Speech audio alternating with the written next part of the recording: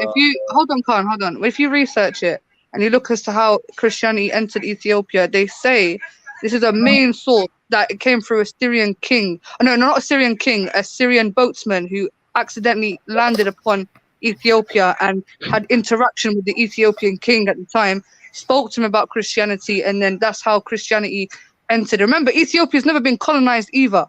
Yeah, remember that as well. They're strong people. They've never been. Say. Who's colonized Ethiopia?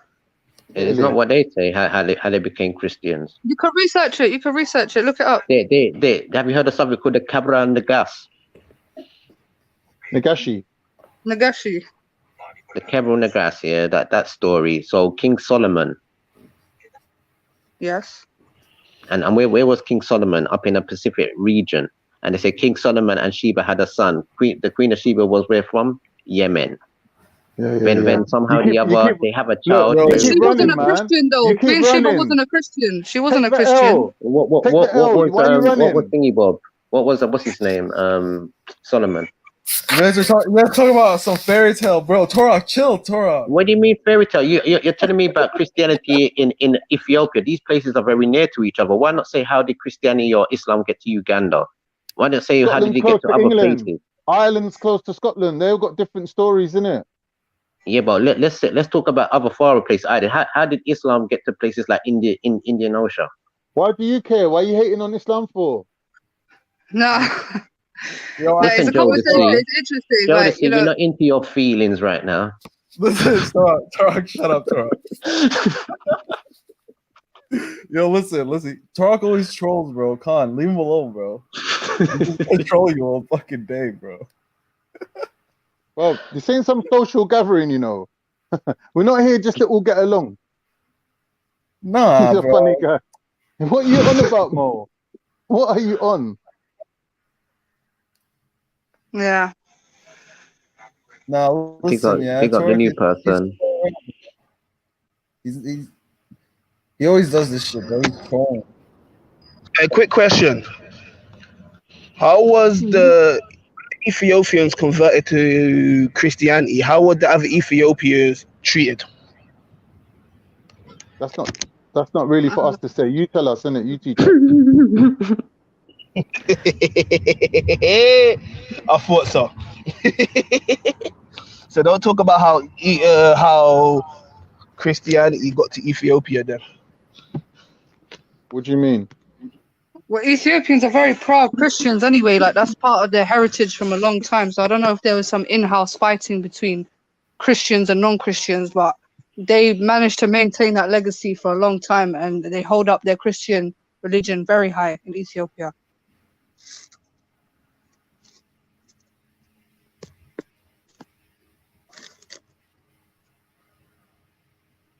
Oh man. Which Ethiopians? Which Ethiopians? The ones that changed their name, or the ones from the Bible? Which Ethiopians? Oh, I don't know, man. I'm not Ethiopian. Not thirsty, man. According to the Ethiopian king. Yeah, he changed his name. Yeah, I'm sure he changed his name. Yeah, I wasn't at the Abyssinian king, and then he changed the country from Abyssinia to Ethiopia after he converted. Bro, was Nagashi a Christian? Yes or no? We're not talking about Nagashi. Yeah, we are. The king of the Abyssinians. Oh, was he a Christian?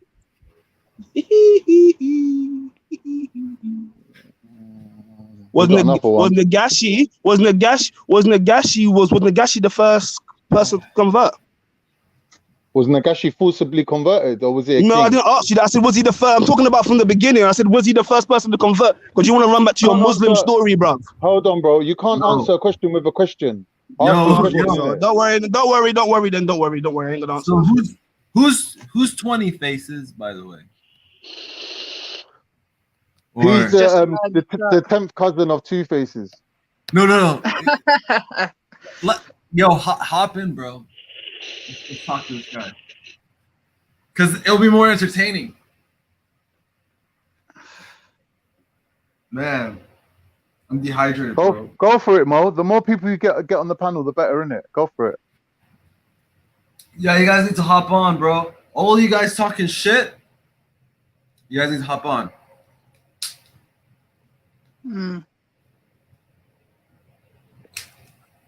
At the end of the day, I don't even see how it matters how this came into that. At the end of the day, religion is a faith, is a principle. You know what I'm saying? And Of course, it doesn't matter to you. Of course, it doesn't matter to you. It's not your people. But this is the thing, yeah. Like the injustices have happened to my people from thousands and hundreds of years ago. Like, what can I do about it today? Like, it's set in stone at this point. You can't unconvert millions of Muslims or millions of Christians. It is what it is at the end of the day. That's all I can say at this point. And we're talking about billions of people here as well. So there must be something about the religion that people have become drawn to and have accepted wholeheartedly to the point they will continue that legacy. Conquest. But I don't think religion was all conquest though. You like even to this day, yeah. When you got people raping, trade, when you got people converting to Islam to this day, yeah, all over the world, are they being forced to do that, or are they just hearing and listening and thinking, you know what, this is the truth? Well, I ain't gonna talk about all people. I believe a lot of black people, especially from the Caribbean, are doing it because they got fucking identity problems. No. Nah, I don't think so. How could you say nudge? How do you know the Caribbean experience? Are you a Caribbean? I know a lot of Caribbeans who are better Muslims than me. I know a lot of Caribbeans. Okay, yes, because they grew up in the Christianity. They wait, hold on, I'm speaking. They grew up in Christianity. They already believe in what's that thing called? They already believe in Adam and Eve. They already believe in all the other prophets. So more time when they get converted, they say, "Oh, don't you know about the other prophet Muhammad? He came to just the truth. Oh, Jesus went to God." They should attack Christianity and attack the rest of the bullshit and get them to convert that way. More time these guys they change their names. Oh, Yeah, shut up, man! Amount of times I've seen fucking Muslims attack Christianity. Okay, Jesus is not God. That's attacking Christianity. When you not say Jesus, when you not say Jesus ain't God, when you not say Jesus ain't God, when you say Jesus ain't God, that's attacking a set of Christianity that believes Jesus is God. Okay. But that's not what you were talking about. You're saying that Abrahamic faith is damaging to black people, innit? But how much percentage of Africa identifies as being black? Answer that. Right. Answer that. Because you're coming up with black like it's a religion. So how much percentage of Africa is with you on that? Oh, this guy's an idiot, fam. Every single black person, all of Africa. Because when you're not talking about black people, yeah, it's funny now you want to know who's black in Africa. It's funny now that you want to disagree say who's black. Shut up, man. Shut up, man. You know what I mean, but shut up, man. You shut up. Shut up, man. Bro, like, like all this ranting and raving is just dumb, man. We can all do that, but we're trying to actually, like, you know. Listen, ask him who identifies as being black, not who's walking around with black skin, who identifies as being black. Yeah, I don't think it exists in Africa. I don't think people go around calling themselves black. Colloquial term, in the colloquial term of who we call black people, in the colloquial term we know who we're calling black, but do they identify as black? African continent, the African continent, the African people. One second. I gotta go another one second. I gotta meet you. I gotta go another day. Stop yelling. Why are you yelling, bro? Scattered Minds is in the back, by the way, Veli. There's scattered in the back. Scattered them all. Damn, you know, but that's very interesting what he said though about, you know, Caribbeans having an identity crisis. I don't think that's very true, to be honest, because I see a lot of reverts from Africa and the Caribbean who are very strong and firm with their faith, and they believe in it wholeheartedly. You know, generations after generations. You know, like Brother Abdullah, he's from New Jersey. He's not a revert. He's come from a line of Muslims. You know what I'm saying? And the earliest Muslims were black. Somalia was Muslim before North Africa was Muslim. Did you get it? Well, yeah, but what has Somalia got to do with the West Africans? Yeah, but he's talking about black. You know, identity crisis, this and that. Davida, can I say something to you? You're missing the narrative. The narrative that he's saying is the whole religion is divisive, and black people can do better without religion. What I'm saying is, how are you going to get the black people who don't identify give away your stories to accept to join with you on that? How are you going to get them?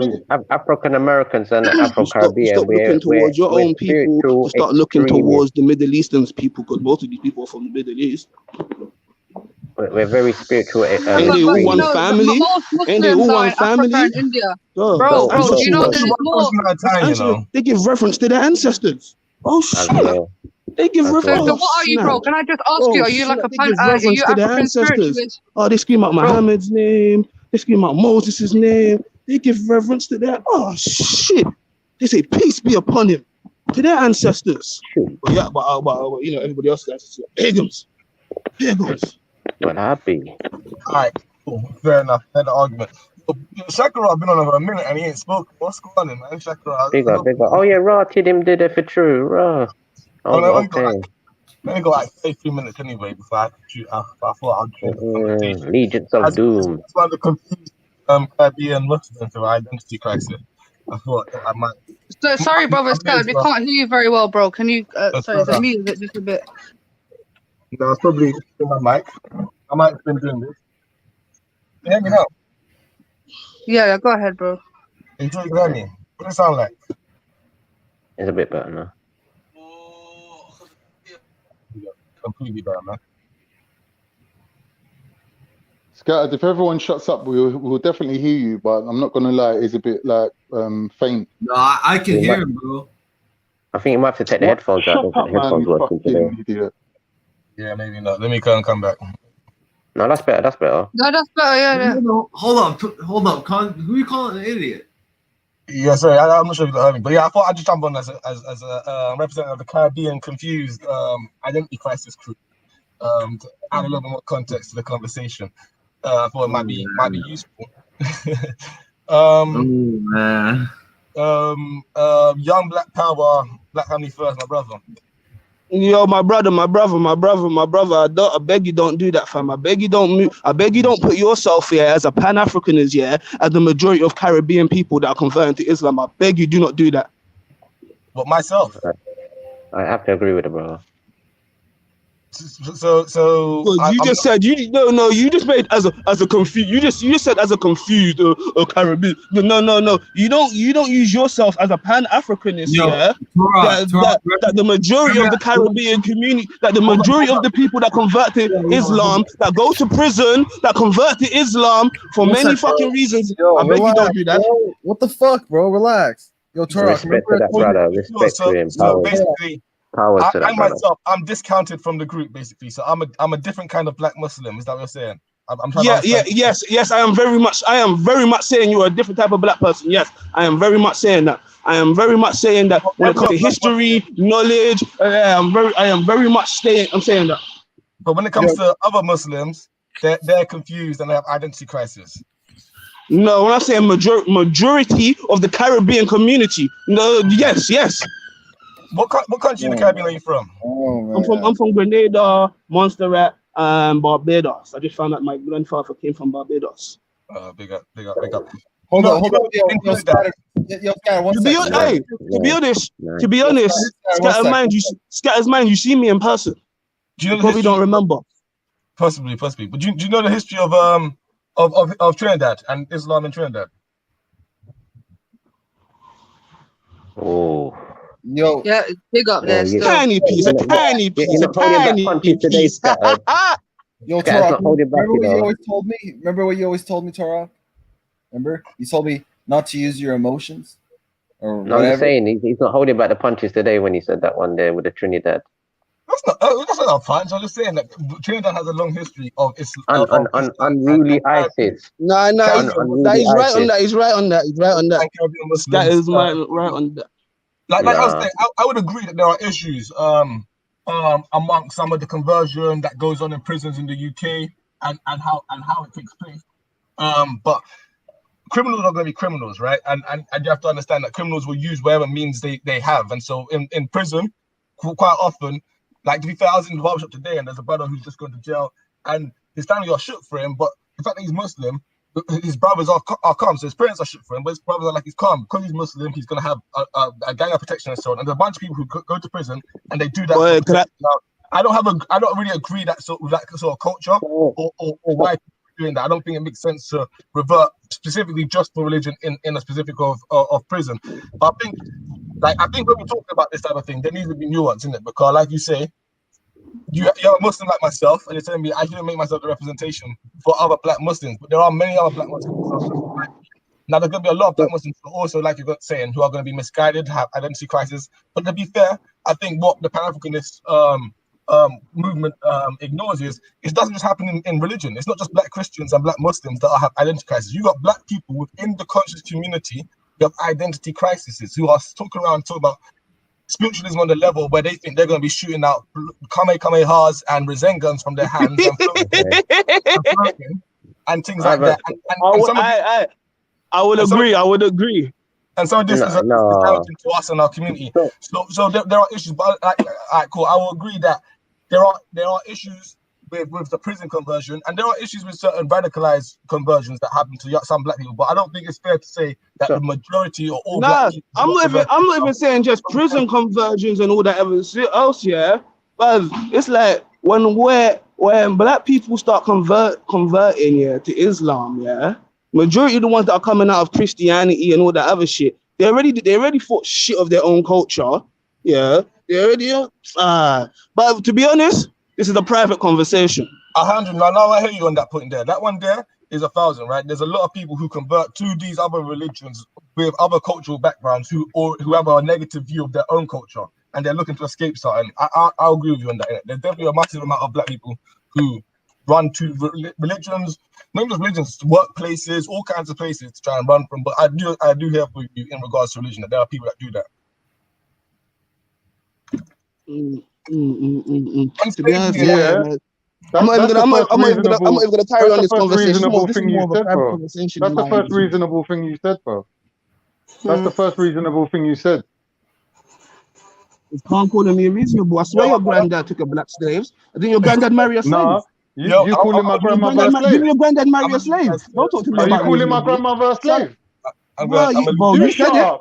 You said it. You said it. Your granddad slave when they got married. You were a slave when they got married.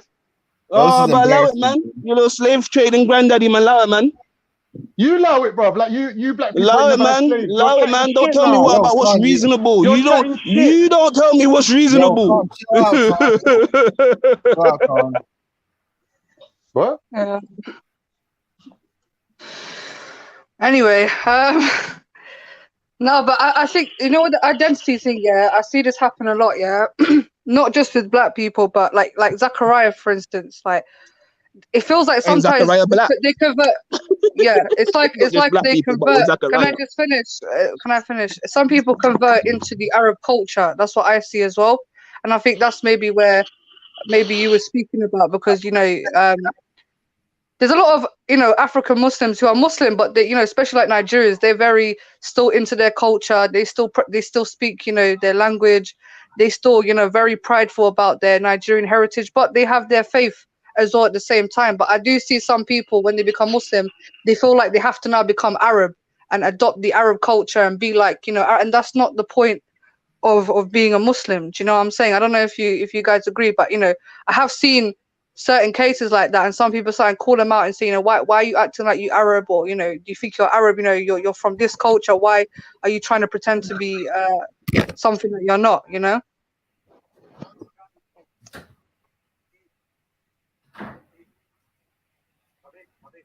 You guys are talking about something. I want to learn something. I don't want to like talk about something that's like. Bro, you could learn something watching children. You can watch a children's TV program, bro. That infused it with Islam. I scattered gone. Ross.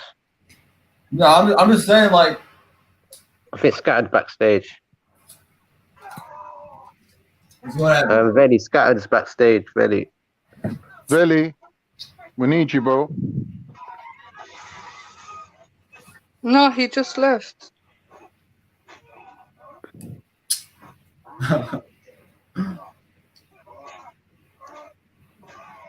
Well, but to be honest, the most times when the Caribbean or places like America did get Muslims, it was through the slave trade, or what will happen?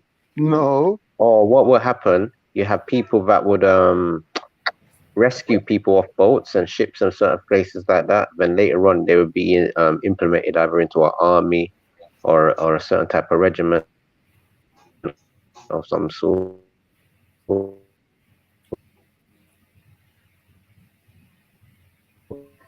And yeah, but we have to remember the times that we're dealing with, bro. You know, we're speaking about thousands of years ago, where things are very much chaotic. You know, they actually say, believe it or not, we're living in the most safest times, even though things seem very bleak.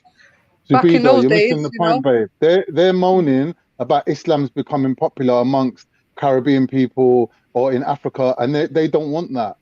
They're not talking about the past. This past talk is just a cover story.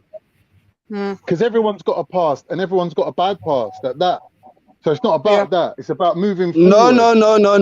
We all nope. Islam only got bought into it when you tried when Zabida tried to talk about Hannibal Ras and the Portuguese. That's the only time when Islam got bought into it. Yeah, you get so don't even try it. Don't try to throw blame on one set of people. No. Just don't do that. No, but your views, Mo, has kind of showed that you are anti-religion, and you kind of proven Khan's point though. Since of course I'm anti-religion. Yeah, okay then. So you proved his point. Are we giving you dawah? Are we here giving you dawah? And you're telling us about your anti-religion? Fuck. But she said I proved your point. I'm agreeing with her fucking point, you idiot. But I'm telling you, I'm agreeing with her fucking point. She just made you donut. I don't think you can call me an idiot, bro. I don't think you can call me an idiot. You're I don't an idiot. think you can call me an idiot. I don't think you can. I just did though. Can. Yeah, but you're not really making sense though. You're an idiot. Yo, hold on.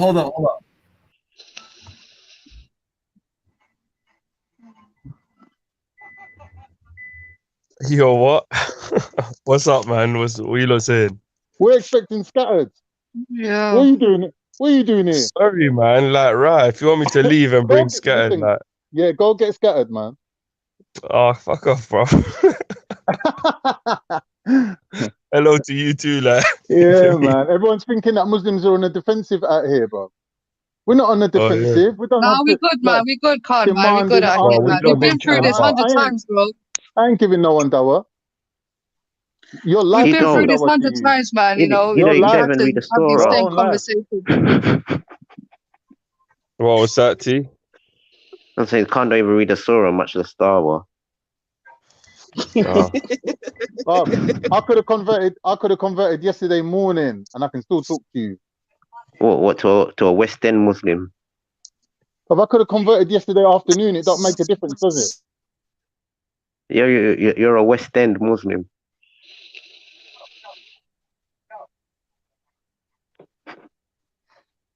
Anyway, have you guys discussed the Wiley thing, or that have you spoken about that? Yeah, I think we talked about maybe 3 days ago. Well, basically today I was on Instagram and this Australian comedian made a really horrific joke about the New Zealand Muslims, basically saying, you know, the Christchurch church. What his joke was is he wasn't upset at the fact that hundreds of Muslims died that day. 52 people got killed. He wasn't sad that hundreds of families were grieving. He was sad at the fact that nightclubbers who wanted to go home that night couldn't go home because there was no cab drivers. And obviously what Wiley said, you know, for me personally, I didn't read everything, but you know, the thing about, you know, Jews owning most corporations, I don't think that's anti-Semitism. If anything, if you research it, it's very much close to a fact. But I didn't see the other stuff. You understand? But with this thing that this comedian has said, and obviously we have to look into the comedian's background. He does delve into dark humor, whatever. But at the same time, I think that joke, because the New Zealand attack was racially motivated, because he says it in his manifesto, and because Muslims getting killed for being Muslim is a harsh reality, you know, for someone to make a joke about that, I think it's disgusting. And the only reason why, you know, Wiley's comment had so much attention was because the Jewish community, organized themselves and made sure that they fought for justice to the point where they got my man banned. So if we Muslims done the same thing, if we learn off their book, to be fair, because this is the thing, this is why Jews are very successful, because they work together and they stick by each other. If we was to do the same thing as a Muslim community, I guarantee we wouldn't be in half of the situations that we are in. And obviously now everyone's talking about this comedian, about what he said. He's trending everywhere, and I've shared it on my channel. So you know, that I think that joke is disgusting. I don't think you should. If you listen to it, and the way the audience was cheering is what pissed me off the most as well. Because the guy, like the way he said it was just so heartless. You know, I was only annoyed at the fact that there was no cab drivers to take the nightclubbers home because they were technically dead, and the audience was just standing ovation sort of thing, standing ovation and proper. And you know, as a Muslim, I'm offended. Same way that the Jews get offended, they call it anti-Semitism. We as a Muslim community should also be offended, and also should make sure that, you know, we voice ourselves so that these people can't go around offending us and mocking the death of our people. You know, I just thought I put that out there. You know, in current news. That was a bit. That's a way different from what Wiley said. Oh yeah, definitely. All he talked about was a certain place or a landmass. And you know what I mean? At the end of the day, it's like it's what they call subjective. But that thing now, what that man said, that was like, oh, that's like proper under the belt there. And that's the thing. Me, I don't like dark humor. Anything about rape or children, I don't find that shit funny. And I've spoken to a lot of people on these hangouts that find that sort of stuff funny. And what you'll find is majority of those people are mentally impaired. You know, if I point them out. But you know, some people do find dark humor funny. They think it's hilarious. And for me, there's a certain limit, because it's such a harsh reality. You know, Muslims are getting killed. You know, people are opening fire. It happened in Germany, Christchurch, even here in England. You know, it's a harsh reality that Muslims have to go through. They have to live in fear in case someone pulls up with a gun or pulls up in a car and starts, you know. And for someone to make a joke about that, yeah, I think this is our time to get our justice. Same way the Jews can get their justice. And the only reason why they got their justice is not because they're Jews and they run the world. Nah, they got into formation. Do you know what I mean? And they organize themselves, and you know what I'm saying? And that's what I feel the Muslim community lacks. We don't organize ourselves well. Do you know what I mean? No, they do. They do. I think. Not to say that not to say that like the Jews like that, but they have got little certain how can I say platforms in a sense. Yeah. No, definitely. But you know, it's just crazy that, you know, these things are still happening, and it just fuels the Islamophobia that people refuse to believe exists. Do you know what I mean?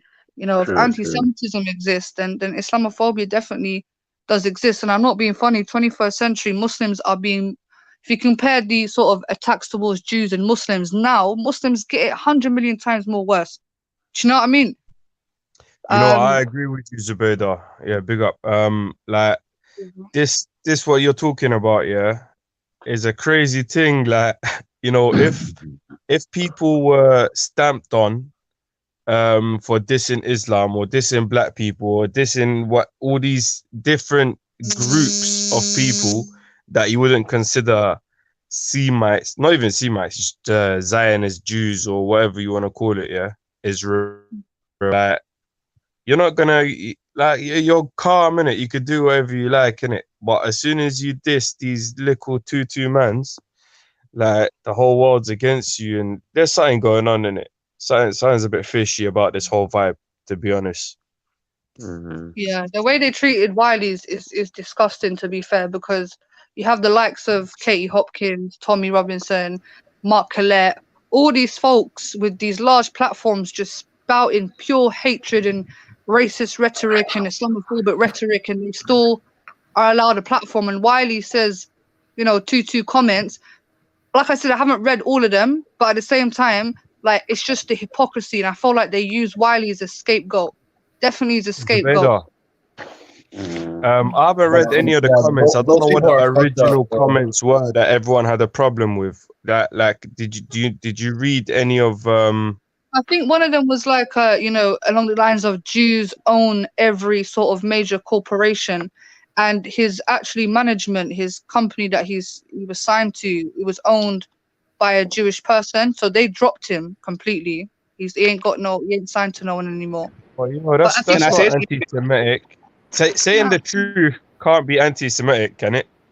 No, it seems like. Can I say something? They done it to Jeremy Corbyn, yeah? When Jeremy Corbyn spoke about Palestine, and this is what pisses me off the most. When you speak about Palestine and what is going on in Israel, they will use that as anti-Semitism. That's not anti-Semitism, bro. Yeah, and if anything, if you want to speak about anti-Semitism, they always like to prescribe Jewish people as the only Semitic group of people when they're not.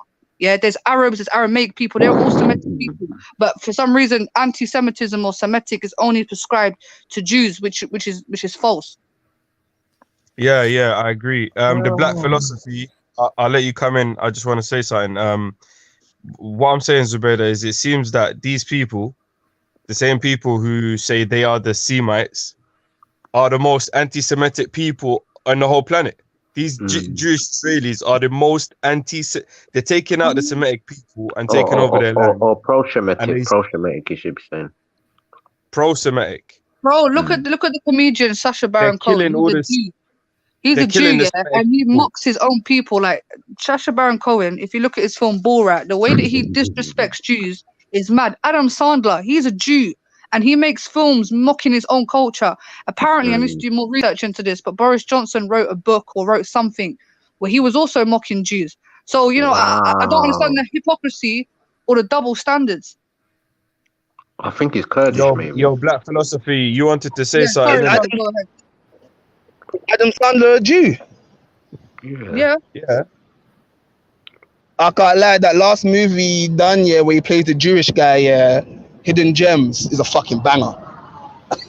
Yeah. Oh yeah, I've seen that one. Yeah. That was hard stuff. Hidden Gems, yeah. Yeah, I need to check that out. But yeah, Turok, I don't think they're pro-Semitic people. I think they're the most anti-Semitic people on earth. They are responsible for the. Say again? Don't they call themselves Semites? They don't even call themselves Semitic. It's not even anti-Semitic. I can't even say it properly right now. I got tongue twisted. Yeah, but it's basically the same term. When you use Semites in that word, it will become anti-Semitic. So do you know their culture is not to touch anybody else who's not of their ilk? Their culture is not to touch anybody else who's not of their ilk. Yeah. So the Palestinians, the Lebanese, Khan talks about it all the time. What they're of their ilk. They're the same people, basically. That's what you're saying. So if you have their same culture tells them. Their same culture and religion and tradition tells them that they are not allowed to, like that. Israel is basically not kosher, innit? It's haram to have Israel, fam.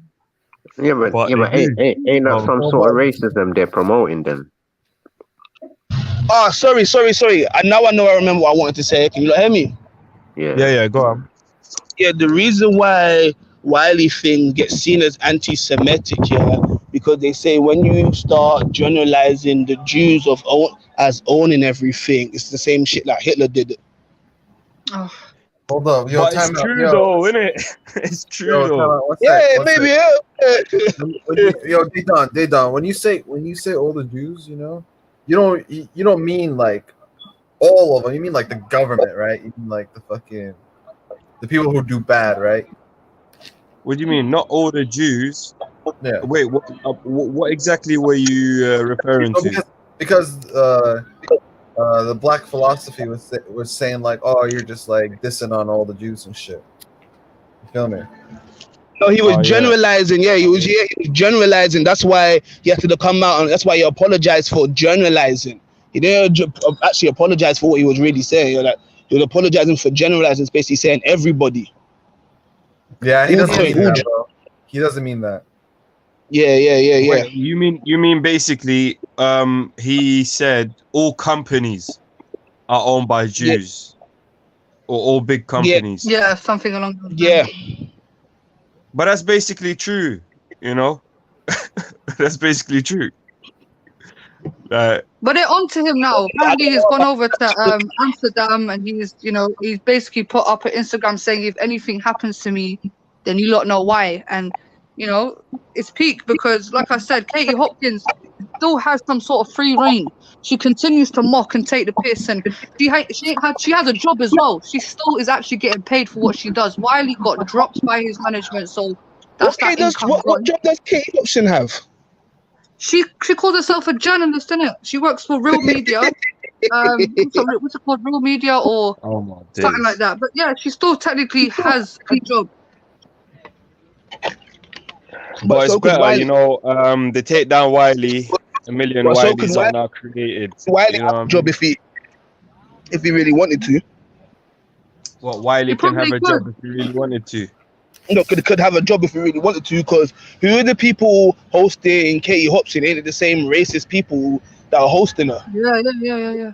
But that's the You thing with know the what, music I'm industry sure- is different, because who's really going to want to work with him now? Like all these major companies like Sonic or whatever, there might be a Jewish head of you know, the company that's saying, I don't want to work with this guy. So when it comes to music, if he really wants to get back with the big guys, it's going to be difficult because they're going to boycott him. That's why you need to make yourself a big guy so you don't have to go to other big guys. Oh yeah, definitely. I Yeah, agree. but wait. What like the point is that these media companies, the biggest ones anyway, and the news companies and the social media they're all owned by these people who are trying to shut him down, innit? Yeah, definitely. So any small minor platform that's even trying to grow is probably not gonna want to host him because of the same problem. It will grow because they don't need it's like underground radio and all these other things, underground music. It don't blow off of these big companies. It blows up first, and these big companies fucking jump on them. Yeah. Yeah, but look at the music that's blowing right now, and look at all the sick music that's still underground and it hasn't surfaced. No one But knows bro, about look it. at YouTube, yeah, really and truly. You get your own cameraman, yeah, you go to your studio, make a little video, post it on YouTube. Folks get 30, 40 million views on their own without no management. I don't know if you've heard of Russ. He's a Yeah, rapper. but He produces Wiley is disconnected from all social media platforms. Yeah. Well. Like there's nothing. He can't even go on flipping TikTok. Probably they'll shut him down. You know what I mean? To be honest though, Wiley's career is done though, fam. No, I heard. You know what? Nah, I'm not gonna say that. Nah, fuck that. No, I was gonna say it's a good thing he made the name for himself. So kind of, I don't know, maybe other channels can host him, but he just can't host himself as his own his own. You know what? People were saying that channel. he's like the UK version of Kanye West. Yeah, a lot of people are saying that. Outbursts and stuff. Nah, I don't know about that. Kanye West is cuckoo kind of thing, yeah. Yeah, but Kanye I've West heard him go on. Huh? But Kanye West has got mental illness, innit? Yeah. Yeah. My man hasn't got a mental illness. He literally just said something. These lot bugged out. He just exposed the buggery, and that's as far as it goes, really. But even before that, like was he not beefing with like Stormzy and that? He was doing a bit of madness still before that. Anyway, that's why people were speaking Yeah, but about him. it was like music clashing, isn't it? That's all part of that's all part of the music culture, clashing and grinding and all them other Just things. war dubs and that. Yeah, No, so but that we kind of just stuff, have to see it's what been happens. happening, innit, since. Go on. No, go on, bro. Go on. Yeah, I was saying that kind of stuff has always been happening, innit? In the grime and garage industry, it's been happening for a while. The UK rap scene has built up a lot. Most rappers who build up and blow, like big, across the whole United Kingdom, are the ones who do projects with war dubs, innit? And clashing other people, send outs, and that kind of nature. Yeah. So that's how why he did come big off. But you know what they were saying about the Kardashian family? I see one video. They're basically saying that the Kardashians come from a lineage of witches, and they trace back her like great grandmother, who was called Keely Kardashian or something along those lines, who was a witch. Nah, man. And, yeah. No, listen. No, listen. I'm being deadly serious here. And you know, Wait, 1 second. Why do you say nah, man? Do you know otherwise or something? yes, I was about to say. No, but you can look it up. They trace the lineage, and apparently part of the witchery that they do is they have to lure men in and basically suck the soul out of these men. And we can see that with all of their relationships, like Khloe Kardashian, when she was with Lamar Odom. I don't know about that. No, but look at the history though. Look at Lamar Odom. He was an NBA player, basketball player. How'd you go from playing basketball to taking crack? Look at the Kris Jenner. He was an Olympic champion, ends up becoming a tranny. Look at Kanye West. He was a bit loopy before. Huh? No, but you know what? One second. Your Veli, Nin is in the back. Nin Kulos. Yeah, go on. Okay.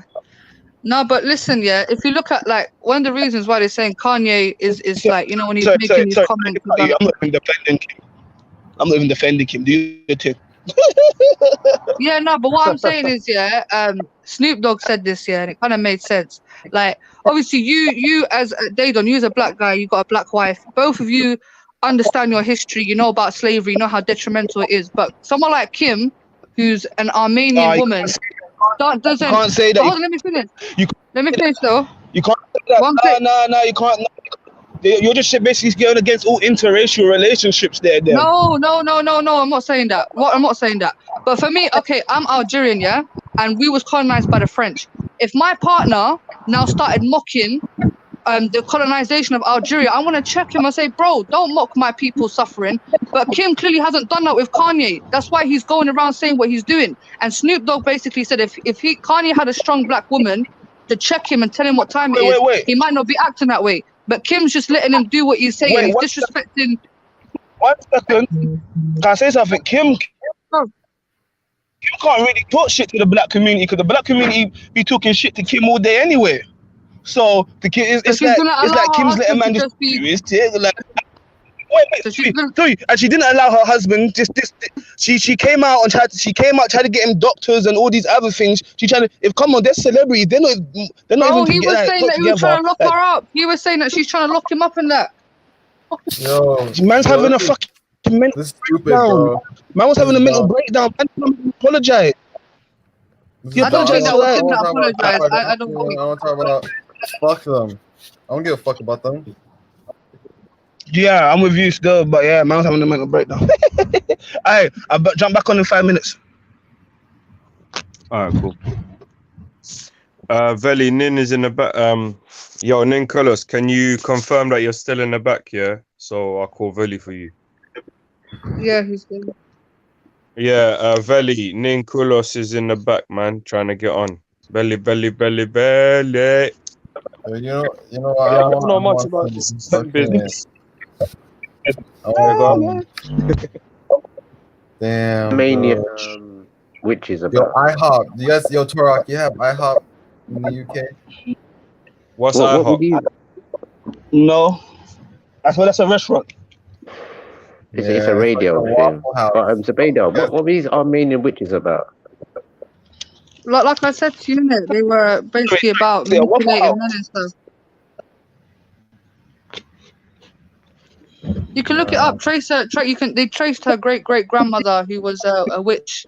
Her name was Keely or Keely. Yeah, gypsy. Yeah, them gypsy, and yeah, she made her way by sort of tricking men and using certain spells to manipulate men. And then also Kris Jenner as well, yeah. The mother, before she became the whole Kardashian, Kris Jenner actually had a program where she was selling candles, but candles that had specific energy and stuff like that. So there's some sort of witchcraft going on with that family. That's just my opinion anyway. Yo, while you guys are talking, the far right is like writing down notes right now. I'm just saying. Kim Kardashian.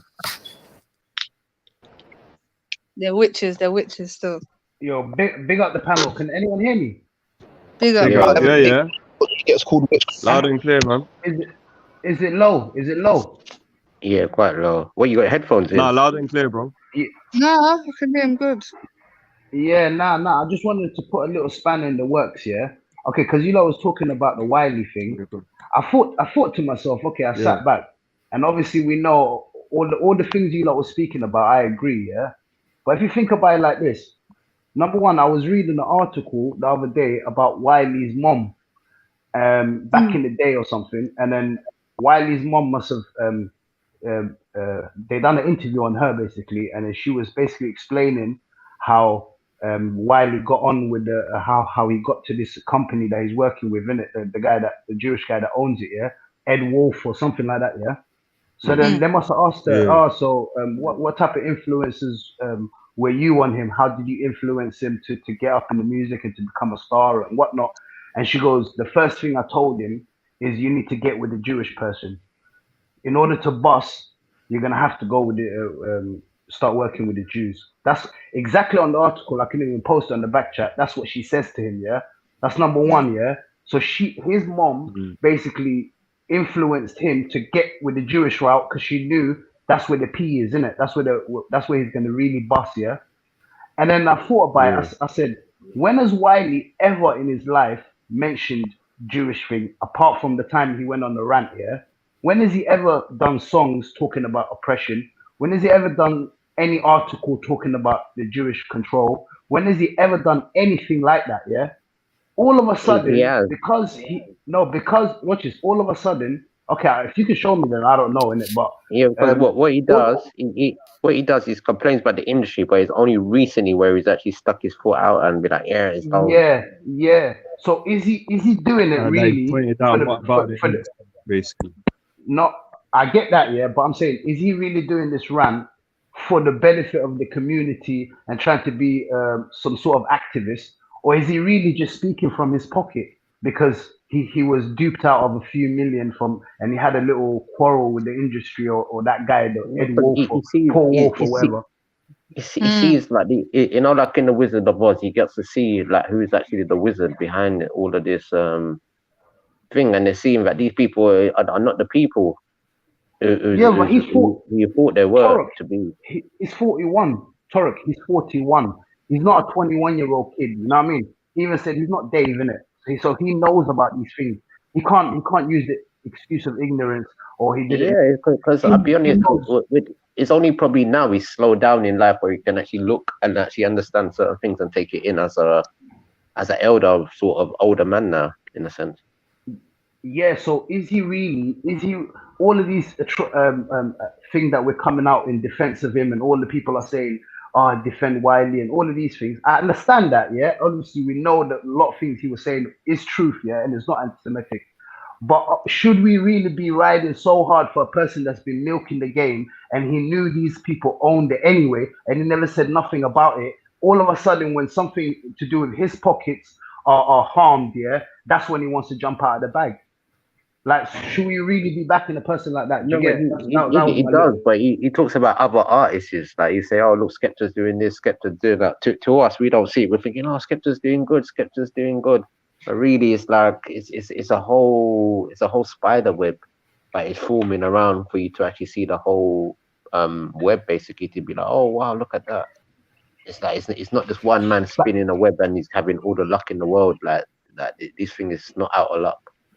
Like what Wiley said. There's an organization. I got some of the tweets here, yeah. So like one of them, yeah. Sorry, can you guys hear me? Yeah, it's his story. Yeah. Yeah, no, I just wanted to read out some of the tweets here, yeah. So one of them is in fact, there are two sets of people who nobody has really wanted to challenge. #Jewish and #KKK. But being in business for 20 years, you start to understand why. Another one says, if you work for a company owned by two Jewish men and you challenge the Jewish community in any way, of course you will get fired. So I agree with you there, Nin. It could possibly be some sort of work dispute, you know what I mean? And there's a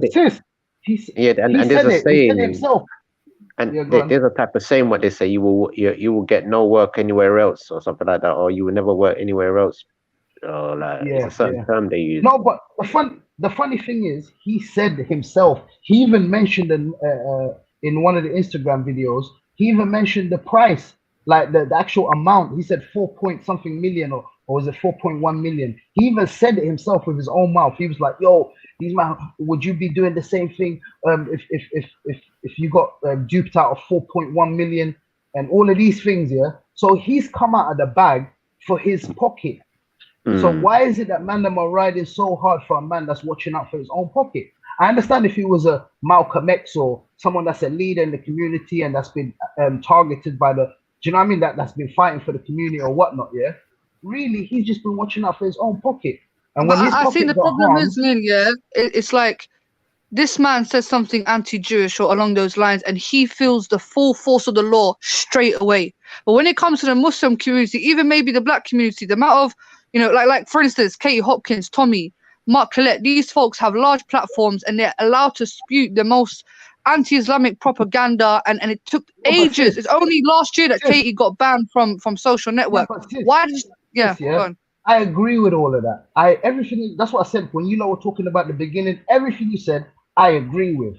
Now I'm looking at it from the other side. Do you get it? This is not the argument I'm making. I'm not making oh yeah, the Jew, whatever, the Zionists. I'm not making that. I'm just purely looking at it for, should we be jumping out of the bag for a man that's been only watching out for his own pockets, and when his own pockets got harmed, we come out and jump out in support of. Right. That's the argument I'm making. Do you get it? Yeah. No, I hear that. That's logical anyway. You know what I'm saying? Like I said, I don't know the full background, but I'm just more focused on the fact that, all right, cool. If he's wrong or right, it's just mad how he gets dealt with straight. And we have this ongoing issue of constant Islamophobic rhetoric, constant disrespect towards the Muslim community, and it takes time for the government to do anything about it. Do you know what I'm saying? So it feels like certain groups are getting better treatment, you know what I'm saying, and getting, you know, protected more than other communities, even though the Muslim community gets it much worse as well compared to the Jewish community as well. The Jewish community are good. Yeah, they're good right now. 21st century, 2020, they're good. They can walk around and be free. But nowadays with Muslims, we see what's going on with people coming up, shooting up Muslims, coming running over Muslims. Do you know what I'm saying? Tell me when that's happened here in the UK to a synagogue, because they have their own protection. They have their own police force. We don't have that, even though we're more under threat than them. So how do you think I feel as a black Muslim? Yeah. I get the double bubble. So you know how you were saying, the black community and the Muslim community, they both that. Me, I'm facing the racism on one side, coming from my skin color and all the disadvantages I get from being a black person, and then I get all the disadvantages of being a Muslim as well. Do you get it? So someone like me gets it from full force. I feel the full force. So I can speak about both issues. Do you get what I mean? Like, especially like if I'm getting stopped in search on the street, it's because I'm black. Yeah, if I get stopped in search on the street, it's because I'm black. If I get stopped and put aside coming back from Heathrow, it's because I'm Muslim. Do you get what I'm coming from? So they're stopping me everywhere. They're stopping me everywhere. Yeah, it's nuts, and you know those sort of people, the black community, Muslim community, are the ones that need to be protected, and this is why you see folks protesting and fighting so hard. And even after the protest, even after people are been fighting for their rights, nothing has changed. But when it comes to the Jewish community, you put up a tweet and my man's lost his job, my man's banned from every. So it just seems like they have some sort of power that they're dealing with, that they can get things done quickly. Do you know what I'm saying? And if we got a bit of that, we might not be in the same position. Do you know what I'm saying? Now I get that, sis. Yeah, Khan yesterday, I think, or the day before yesterday, I was listening in, and he was making a good point towards, the KKKs, the Karens, and I don't want to mention their name. Yeah, he was making a good point, saying you don't really want black people to basically excel, because you guys are the buffer class between the elites and the black people, and you guys are basically doing the same things that the elites are doing, because the black people are saying we want our justice, we want our equality and stuff like that, but you guys will see it as a threat, yeah? So basically you guys are capping for the elitist. So now I want to flip that on its head, and I want to tell the black non-Muslim people that feel like Islam is the threat to them, they're doing the same things that the Karens are doing on the Muslims. Because do you get where I'm coming from? They're being the buffer class, because Muslims are out here saying we want our equality, we want our justice, we don't want to be marginalized, we don't want to be targeted because we're Muslim. But then we'll see a fraction of black people that's non-Muslims targeting the Muslims as well, and they're doing the same things that the Karens are doing to them. They're doing to us. Definitely, do you get where I'm coming 100%, 100%, and that's what shocks me the most, because when I do speak to, black people, and the thing is, what I've had to come to adjust to and actually accept, black people have different faiths. You've got Christians, Pan-Africanists, African spirit, that's fine. Do you understand? But when it becomes a hateful thing, towards Muslims. It's like you're doing the same thing that was done to you. You're discriminating a group of people, yeah, for their belief system, which is the same thing that was done to you, and it doesn't make sense. So when I hear these Sarah Garveys and these Ralphs and these sort of people going out there caping for these races, it's like, bro, and a perfect example is Sarah Garvey, because Sarah Garvey tried to unite with Tommy under the fact that they hated Islam. But once Islam was out the way, Tommy showed his true colors and he goes, yeah, well, we don't like black people either. And he made himself look very dumb. And this is, you know, they're sort of shooting himself in the foot when they start caping for these people, car. They will come back to you afterwards. That Tommy thing has revealed a lot of things.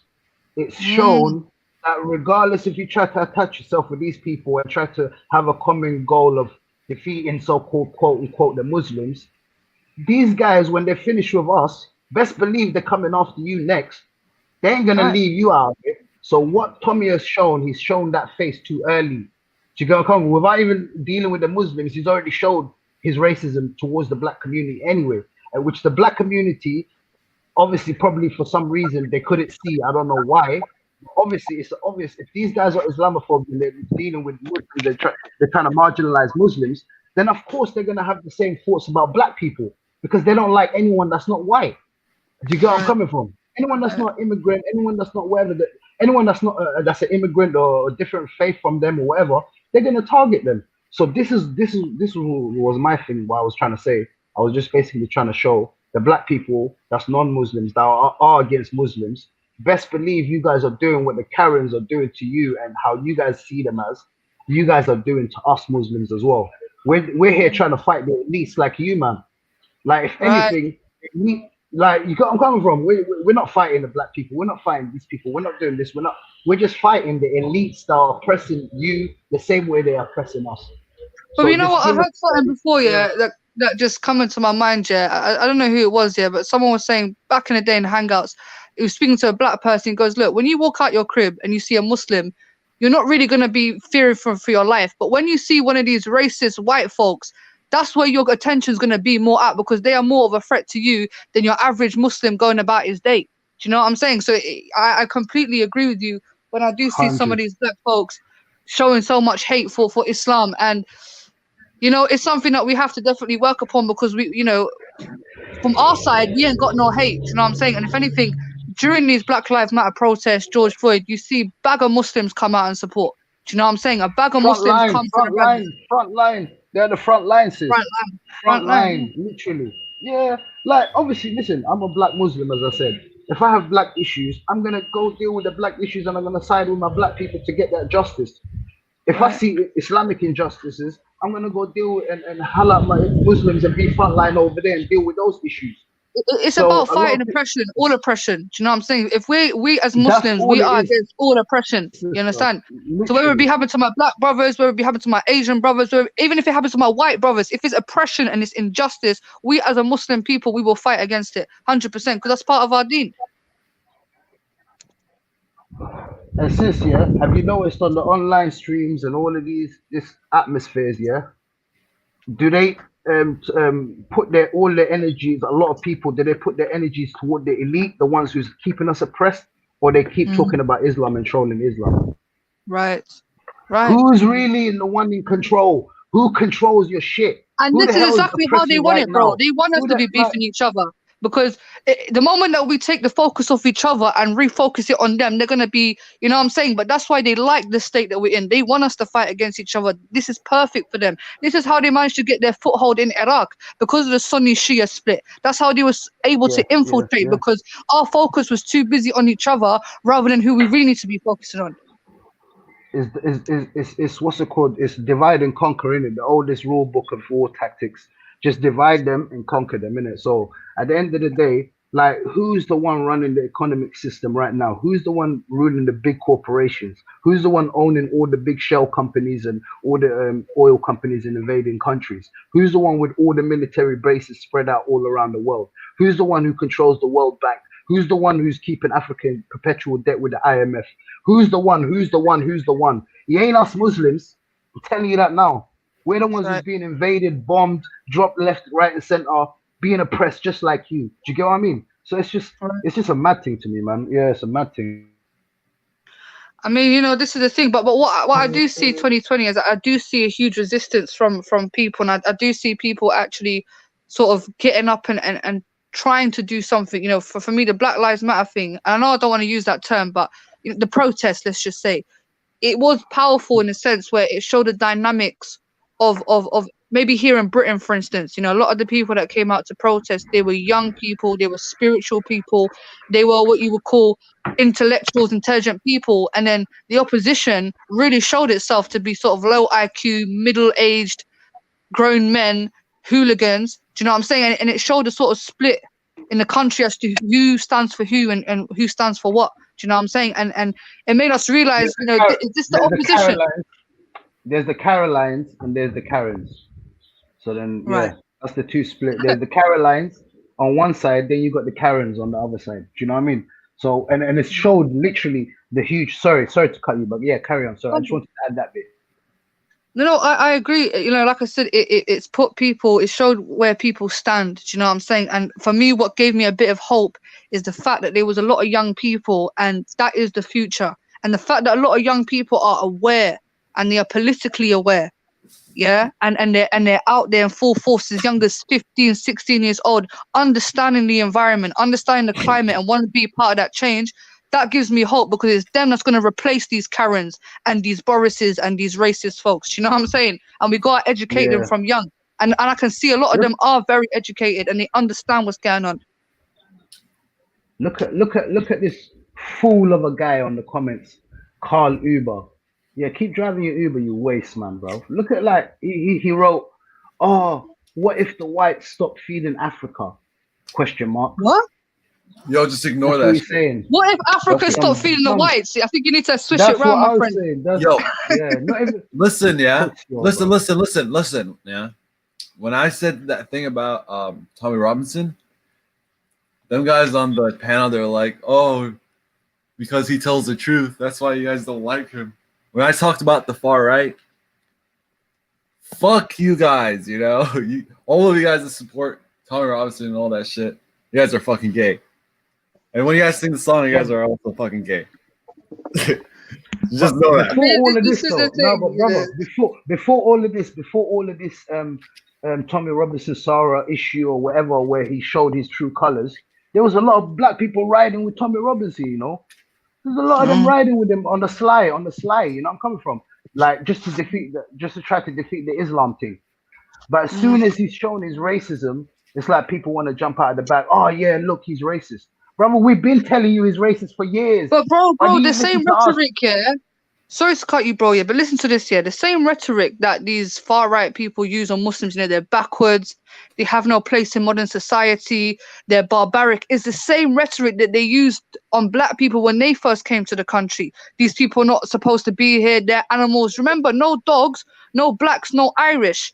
Do you understand? So you never forget. That's all I have to say. Never forget, and you know, you're joining with the same force that oppressed your people, which is very hypocritical on their behalf. You know what I'm saying? And I get it. Ideologically, we're going to have differences. I've had many conversations with black people that prescribe to different faiths. It doesn't bother me. Do you know what I'm saying? I get it. People have different sort of faiths, but for me, to this day, I'm still trying to understand where the anti-Islamic hatred comes from, especially when it from the black community. I'm still trying to figure out, you know, I've heard the thing about, you know, Arab slave trade, racism, which I agree, especially with the racism in the Muslim community is an issue. I condemn all of it. Yeah. Gotcha. We're good as fuck.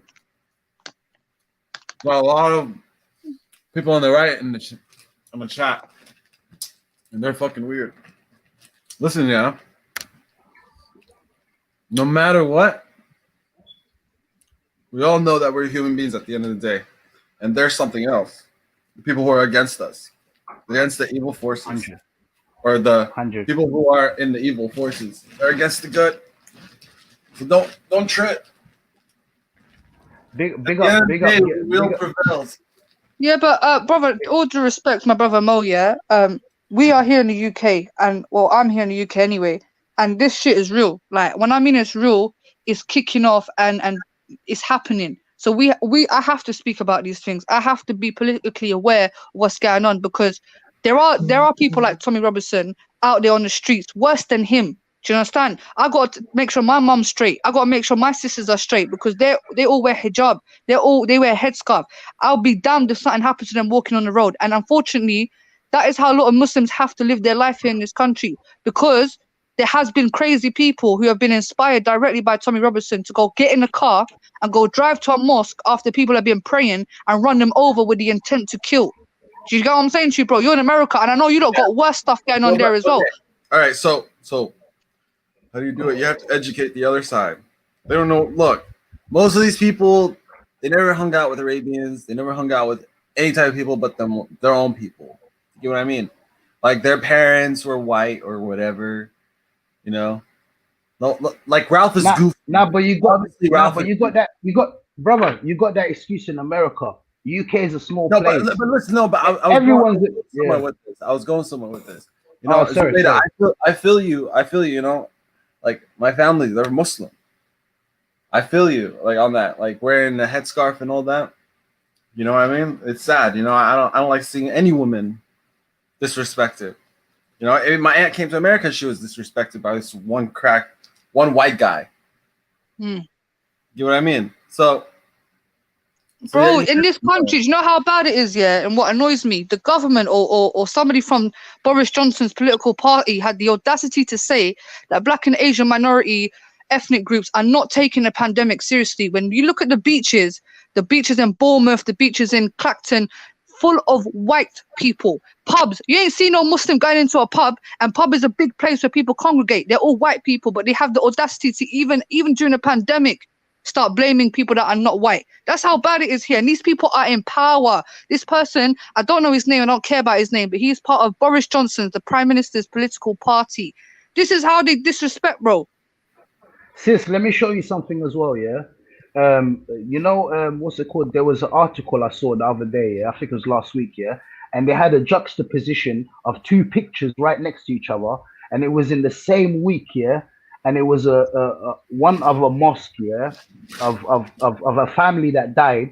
One guy died from the family or something like that, and then the family members and all of that, and I think the community came together. It was about 200 people, and basically the mosque was criminalized and fined or whatever, and reprimanded because they said people didn't keep their social distances. You're only allowed up to 20 people or something like that in the thing, yeah. And then the other picture of the same week, yeah. And it was right next to each other. It was, have you heard of that footballer that died, Jack Charlton or something like that? No. Yeah, he was one of the World Cup winners, isn't it? From England, 1966, and he played for. He was what's his name? Oh, what's his name? You know the guy in Man United, the legend, something Charlton, Bobby Charlton, his brother. His brother basically died. He died, yeah. And then they were holding a funeral for him, yeah. And guess how many people came? I think it was about 10,000 on the streets, and they would do all close up together. What's it called? And you know when the car drives, the black car drives, and then behind you can see the casket. You know that type of thing. And then they're all there next to each other. And then on the news thing, on the actual news article, it says something about they were praising it. So many people, how they came out to support the legend and things like that. It's the media. This media is a cancer. No, but none of them were charged. None of them were reprimanded like the mosque was, having 200 people gathering of a funeral. Yet these guys can come out in their thousands and commemorate the death of a footballer or whatever, and none of them gets reprimanded for it. Bro, look at the pictures of the beaches, bro, packed and full of white folks up in Dover doing something, and it's never put in that light. Do you know what I'm saying? And this media is just the biggest cancer I've ever seen. The media actually gets on my nerves. The way that they're so hypocritical, biased, double standard, and this is what fuels the hatred that's going on within communities. Because, you know, when people started hating Islam, it wasn't because they read the Quran or they met a Muslim. It's because they were reading these outrageous headlines, to the point where people started fearing Muslims because the media was forcing this narrative down people's throats and indoctrinating their minds. Do you know what I'm saying? And they continue to do it today, even with coronavirus. Do you know what I'm saying? Sitting here making it out to be, you know, a pandemic and folks is dying, when in reality it's bad, but it's not the way that the media is trying to make out. They want to keep us constantly confined and in a state of fear. This is what they want. They want us to be fearful individuals. They don't want us to be independent people and think for ourselves. I agree with that, man. I agree. I 100% agree with that. And the funny thing is, as well, yeah, this pandemic thing as well is showing who really has control. How can certain people from a certain place just tell the whole world, yo, you need to put on masks, you can't come out for work, you can't do, like, basically it's preparing us for the days when they're gonna have full control and it's gonna be police state, and it's giving us a little glimpse, innit? It's giving us a little taste of how it's gonna look like. Yeah. So, boy, if you thought that this was controlling, you're gonna see what's gonna come, boy. Trust me, some next things are coming. I'm telling you, this time next year, if we're speaking, you're gonna see the world change, even worse. Yeah. And you know, I keep on saying this because, you know, prior to the pandemic, you had this whole Jeffrey Epstein case going on, and people don't realize how serious this Jeffrey Epstein case is, because it has the power to actually expose and convict the elite, basically. And it was crazy because, you know, the guy got arrested finally, and we have to understand he was committing crimes as early as the 90s, but we have to realize during the 90s there wasn't things like Twitter or Facebook, so information was only coming from one source, which was these mainstream TV stations. You couldn't go on Facebook. And but the only reason why they finally caught up with him is during Twitter time, which was last year time, with the Me Too movement. Now, on the internet, information spreads quickly and it's hard to censor. You can't censor 1 million people at one time. So the message is going to spread. So he had no choice. They had no choice but to grab this guy and lock him up. And it's funny because he gets locked up, you know what I'm saying? 2 days later, my guy commits suicide, load of bollocks. Couple of months later, boom, pandemic hits. No, we want to know, because this guy's talking about Prince Andrew and Bill Clinton, all these folks who are supposed to govern us, yeah, who we're supposed to listen to, but yet they're out there raping children. Are you mad? There's folks out there doing 10 years, 20 years for crimes that they did not even commit. Yeah, man, them are losing their life for selling a bit of weed. Do you know what I'm saying? And these folks are out here literally abusing children, blood, abusing children and they're living life. They're living life. And I just feel like he was supplying them, innit? He was supplying them to all the elites as well, innit? He was supplying the young little girls. The case is mad, my guy. This thing makes me sick. Like, if you got Netflix, his bro. Wife is. I've seen. Gillian Maxwell. You seen him? Yeah. Are you talking about the Epstein one, innit? The Netflix Epstein. The filthy rich one. Yeah. Where basically he's grooming young girls and he's basically showing them, oh, this is the life we're gonna give you, whatever. And remember those sisters where he had a drawing of one of them naked or something like that. Yeah. And it's much deeper than that, bro. Like, that's nothing compared to, like, obviously there's certain conspiracies. That reminds me of something. That reminds me of a drawing of a young child who's naked. You know who I'm talking about, innit? Someone's into that kind of thing. Yeah. This is what they're on, bro. Yeah, they're all filthy khanzirs and that, blah, bro. You know what I'm saying? Trust me. Come on, bro. This is what they're on. And they're trying to normalize this shit, bro. Like, you see on Twitter, Joe, like, Twitter's mad. I'm not a Twitter person. I saw Jedi. I saw Jedi. Did you see the Jedi post that he posted about the Twitter thing? I don't know if you've seen it. I saw it a couple of days ago. Jedi posted the Twitter thing where Twitter are allowing basically for pedophiles to basically talk about young girls. Yeah. They're trying to normalize it. Like, I don't know if you know who John Legend is, that the singer, the black singer, and he's got a wife called Chrissy Teigen. And beautiful 2009. People. Is it that beautiful? Yeah. He sings that all of me loves all that nonsense. Yeah. His wife. So basically, there's this trend on Twitter called Pizzagate, yeah? And basically what they're saying, and obviously I'm not saying it's true, but if you research into it, it's just very cynical, yeah? But the Pizzagate is basically like, it's a pizza parlor up in America.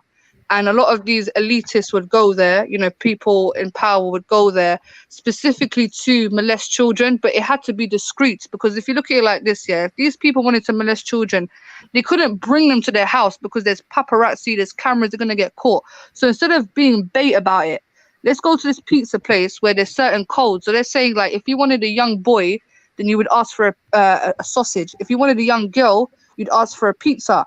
And they take you to the back and there was this footage released of somebody that worked with Hillary Clinton abusing a child, and this Chrissy Teigen girl back in 2009 was making these really weird tweets about pizza. She was like, I'm gonna go to jail for pizza.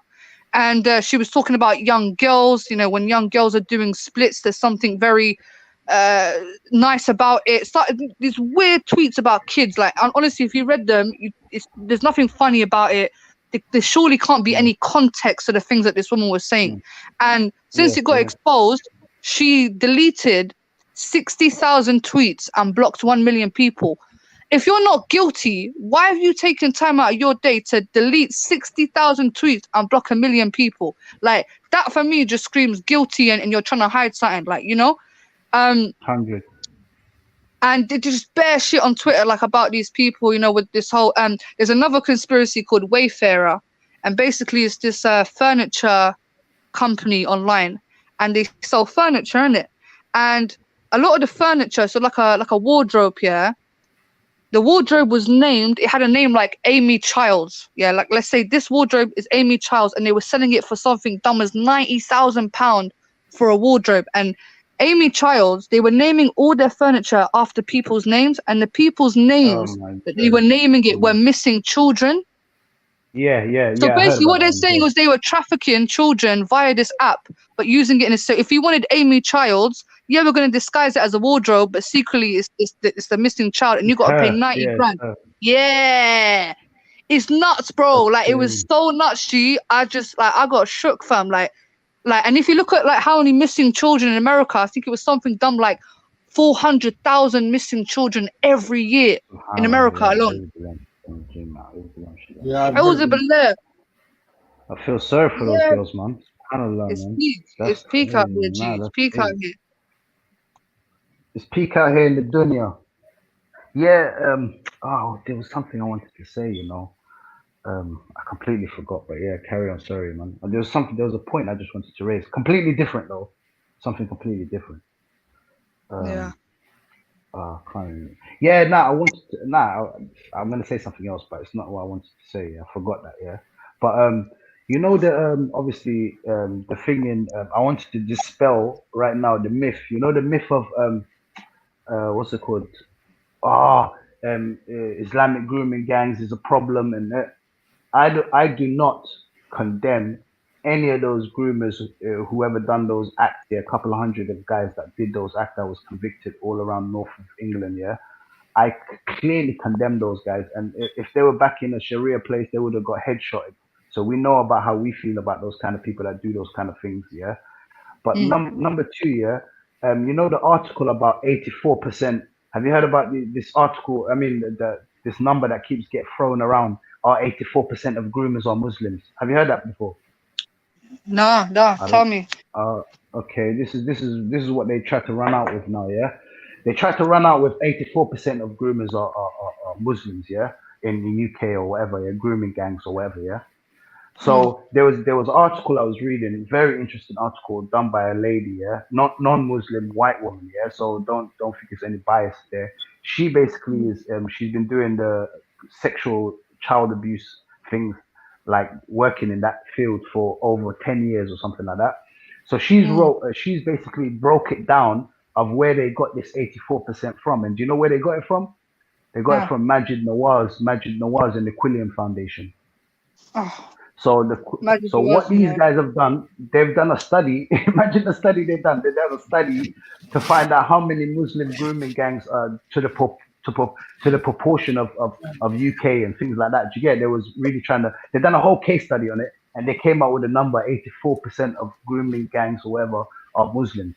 And guess what they did? How they conducted their research? Very flawed. They went on the internet. Imagine scrolling around on the internet and looking for all the articles related to grooming gangs or whatever that the guys up in North, and they came up to the number of 248 people. And this 248 people is in the span of 10 years. Remember this year, 10 years that the grooming that was going on, they convicted 248 guys. Yeah. Imagine now, because basically she's trying to say there is no such thing as a law past called grooming gangs. Like you could, there's no, oh, we're gonna, you know how they say we're gonna arrest Yeah, you it will for come under intent, like pedophilia or yeah, yeah, like imagine they say, oh, with intent to or supply rape or or something like that. possession of or something, yeah, something that's a statute in law, yeah. There is no such thing called grooming gang act or grooming gang statute of law or nothing like that. So what these Right. grooming gangs will get charged with is sexual abuse, rape, you know, certain different things. You get what I mean? Things like that, yeah. Yeah.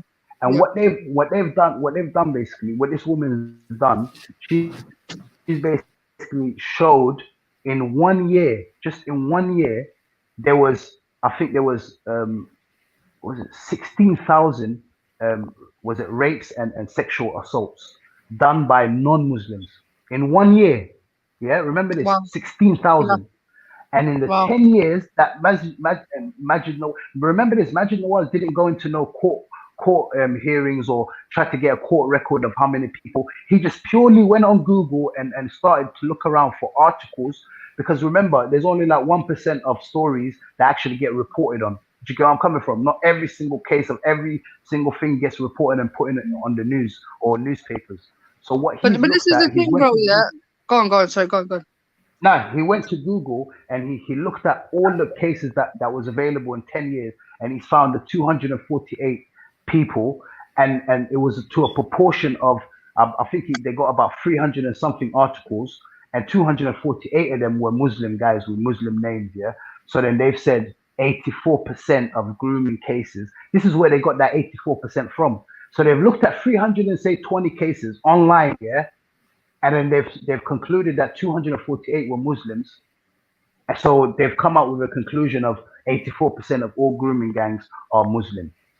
But You don't you look see, at it like that. but we know this, bro. Like at the end of the day, yeah, prior to Asians or Muslims or whoever coming into this country, like pedophilia or grooming, as we call it now, has been going on as early as the film industry. And what I mean by that is Hollywood. Yeah, like even Marilyn Monroe was technically groomed. A lot of these famous legends, that you see in the 1940s and 1950s, a lot of them were sexually groomed into becoming the stars that they were, and they were mostly done by white people. Do you understand? Even here in this country, as early as the 60s, 70s, and 80s, yeah, the sort of pedophilia that was happening within care homes, within the church, yeah. And it took 20, 30 years for these victims to come out and speak about it because they were ashamed. Do you understand? So for me, if we're against pedophilia, if we're against rape, we should be against it across the board. No matter what, his color, his religion, I don't care. Scum is scum. Do you understand? Nobody's scumbag specifically because he's from this religion. Scum is scum. They come in all shapes and sizes. Do you understand? But I just feel like they wanted to use this group of people as a scapegoat to actually run away. Yeah, they want to run away from the real sources of the problems. Do you know what I'm saying? And it's disgusting because what annoys me the most is the victims. There are people out here that are suffering, that have been through trauma, and these people that pretend to help them. Tommy Robinson is not there for the victims. He's there to get one up on the Muslims. Yeah? What are they doing for these victims? Are they giving these people compensation? Are they giving them counseling? Are they trying to make sure they have a prosperous life? No, they don't give a fuck about the victims. And rape and sexual abuse and these things is not a joke, fam. That traumatizes people. I can't even imagine it. What these children, innocent babies went through, and no one cares about them. Yeah, people are too busy. Oh, it's the Muslims. It's the Muslims. Only just to get one up on the Muslims. Do you know what I'm saying? And this is what makes me sick about this whole situation, because now we're trying to normalize sexual abuse. Yeah, I don't think there's enough support that's been given to these victims, even with the Jeffrey Epstein case. When the victims came out and they spoke about what happened to them, what did the media call them? Call them prostitutes. These were nothing but little prostitutes who were asking for it. Yeah, they were runaways. They come from broken families. They're the ones who willingly gave them up to be abused. This is how the media and these people treat victims of abuse, fam. It's disgusting.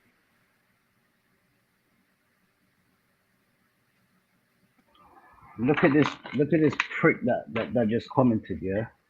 When the convo gets a bit dead, I'll just mix in a few chat things, yeah?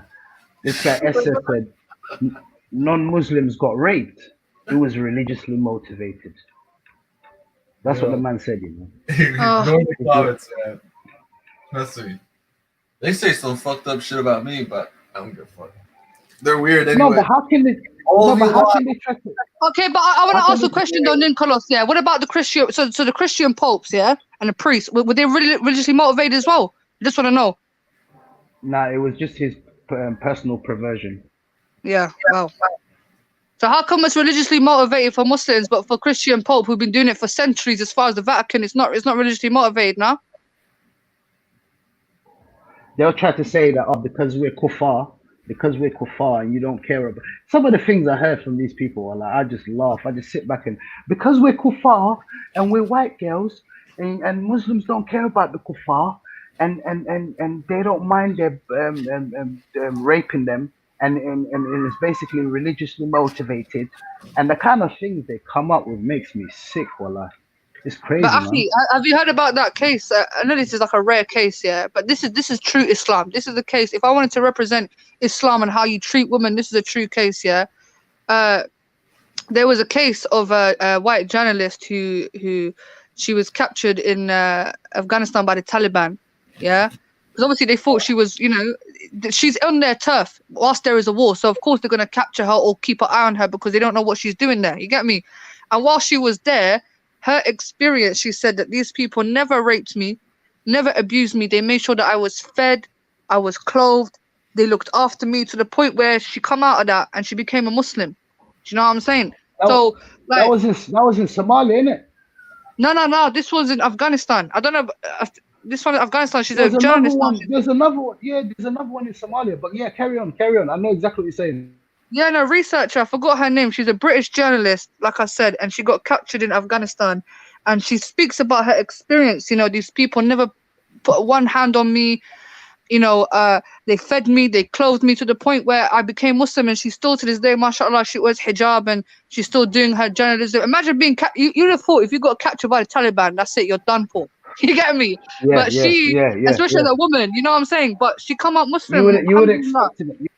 You would have expected them if these people's narrative were correct, yeah. You would have expected the Taliban to rape her, to do all sorts of madness to her. Not only to the and there was another case, Akhi, about a British soldier. Sorry to cut you, bro, but it's important because this is how you got the lies and you got the truth. Yeah, there was another case of the British soldier who was up in Iraq and he raped this Iraqi woman, and he said that he didn't believe that they were humans. There's been so many cases, war crimes committed committed by the British and the American army towards females in Afghanistan and Iraq is atrocious. Yeah, raping our women and forcing them to do all this nasty stuff. And why is that not all over the news, fam? Yeah, no, you know what happens to those people you know those people that try to tell that side of the story. Do you know what happens to them? Oh yeah. I got two words for you. Julian Assange. Yeah, Julian Assange was a shit. Wow. We all know what they're doing to him. For him trying to expose all of their hypocrisy and all of their inside dealings and all the atrocities and crimes they're committing. When he tries to report on it, we see what happens to him. So it's only the other side, though. It's very we don't know what happened to him. Yeah. He's gone, bro. Say that again. Yo. So guys, what do you think is a good way to be able to spread all of this information that we know that the people who are spreading it are getting silenced? What do you think is a good means to be able to do this safely and to as many people as you can? Reach one, teach one. If in your lifetime, face to face, you mean word of mouth, face to face interactions? Is that what you're talking about? Yeah, the most effective way I would say is face to face, in it. Yeah, that's the most effective way. But also, this social media can play.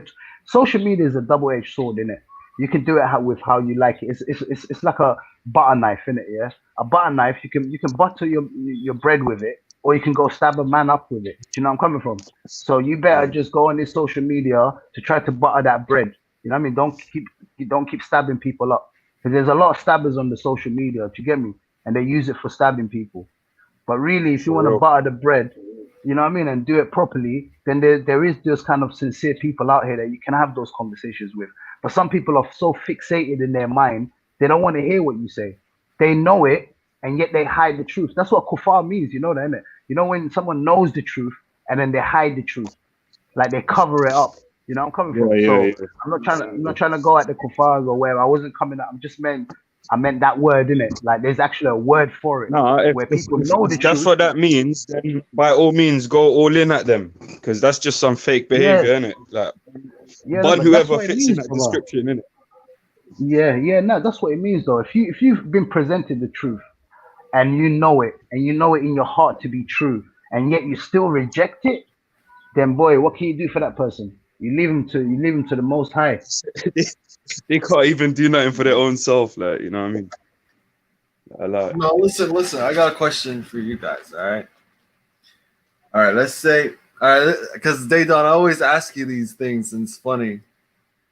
Remember what I said about the Queen? The what? Remember the Queen. Queen? Yeah. All right, yo, Daydon. Okay, let's just say that you're. Let's just say you have a good friend. No, let's just say you have a fan. Feel me?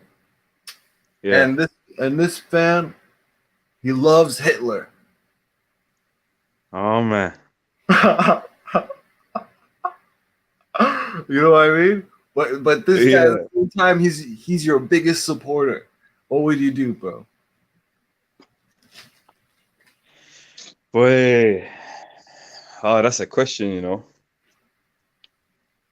So I got a biggest fan, this guy. Like, you get me? That's his life, innit? What can I do? Tell him no. Like, do I have contact with this person, yeah?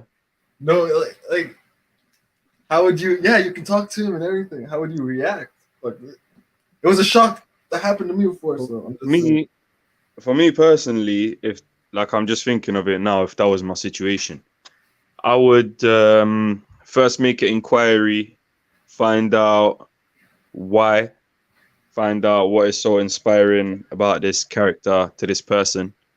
You know, I might just hear something that I never considered. You know what I mean? Or I might just learn something new. Obviously, if this guy is a Hitler fanatic, then he must know some things about him that I don't. Or he must know some other side of the story that's been... Sorry to cut you. Veli, there's people in the back. Veli, people in the back. Yeah, it's just funny, I thought, you know. That's all. Mo the Crow. Why did he use Hitler though? No, because I want to know that psychology. Because I don't he's saying he got a he's in the same situation. Yeah. No, I get that. No, but I get that. No, but why? Oh, what they actually believe in Hitler as a is that what they're saying? Yeah. For example, you get what I mean? Like I used it for exactly. That's what you used it. You used it as an example. But why Hitler? I'm not gonna say it, bro. Show me. I'm gonna say it. Okay. He's got a fan that supports Donald Trump. You get me? He can't say that because he's in America. No, they don't. They don't. You know why? Yeah, because obviously he's thinking in his head. Let me get the most extreme example of someone who's hated by humanity and things like that. So he mentioned him. What? Oh yeah. No, but what I'm saying is, it's you, Raj. It's you. One second. What's up, Raj? One second, Raj. Yeah, 1 second, Raj. Let me just finish this point off. Jump in, yeah. But look at the psychology that we've been instilled with. I'm not saying that Hitler wasn't a bad man, but they were badder man than Hitler, you know, much badder man than Hitler. But we never ever use that as an extreme. Look at King Leopold. King Leopold killed what 10 million. Like Aurangzeb. Much worse than Hitler. No doubt. Who's that? He was the ruler. I'll find out. Someone much worse. He was ruling India for around 50 years. And was responsible for millions of deaths of Hindus and Sikhs during his rule. Millions. So, so let me just. You don't hear that because it's not a. Raj. You know what you're talking about, Nin, yeah? Yeah. Yo, Nin, so what you're talking about, it comes. 1 second. I'm going to take 1 second. Yeah. It just comes back, lines up with the whole, you know, this whole Wiley thing, and it gives you a bit more of an insight into what vibe. Who's doing what and giving what information. Right, so it it depends what culture and what your own people's. So for me, like as an individual, when I think of the worst person in history, I think of a guy called Aurangzeb because he persecuted my people. Now, to a Jew, it would be Hitler. To somebody else, it would be someone else. To a Muslim, it would be someone else, and to a Christian, it would be someone else.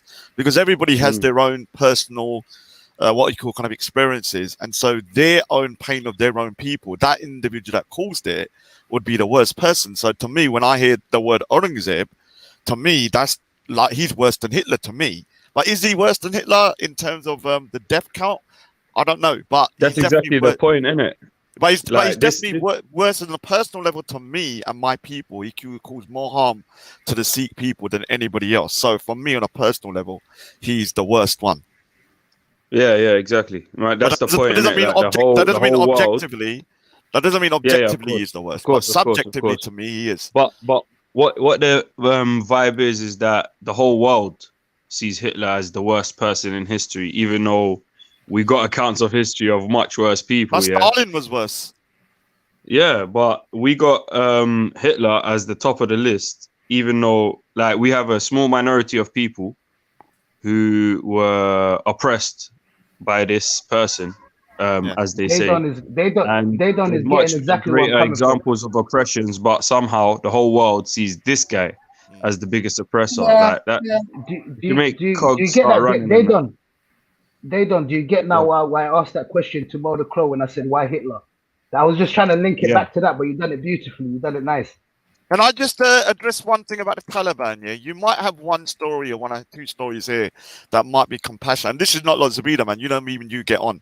But in Afghanistan, they've made minorities' life a hell. I mean, the Sikhs, just 12 Sikhs had to immigrate over to India because they kidnapped this guy and his daughter.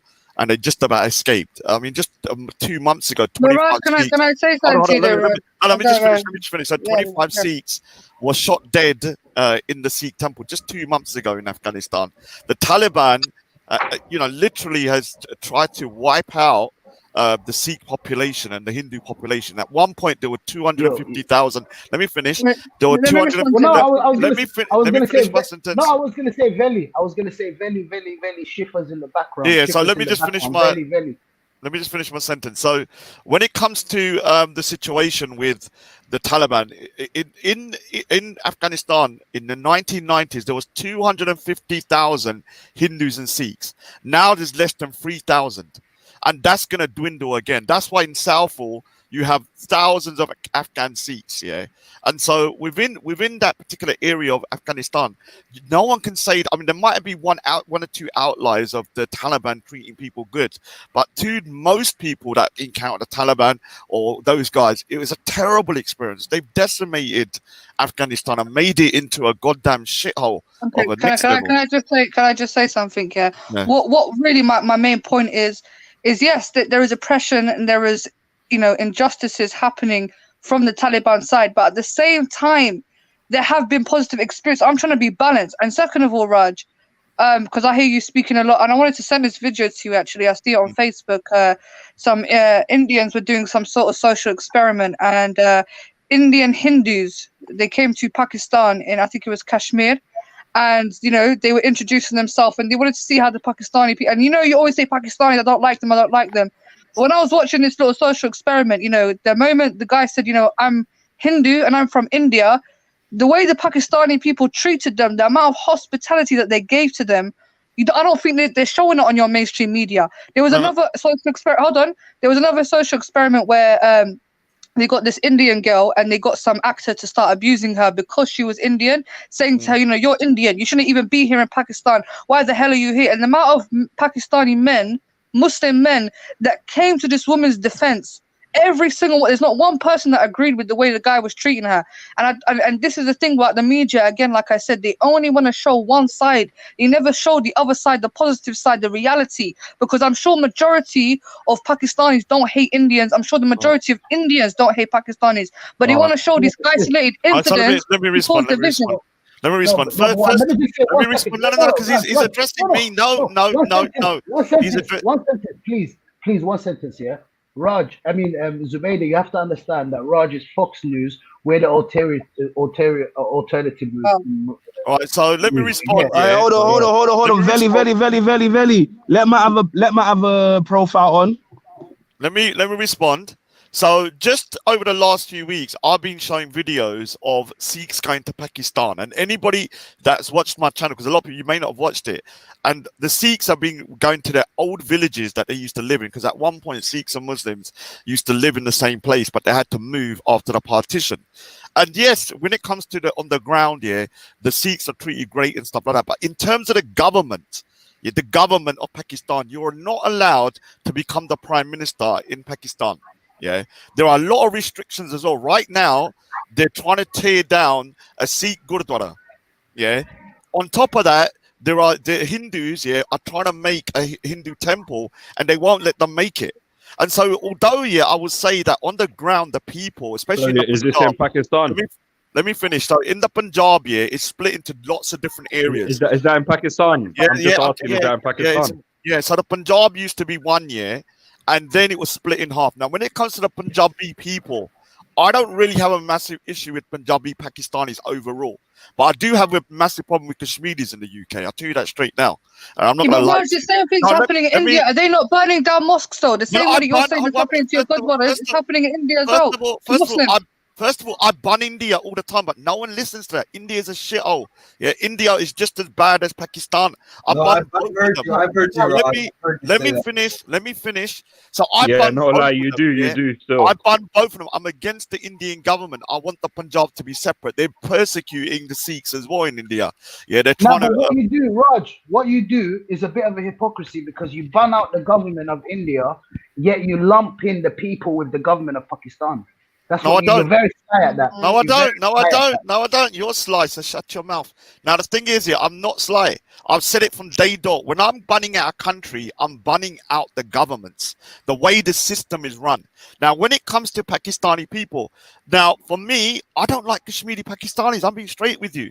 I grew up with Punjabi Pakistanis in London, and I've only realised now in the last, 2 years, a year and a half since going to Speaker's Corner, the majority of grooming cases up north here, most of those people that are living up there are Pakistani Kashmiris. The majority of Pakistanis in London are Punjabi. And so there is a difference between their culture. You just need to talk to Amaraj, TYO. There's a guy called Go Speaker's Corner. He's from Kashmir as well. But people moved down to the Punjab probably 100 years ago. So it's very unfair. No, it's not unfair. No, it's not unfair. So if you look at, it's not in their culture to groom. What are you talking about? No. So let me. Did I say that it's in their culture to groom? I said there's something wrong with their culture. What's wrong with their culture then? Go on, okay, so when you look at the statistics here for the grooming cases, they're in certain areas. Manchester. Don't talk about grooming, bro. Let me finish because you lot were addressing it earlier, yeah. Okay, Raj, those Sikhs, hold on. Those Sikhs that were involved in, those Sikhs that were involved in some of the cases, is there something wrong with their culture, or were they just? So let me finish. So if two Sikhs out of 400 or 500 cases that Raj, let me ask you something. No, you're keeping interrupting. Wait, let him finish. Let me finish here. So every group of your people are going to have bad pika apples in there, but it's how many bad apples you have. So there's only 2 Sikhs involved, and that's in terms of statistics, whether I agree with it or not, and I don't like saying this, that is gonna happen. So there's white people in there, there's Hindus, but when it comes to the majority of the people in these cases, they're from up north, from the Pakistani Kashmiri mainly community, and you cannot deny that. If you want to keep on denying that, Raj, what about the 16,000 white people that Nicholas pointed out? You don't even let me finish. The 16,000 white people who were my sentence. Let me finish my sentence. You've got to allow me to finish, and then you can say. Okay. So everybody knows when it comes to the pedophilia and stuff, the white community is definitely the biggest kind of what I say. The people are committing the most crime. No one's denying that. No one denies it. Is there something wrong with their culture, though? Let me finish. No one denies that. No one's going, oh, the Catholic Church isn't doing this. Oh, there isn't white pedophiles. Whenever you think of the word pedophile, I guarantee you the person that comes into your mind is an old man with a trench coat, who's white, not black, not Asian. But when it comes to Let me finish. So let me finish, dude. You're gonna keep on making me kind of like interrupting me. You've got no self-control, man. No, you got no self-control. Control yourself. So when it comes here to the situation with the grooming, if you can deny it all you want, you can deny it. You can keep on denying it. But I'm telling you something now. Every time you deny, there's a problem within the Pakistani community when it comes to grooming, especially from the Kashmiri community. You're just going to make the whole Muslim community get the heat. Because what's happening? 1 minute. Let me finish. Now, let me finish. I'm nearly finished. So when it comes to certain even though he's taking a while, let him at least finish what he's saying. Every time you interrupt me, you keep prolonging it. So when it comes to one of the biggest issues we have here is that a lot of Pakistani guys here, Pakistani Kashmiris or Pakistanis, what they will say is that your men here, so I've had it to me here all the time. They say your men here, the Sikh guys are drunks and, you don't look after your women. So your women are fair game, basically. They say the same thing to white guys. There's a guy called Ghost Speaker's Corner. He can jump on, but he said it to me hundreds of times. Your men are drunk. Your men are this. So if your women go out, whatever happens to them, happens to them. And TYO says that. Amaraz says that. All of these people are Pakistanis from up north. They have a view that if you don't chain your woman to the wall, they go out, it's fair game. Whatever happens to them is fair game because they see the men as being weak if they're not keeping their women under check. And that's a cultural thing, yeah, that the Pakistani community has, this misogyny on the next level. Yeah. And so I'm telling you, you can get Ghost on right now and let him look. So let me look, yeah. Drunk Sikhs, yeah, driving their women away. So what he's saying is that, look, Sikhs are drunk, so whatever we do to your women, even if we rape them, we abuse them, we pimp them out, that's your fault. And this is a typical Pakistani mentality from up north, not the London, but up north. Okay, then. Okay, Raj, I'm gonna end that whole rant you just done with simple maths and statistics and facts. You're not ending nothing. If you start a conversation, you're gonna end it. I'll just freaking end you in a minute. So carry on. You see what I mean? Like I yeah. Say a bit, then I'll end you afterwards. Are you being a hypocrite for interrupting me now, even though you didn't? I just want to show you how annoying it is. I just want to show you how annoying, so you don't do it to me next time. Oh, but okay then. Okay, thank you. It is annoying though, isn't it? Oh no, it is annoying though, isn't it? Nah, because you're showing your hypocrisy. Every time you do it, you're showing your hypocrisy because you're the one that told me not to interrupt. Yeah, but it is annoying though, isn't it? No, because the more you do it, you're just showing. It prolongs the conversation, doesn't it? It makes something that's very simple to say go on for like 30 minutes. No, Valley, there's people in the back. Valley, people in the back. Valley. Raj. Damn, Raj. Go on. That's fine. We'll forgive him this time. Let's continue. Go on then. We'll forgive him. Yeah, we'll forgive him this time. You're not forgiving nothing, Padina. Don't need your forgiveness. You're mad. Oh my days, man! It's annoying, isn't it? Showing the hypocrisy. I know. I'm showing how annoying it is, though. So carry on. Just don't do it to me again afterwards. Why are you acting like a 6-year-old? Why are you acting like a 5-year-old? No, I'm acting like a 4-year-old. Yeah, no, free. All right, guys. All right, lads. Don't have it, fam. Don't have it. Fight. Go on. Okay. In Pakistani community in UK is how much? The population. Do I need? Yeah. So it's 1.3 million. And hold it there. Let me split. All right, so let me hold it. 1 minute. Before we hold it, yo, Veli, you got people in the back chat, Veli. Yeah, go on, carry on. Let me before it's 1.3 million Pakistanis here. I didn't know it was that much. Let me finish. It's gonna take 1 second. 1 second. 1 second. So 1.3 million. 70% of that is Kashmiri, and probably around 65% of those 70% are live up north, and the other 30, the other 30% are Punjabi and kind of Pashtuns and stuff like that. And most of those live down London. Okay, we don't want the history. I just asked you for a population. You went into the whole history. But anyways, let me just tell you that's this. Not history. That's kind of basic stats. So you said but you said your premise is there's something wrong in their culture for them to be doing this. So I am challenging that assertion by giving you simple statistics and maths, which anyone who has a logical mind can go do this themselves You said that 70% of those 1.3 million are Kashmiri. So you specified it. So let's give a rough analogy of say maybe 1 million. 70% of those are what? 1 million out of the 1.3. So we got 1 million Kashmiri Pakistanis in the UK. Of the cases that's been happening in the north and stuff, it is 248 people that were Muslims.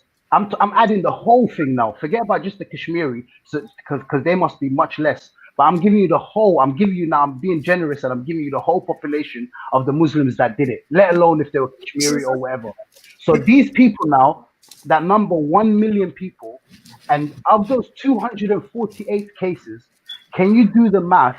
And what is the percentage of 248 perpetrators to 1 million people in population? Do you want me to bring out the calculator? Because I can bring out your Casio. Bring up your Casio. Okay, I can assure you. I can assure you, it is less than 0.1% of the population. When you talk about so 99.9% are not involved in it. So less than 0.1% of people, yet you want to call it as part of their culture. If it was part of their culture, I'm sure that you would see a much larger proportion of population of Kashmiri Pakistanis that is doing those things. So your whole argument, that's what I said, I'll just end it with simple maths and statistics. Over to you. All right, so don't disturb me. I didn't disturb you. So this narrative... It was actually 800,000 though, not a million. So this narrative about, okay, so the conviction rate is a real representation of the actual issue is diluted crazy, because we know even from the Sikh community, like my own relative never got a conviction. In terms, I know from my family experience that there was thousands of girls or hundreds of girls here that never got conviction because of whatever reason, because of embarrassment to go to the police. Now, even when you look at the grooming cases of the girls that have been convicted, the girls that got people convicted, I will give you stories if you want my next live stream, that when they got them convicted, they said, yeah, that the people that got convicted were like 1% of the people that actually abused them. The rest of them, they can't remember who they were. They're saying there's one case where there's one girl, there was 6 guys that got convicted. She said there was hundreds of guys all over North London that were abusing her, and she can't remember who they are because she was drunk or this or that. And so they were passed around the community. Most of the people, let me finish, most of the people, yeah, that committed the crimes were the people not pimping them out, but the guys using the services. Now, the guys that were using those girls in terms of paying, they never got convicted, most of them. Most of them are still walking about, who had paid, let me finish, who had paid for these little girls who are 12, 13-year-olds. And another thing is that there are whole cases of families here. This is why, which is really weird about the Pakistani community. 4 brothers got convicted in one case. Yeah, there's another case where there's an uncle, nephew, and a brother, and someone else's brother. And so within the community, there's a cultural thing. And one of the worst things is that if you believe that the statistics here of the amount of people that were groomed here is the true statistics, you're insane. They're the only ones they can prove at the moment. And I'm telling you, over the next couple of years, it's gonna keep on increasing and increasing as people start having the guts to come out and start trying to kind of convict these guys. Because I'm telling you, there's thousands. Let me finish. No, I'm still mid-sentence. There's thousands here of probably Pakistani men from up north that used these girls here, but never got convicted because they only probably done it once, or maybe they were clever and never got thingied. The biggest problem is this: when it comes to Pakistani men here, especially from up north here, mainly the Kashmiri population, they see other people's women as weak. I mean, other people's men as weak, because they'll keep on saying, I've heard it 100 times, your men are weak because they drink and they let their women go out. So whatever. So when they say that, what they're basically trying to say is that, okay, you're weak, yeah, you let your women go out. So if we start grooming and raping them, that's your problem because you're weak because you didn't lock them up in your house. And this is like them women are prisoners, cuz. That's what they want. That's what they want. But can I just say something? I think one of the main... If you don't lock your women up here and they go out and something happens to them, they see them as fair game them. Okay, we understand that point, Raj. I think one of the main issues here in the UK about this whole, paedophilia, grooming, is the justice system.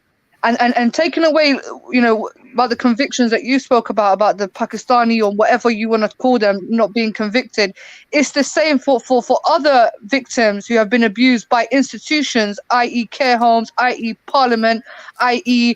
from the top down. Yeah, they also haven't got their justice, and that is a fault of the justice system, of the police system. I agree. There's been many cases. There's been many cases. There was a case of some girl called Shabazz or Bashar Mohammed. Yeah, she was honor killed by her family, and she had complained to the police 11 times.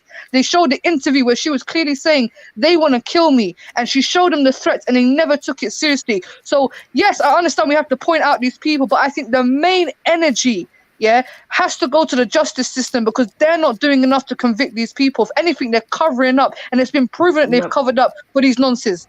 No, the other thing is they. No, 1 second. No, Raj, you spoke here. Let me just say. What? Hold on. Why are you guys even talking about Islam? No, it's not. It's nothing to do with Islam. He's already said. Anyway, brothers. Yeah, sorry, I gotta go. Yeah, because I'm with family. But big up to everyone. Well, good conversation, man. Inshallah, next time. Big up, sis.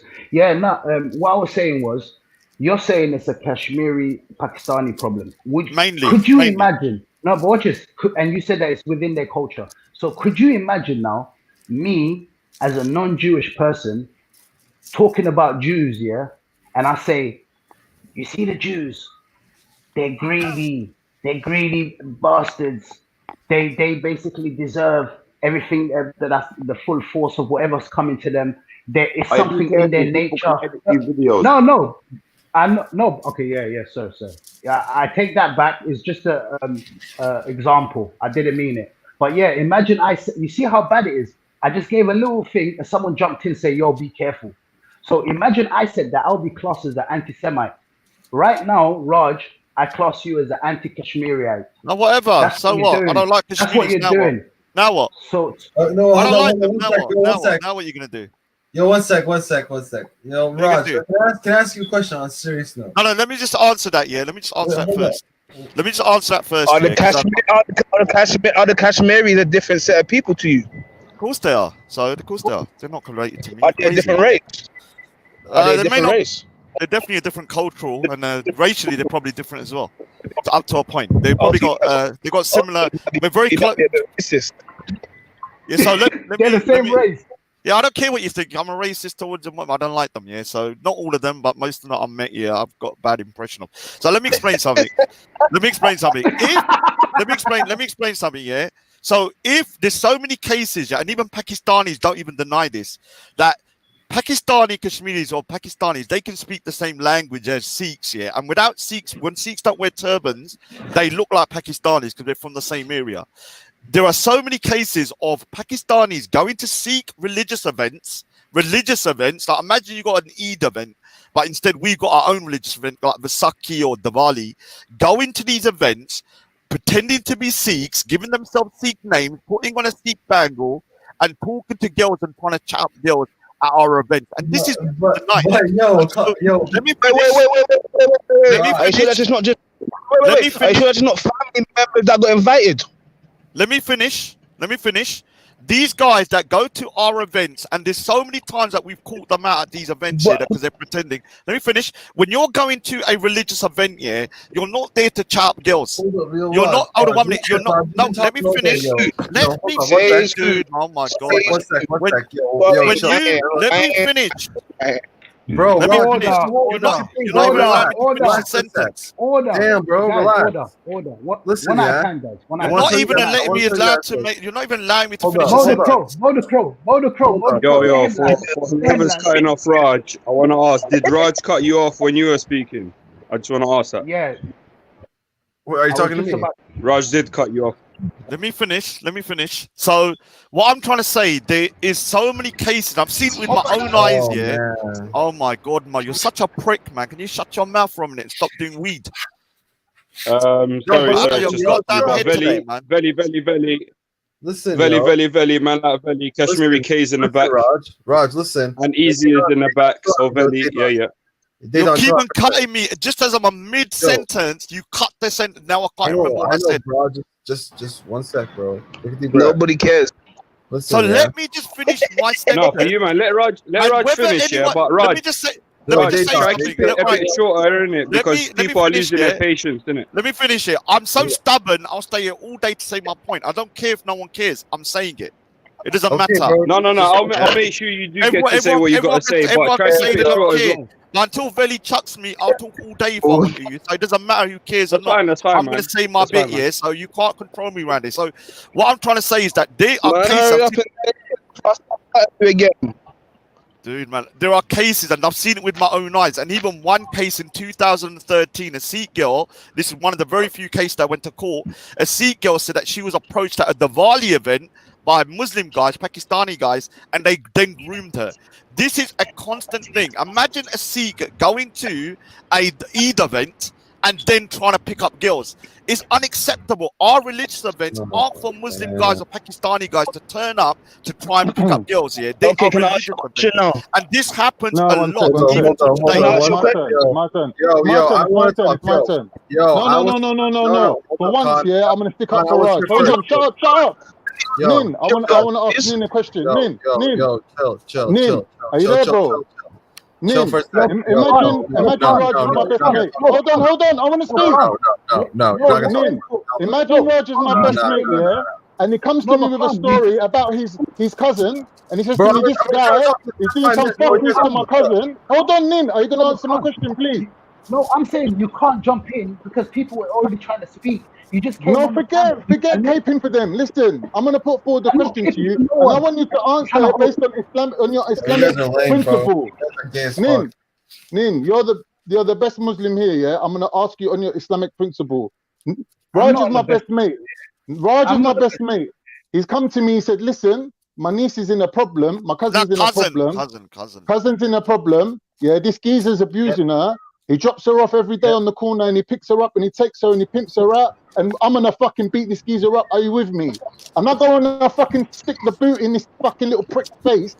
And you're on your way home from fucking wherever you are, and you see me. Are you gonna come up to me and say, bro, why are you beating him up? He's a Muslim. Or are you gonna fucking stick the boot in and go, he's a fucking little paedophile cunt? Number one, I would abide by the laws of the country, and I would obviously call the police on that guy that's doing all the, not the guy that's punching him, but the guy that's actually on your honor, what would you do? You know you would be fucking sticking the boot in, and you would not count that guy as a Muslim. No, but you said I'm the best Muslim here, right? So let me give you the best Muslim answer possible. The best Muslim answer possible is someone who abides by the law of the land that they're living in. So if I abide by the law, I can't let me finish. I can't be a vigilante and take the laws into my own hands. So I would have to call the right necessary authorities to deal with this guy that's done all of those things. After we hospitalize the geezer, you can phone the police, and we'll stand there and we'll say, yes, we did it. Are you happy now? Yeah, gunshot for a paedophile still. Gunshot for a paedophile. Well done, Con. Can I ask Raj? Hey, Raj. Do whatever you want. Do whatever you want. I'm just going by the laws. Listen, I don't care if you're my relative. If you're my relative, then you're a paedophile. Gunshot, innit? What I wanted to say was that, do you think that the far right are more vicious than the Muslims, or Raj? Who, you talking to me? Yeah. They're both the same side of the same coin. A different side of the same coin. They're just as evil as each other. Raj. Okay, Raj, do you have Muslim family? Do I have Muslim family? Why don't you rephrase that question and say? Why would I have Muslim relatives as a Sikh? Does that make sense to you? Yeah, it does. Why don't you re-say that question? So me asking you, do you have Jewish relatives or Christian relatives? Like, if you're a Muslim, you're more likely to have Muslim relatives. Yeah, I could. I do have Christian. Yeah. Oh, do you have Sikh relatives? I got Muslim relatives, Christian relatives. Who's got Sikh relatives? Who's got Sikh relatives? I don't know. I might have Sikh. Yeah, you might have. Yeah, you probably not. I had a Sikh friend, but he wasn't like you, Raj. Dude, no one's like me, so I don't know what you're saying, man. I hate when people say that. No one's but the problem with that question, he should have said extreme, not Muslim. Just extreme family Sikh. down to all your cousins, uncles, and aunties. They're all Sikhs. Who's asking me? For black philosophy. What's the I don't know if you know. I don't even know who you are, dude. Why are you asking me my family lineage? What's the point of the you want my conversation? DNA test as well? The guy's cousin, You want my right? DNA test as well? Hold on. The guy's cousin, I'll send it to you. Give me your address. I'll send you my was DNA. abused. The guy's cousin was abused, yeah? Whatever he says, he's in his rights, innit? Because what's happened to her is unacceptable. No, he's not. It is right. No, he's not. Let me tell you what. Or you're saying he's not allowed to talk about it then? No, is that I'm what not you're saying saying? that. I'm not. He's not allowed to generalize. No.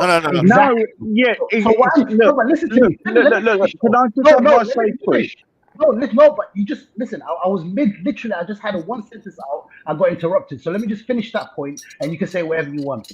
What I am saying is, what he is not in his right to do, Khan, is if some of my relatives or something happened to them, and I don't have the right to go out and generalize a whole people because of something that happened to my cousin. If for Hindus done something to me or my family, I'm not going to go out and generalize all Hindus. But Nin, let me reply to you. Let me reply to you. Okay, Maybe he's doing that because every time he mentions it, he's getting a wall of defense, caping for fucking pedophiles, when we should be saying, do you know what? We'll be the fucking first ones to slaughter these motherfuckers. Yeah. I can't believe I agree. Can't. So let me respond. Let me respond for 1 minute. Yeah. You know what I said? Khan, you know why I said that? Yeah. You know, 1 second. Yeah. You know why I said that, Khan? Yeah. From the beginning of the conversation, I already said if these guys were in a Muslim Sharia country, they would have got headshot long time ago. Exactly. So from that statement alone, All right. No, but all right. So let. All right, so no, hold on, easy. 1 minute. Let me. You should know what the start. Right, so easy. 1 minute. Let me say something. So let me just say one thing. So the problem is this year, I've managed to adjust my views according to my experience now, statistics, and now that I know that it's not really, I don't call it a Muslim problem. I call it a Pakistani, mainly Kashmiri problem. But I'm still getting heat for that. All right, 1 minute. I've taken out all the Muslims out of this, so I'm still getting heat. So 1 minute. So let me finish. So I've realized one thing here. There are some people out there that because they're Pakistani and they're Muslim will still defend them to the hilt. There is this thing, yeah, because you as Muslim should be. It's not even that. It's just the rhetoric that comes out of your mouth. Let me finish. 1 minute. You should look at the Pakistani community and say, okay, what is it within the Kashmiri and Pakistani community which is making them do this? And it's affecting everyone else in this community. So when you're looking at a name like Muhammad coming up 70 times in the statistics about who's being convicted, you as Muslims should be looking at it and saying they're tarnishing the whole Muslim community's reputation. And instead of ignoring it, because it's not going to go away, I'm telling you, more cases are going to come out here and it's going to keep getting worse and worse. Right. What I need you to understand, yeah, that in this day and age, Muslims are on such a back foot position, they're under so much attack that anything you say is going to make people defensive because they're already under attack. And obviously, being a Sikh, you're not really sensitive to Muslims who are seeing their people murdered on a global scale. And even at home, they're being attacked. Hijabs are getting ripped off women's heads and all sorts. They're already on the defensive. So to them, you're just throwing fuel on the fire. So you got to look at it from both sides of the coin. If you want the Muslim community to back you, you can't do it in an antagonistic way. All right, so yeah, I agree here, but I'm not the person here that is denying stuff. So what I'm sick and tired of is the denial. Like the Sikhs went to the mosques and stuff in the 80s and 90s. The same thing happened with their mom stuff. They said, look, there's nothing to do with us. The point is here, the Sikhs and Hindu community has been talking about this for a long time, and we're sick and tired of it. Obviously, right now, as of from the 90s and 2000s, it's the white community that has mainly got the brunt of it now. But the point is, you guys here can ignore it as much as you want, but I'm telling you, it's going to explode into a freaking powder keg. Because the problem is here is because, look, this has been going on since the 80s. You don't understand how many generations have been affected by this. Let me finish. Hear what you're saying. Let me finish. How many generations have been affected by this? And what's going to happen here is more cases are going to start coming out. The more cases that come out, the more people are going to start saying Muslim grooming gangs. What the Muslim community needs to start doing is to specify and start calling these guys out and saying, okay, they're not Muslim, they're from a particular group of people that are Pakistani, mainly Kashmiris, and they are the problem. And they can actually go down there and maybe even speak to them and find out what the issue is. Because I'm telling you, the whole Hey, Muslim Rod. community will be tarnished with this, for as long as Rod, it let keeps me it say going something, on. please. Yeah. Let me say something, please, because I think me and you've got the same problem, innit? It's like when I'm talking to Jupiter and she's trying to deny certain things, and I'm saying, like, how can you deny something that's so obvious? It don't make sense, innit? And she gave me the answer the other day. I know the answer to what you're trying to say, innit? The answer is gunshot for the minute. Okay, you see, some people, they're just not going to change, and that don't mean, you know, same neither. People ain't bad, you know, but for them are just never going to change, innit? Gunshot for them. There's no push them in it. And furthermore, it's not even necessarily violence, but that's what they're about. So you have to be prepared for it. No, I think for me, I've actually adjusted my views a lot, because I don't call them Muslim grooming gangs. I call them Pakistani, mainly Kashmiri. And so I don't know how much further you want me to go, because I can't say there's no problem within that community. Yeah. Good afternoon, everyone. Good afternoon. Salam alaikum. Mashallah, Satoshi. There is good Pakistani people as well. There's bad people everywhere, Rod. You got bad Jamaicans, you got good Jamaicans, you got bad Nigerians, you got good Nigerians, you got bad English, good English, bad French, good French, bad wherever. So we can't go around saying, Pakistani. It's not Pakistani. It's But I have a question, actually. I have a question for Raj, if that's okay. Oh, you come up for me, your favorite. I have a question for you. If I'm so irrelevant, why'd you come and speak to me? I have a question for you, actually. No, you said I'm irrelevant. You said I'm irrelevant in the chat. I'm irrelevant, so you don't need to address it. Are you getting triggered before I ask my question? Let's hear the question. You don't have to answer it. You can ask it, but I don't have to answer it though. So. Okay, because you said a very interesting thing right now. You said, if 70% of the grooming gang names are Muhammad and stuff, Muslims need to step up because otherwise they'd be giving the whole Islamic community a bad name. But on the other hand, you repeatedly said to me last time, you don't care if you give the Sikhs a bad name. So why should Muslims listen to you about the Islamic community when you don't care that you give Sikhs a bad name is my question. What about you? All right, so that's the question. All right, so the question. All right, let me answer the question. First of all, you're saying in the chat I'm irrelevant, so I don't need to answer it, do I?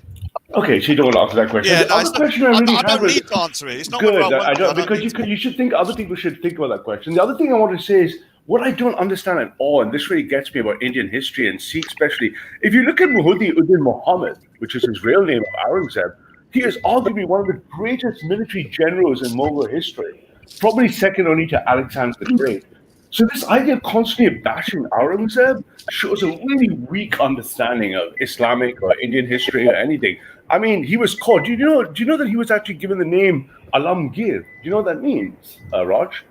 Alamgir means the conqueror of the world. Yeah, can I ask you a question? He's one of the greatest. He's one of the greatest. He's one of the greatest historical figures in the world. Do you still support BJP?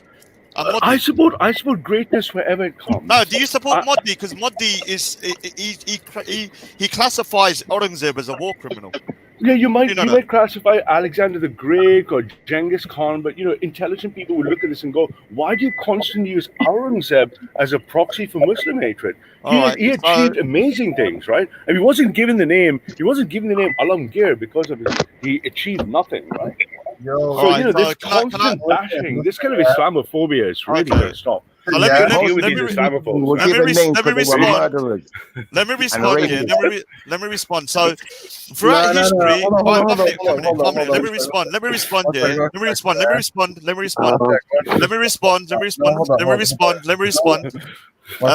respond because he was asking a question to me. So let me respond. So throughout history, throughout history, there have been lots of people that have achieved a lot of things.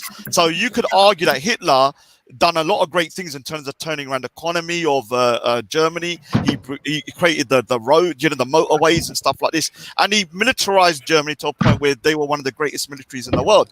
But he's still a war criminal.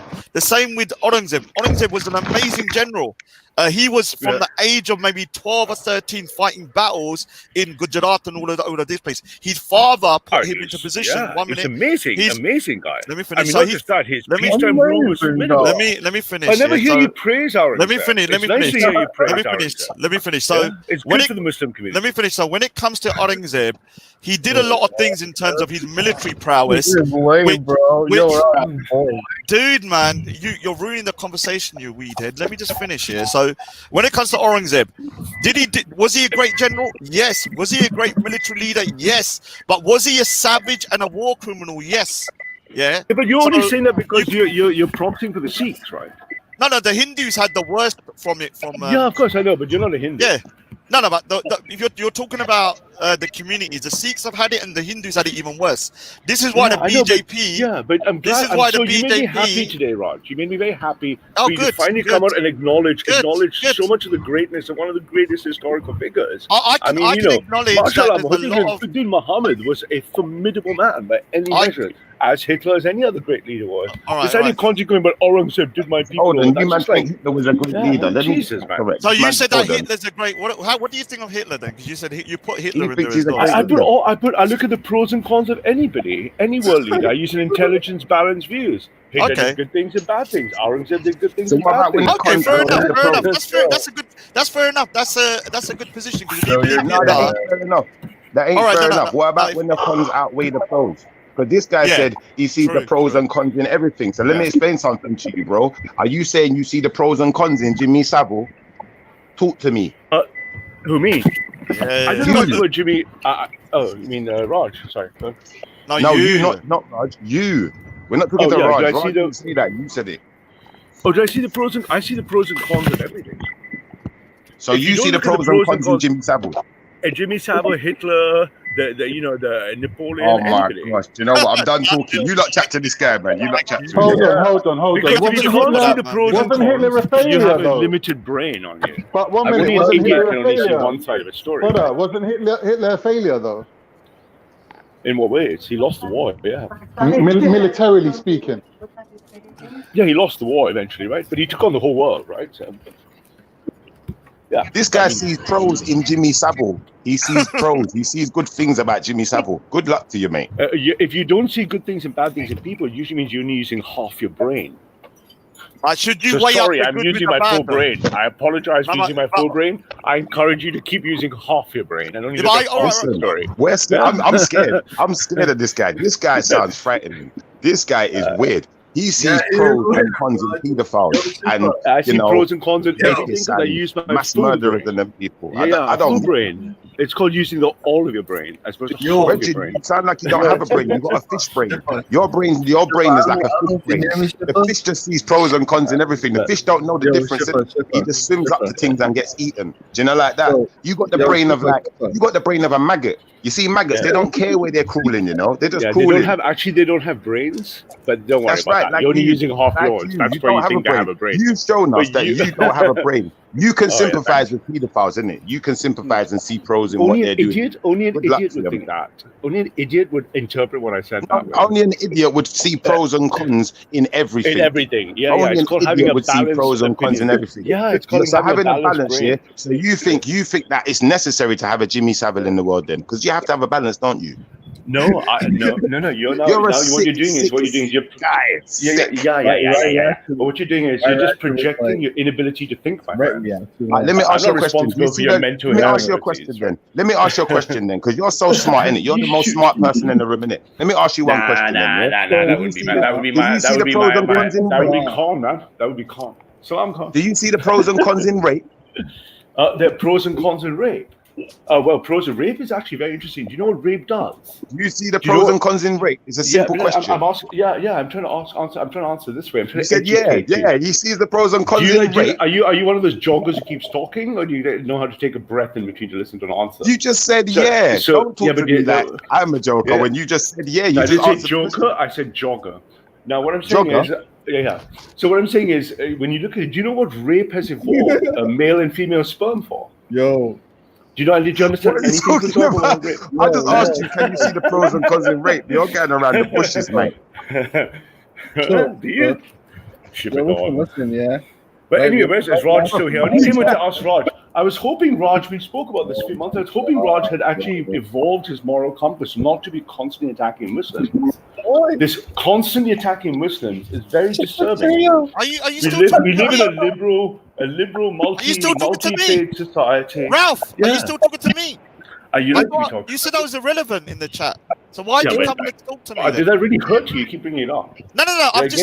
You can either be irrelevant or I'm somebody. I seem to have really got to you with that word. No, what it is that you've jumped on it to speak to me. So no, but I'm not to speak to you, really to speak at you. Oh, yeah, speak at me then. I don't need to respond. Yeah, you don't have to. Because absolutely, I'm happy to take the floor. Because I was hoping Raj had shown some sort of like spiritual growth. I'm hoping he'd taken on the values and the virtues of Sikhism, and he'd gone away from the vices of Sikhism. Where do you go with I'm disappointed to see that he's still attacking Muslims. He's attacking Muslims, he's attacking Pakistanis, he's attacking Kashmiris, My God. He's attacking all these groups of people just because of his person. Raj, I think we need to go back to the basics of Sikhism. Bro, I need to revisit the virtues. I will. Revisit the virtues and vices of Sikhism. Mashallah, one day you'll see. But Ralph, you're not considered a true Christian, are you? You're not considered a true Christian, are you, mate? Only the Lord will judge me, not you. Yo, this is and how do you know who's the Lord? Anyway, yeah? You're not the Lord. 1 minute. Ralph, before you go, yeah? Salam Khan, how are you, my friend? Alaikum salam, bro. Can I put the same question to you that I put to Nin? Yes, sir. All of you lot. Let's say, for example, weird you think that fantasies. One second. Disgusting. Here's the question. You might think that you guys would do anything to satisfy yourself by thinking, "Oh, I'm right, and my religion is right," and all that shit. You guys are some weird ass fucking people. All right, man. Anyway, Ralph, did the American take a long turn or something? You're in the wrong country, bro. Ralph, yes, Khan. Imagine you hate Raj, yeah? I don't hate anyone, yeah. All right, imagine you did. Oh, yeah. But he's my best mate, and I'm coming to you and I'm saying to you, listen. This guy's cousin, is in this situation, We know where the flat is where they're keeping the girl. We're going to kick off the door and we're going to go and get her. Yeah. Are you coming or not? Yeah, I would do, man. If I knew where the flat was. Right. So what I don't know where the flat. I wouldn't know. But if I knew where the flat was, I would. What difference does anything else make? What difference does religion make? What difference does religion will make it? Khan, you're right. What difference does it make? Nothing. The morals should be higher. Right, so we agree on humanity, yeah? We agree on a universal shared morality, right? Like care, harm, protection. So, in your opinion, here comes the real question, because you've got a more advanced level understanding. Why do you think Raj is getting such a backlash, and people are just saying to him, "No, we don't care about your cousin. You're lying about your cousin"? Why do you think he's getting all that kind of attitude? It's really the answer is quite simple. It's because what he's done is it's understandable. We feel sorry for Raj. He's using his personal trauma to blame all the Muslims. If he blamed the people who did it to his family, most people would stand with him. But because he blames all Muslims, he goes on, and now he's changed his blaming only the Kashmiri Muslims, only people from, he's not actually picking and saying that guy, there, maybe though, Ralph, maybe the subject that he's raising is so abhorrent, so disgusting, that even for people to even think about it, it's disgusting. They're just rejecting even the whole idea of it. No, I think Muslims themselves need to find that. But if you look, I was listening to Shabir. I was listening to him recently because I've not been very well. I was lying in bed when I saw Veli on. And I listened to Shabir, and Shabir made a really good argument. He was destroying. Shabir was destroying. He was Shushang. He was destroying someone in a really good argument, the way Shabir does very well. And he was saying, I think it was some passing atheist. He said, look. If you blame, you can't blame Muslims. You can't. If a Muslim does something bad like drinks, and Islam says you should not drink, you can't blame Islam. You can't blame Islam for a Muslim who drinks. So do you blame migrants for white people becoming less white? What do you mean migrants? No, so people becoming more racist. No. So do you blame the non-white migrants coming over to the UK for? I'm on record saying multiple times. I don't blame the immigrants. They're the symptom of the problem. All right, so we're a symptom. I blame of the root cause of the problem. So how are you going to resolve the symptom of the problem then? Political power. And with the political power, how? So give a bit more in depth though. So how are you going to reverse what you call the? There are many techniques. So the most important ones to look at are the ones Viktor Orban's done the last 10 or 20 years. So are you familiar with Orban's techniques? No, I'm not. Oh, go on. Okay, but have a little look into how Orban did it, mainly by disincentivization. All right. So, but the main point is when you take a personal thing and you blame a group, like I noticed at least you're not blaming all Muslims anymore. All right, so which is good. so you're saying you're making that, progress, Raj. You're not blaming all Muslims. You still now you're only believe blaming that, Kashmiris. You still believe in the 14 words, though, don't you? There's nothing to believe. It's just the case. All right, so how are you? What's you're saying? We're a symptom of a problem. So Right. how are you? Let's say, let me give you an example. If the government opens a door and lets in 50,000 people to swimming across Dover, and then these poor people come from Africa, the Middle East for a better life, and they manage to get into England where they have a better life, I'm not blaming them for coming here. I'm going to blame the government that let that happen.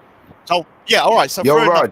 You're right. That's There's no point talking to this guy, man. This guy is from the closed-minded community. The only thing his mind is open about is gay pride. Outside of that, he's got no open-mindedness to anything. Yeah, did you see? And that's not a bad thing, Did innit? you see the At least he's open YMCA about video we something, put out? bro. Did you see the Brixton gay video?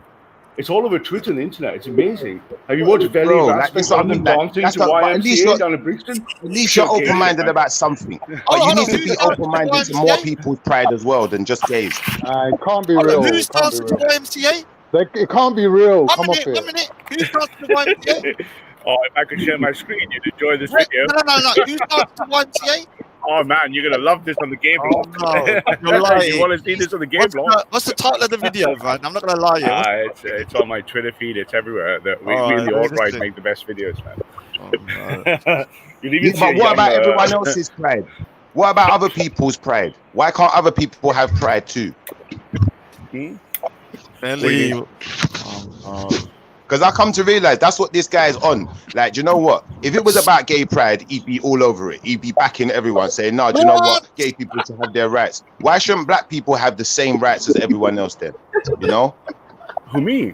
Why should Raj have the right to say, "Do you know what? If there's a problem in the community, you need to address that problem"? Why shouldn't you have the right to say that? Like, we should have the right to talk in it, same way everyone everyone should have the right. I'm a free speech absolutist. You can say what you want, but then you can be held shooting to everyone account. down, then, isn't it? That's all I'm No, but saying. then you'll be Stop held to shooting account. everyone down. Oh, shooting is it's a Rob, fight. answer the question of the day. I've while watched the you're here. video. I've watched the video, One sec. yeah. And do you know what? Yeah, you got one bit correct. There's an Asian guy. He definitely is. He goes to Speaker's Corner now. He definitely is a bit camped. Oh my god, Belly, you need to answer this, man. Why is everyone dancing to YMCA, man? Rob, answer the question of the day, if I man. share, it's a pretty Rob, good video, man. answer the question We of the day while you're here. we can see some Speaker's Corner people there. We can see Raspect in it. It's a great video. It's going everywhere. Oh, boring. How do you deal with willful ignorance? Can you fight fire with fire? Education, man. Education. Can you not fight fire with Prepare fire? for violence. No, prepare for Education violence. is I don't ideal. say fight fire with fire. He says education, but this is the problem with education. Like, at the end of the day, you can educate yourself all day, all year for the next however many years. But let me show you something. When them police boys want to come and run you down and gunshot after you when you got a black face, it ain't going to make no difference. So you have to just be prepared, innit? It's about preparation. That's what I Yeah, see. we were watching the guys trying to do military units and stuff. It's fucking hilarious, man. Shipper, you ever seen? You must be so jealous. You must be hating it. Yo, Shipper, you ever seen the episode of Dave Chappelle when he's when he jokes? He's like a blind KKK member, but he's black. You ever seen that episode? It was like I think everyone We've all seen it. It's an award-winning show. We've all seen it. Clayton Bigsby. Yo, it's just funny, bro. Cause I'll be honest with you, you see Clayton Bigsby, yeah, and there's another one, the Boondocks. They got Uncle Ruckus, yeah. Like, to me, them two people, that's like what Jupiter's kids are gonna be, Uncle Ruckus and Clayton Bigsby, because they don't understand forget it. that. Because What their I'm mum saying ain't telling them that the world is dealing with racist. ignorance. 1 minute, man. Forget that. We're dealing with ignorance, yeah. Willful ignorance. You can't deal with it with education. You can't deal with it with knowledge. Is there willful? Yeah, that's a good point, Tom. Willful ignorance is when people are close-minded and they're not going to change their mind, right? Yeah. Right. So how are we going to deal with that? Like, what's the best way? Ignore them or what? I mean, I guess if liberal societies would ignore them, I would use force. No,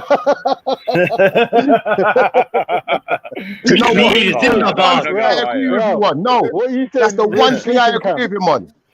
That's the one thing I say that not concentration camps. I say education camps. So listen, before you can be integrated into society, we have to know that you're not going to act certain ways just because of the color of someone's skin. You're not going to rape people. You're not going to start. You might have to answer. We don't want anyone who's going to stab people or mock them. Stab people. Yeah, I'd agree with you on that. Shooting. Yeah, we want to see all the stabbers and the shooters and the looters. Yeah. We're going to purge society of these things, right? You don't want any more Martin Luther Kings. Martin Luther Kings? I don't know about purge, but we got to educate.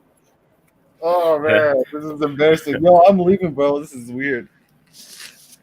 I'm leaving, man. Where you at now, boy? The Kashmiri's here, boy, to hot you up. Come on. Kashmiri's in the bar. Listen, I'm coming Speaker's Corner this Sunday, bro. I'm going to make you get naked and do laps around the park. Listen, this is on record, yeah? People are coming through this corner this Sunday and they'll make Raj strip naked and do laps around the park. Guaranteed. Oh, I'm begging you, please don't do that. I'm begging you. Mango, you're a freaking dog, a bitch, man. Porky doesn't. Don't strip him naked. We don't want to see his bits. We don't want to see none of his bits, man. Come on, fair point, man. Fair point. keep his loincloth on, man. Yeah, he's gone. That's all they got, man. They can't even At least one proud Kashmiri decided to stand for the people. I don't mind people defending their people if they have to, man. I've no issue. I've been to Kashmir. It's a beautiful part of the world. Yeah, so it's a shame it's been done by conflict. So you know what, though, Raj? Do you agree with Modi's stance on Kashmir, though? Because I don't. No, but bro, this is what I'm going to say. Assalamu alaikum, Banksy. The liberal Sharia patroller here. No, let me ask. Can I just ask? Right, all right. So can I just quickly ask Ralph that one question? What do you think? Because I disagree with what Modi's done with Kashmir in terms of going in there and kind of like taking Article 270 out, and then also putting a military into it and kind of taking control. Do you agree? Why do you disagree with him? Because I believe as a Punjab, I want the Punjab to be separate, and I don't mind the Kashmiris to have the same thing. So you want to break India up, right? Yeah, I do want to break India up. Yeah. Okay, but you're living in East London, right? Yeah, don't worry. So what about yourself? I'm not worried. I don't think the Indian intelligence services are not worried about you, man. No, they're not worried about me. Don't worry about that. Do you agree with Modi's stance on Kashmir, though, in terms of revoking? Kashmir is very complicated because you've got a ethnic conflict overlapping a religious conflict overlapping a spatial conflict. It is one of the most complicated ones to resolve because you have religion, ethnicity, and spatial territory all in one. Yeah, but do you agree with Modi's? There's no simple answer. Do you agree with Modi's stance about revoking? Modi's answer: if Modi wants to annex all of Kashmir, it will never end in peace. The Kashmiris will fight for Kashmir Zindabad forever. Yeah, but do you die? The Kashmiri guys will die. I'm not asking that. I'm asking you: do you agree with Modi's? I know. I'm trying to give you an educated response. No. You're doing. If you're looking for a yes/no answer, you need to find a low IQ answer, like low IQ combatant. He's doing this. Forget about this bit for a minute, man. We want to see this video. Where's this Black Cloud video? I've seen it. It's pretty bad, man. It's bad. I'm not gonna lie. You want me to bring up a link for anything for Valley, my man? Favorite daytime panel. Give me a second. I'll pull it up. I'm not gonna lie. Look. If something's funny, it's funny. Even if I hate the person at that, this is a good video, though. I'm not gonna lie.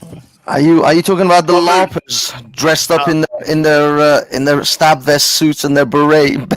All I can do is, can I share my screen, Daddy? You might like this from Banksy. Black Panther for life. Can I share my screen? Yeah. Because you said, wait, hold on a sec, though. You said you got a video of me and Rasper. Yeah, it's yeah. I think you might recognize some of your mates, boy. So okay, let's just play it. Let the audience recognize me. I'll tell you that much. Let's go.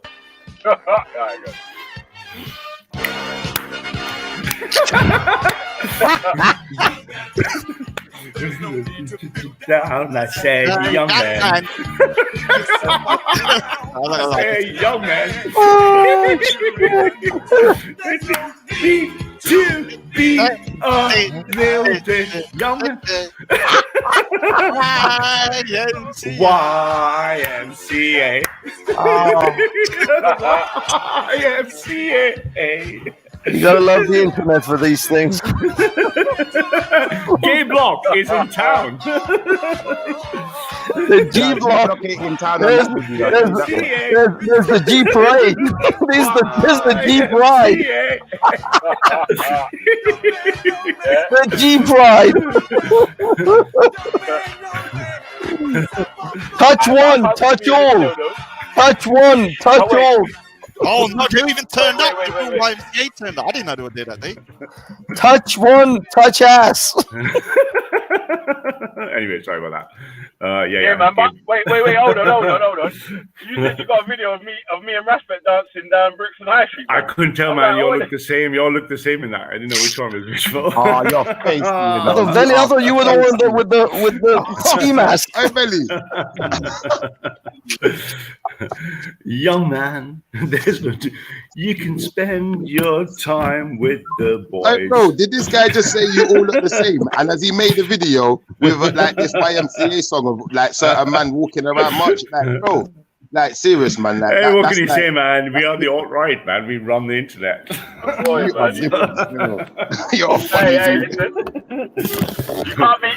You can hang out with all the boys. You can't get offended by Asian white supremacy. Man, get out of here, man. Belly, it's a legend, mate. Legend. Hey, you know that's his dream world, isn't it, Belly? That's his dream world. He's been dreaming of that world. He's fishy, but he holds racism gay and all that. He was hoping all the man was all fishy. But we're not gay. We're not gay. We are the fucking alt-right, mate. Yeah, we're fucking funny as fuck. Anyways, good to see you, Banksy, man. How are you? Yeah. What's the debate about then, man? What's the debate about? What was you lot chatting about, man?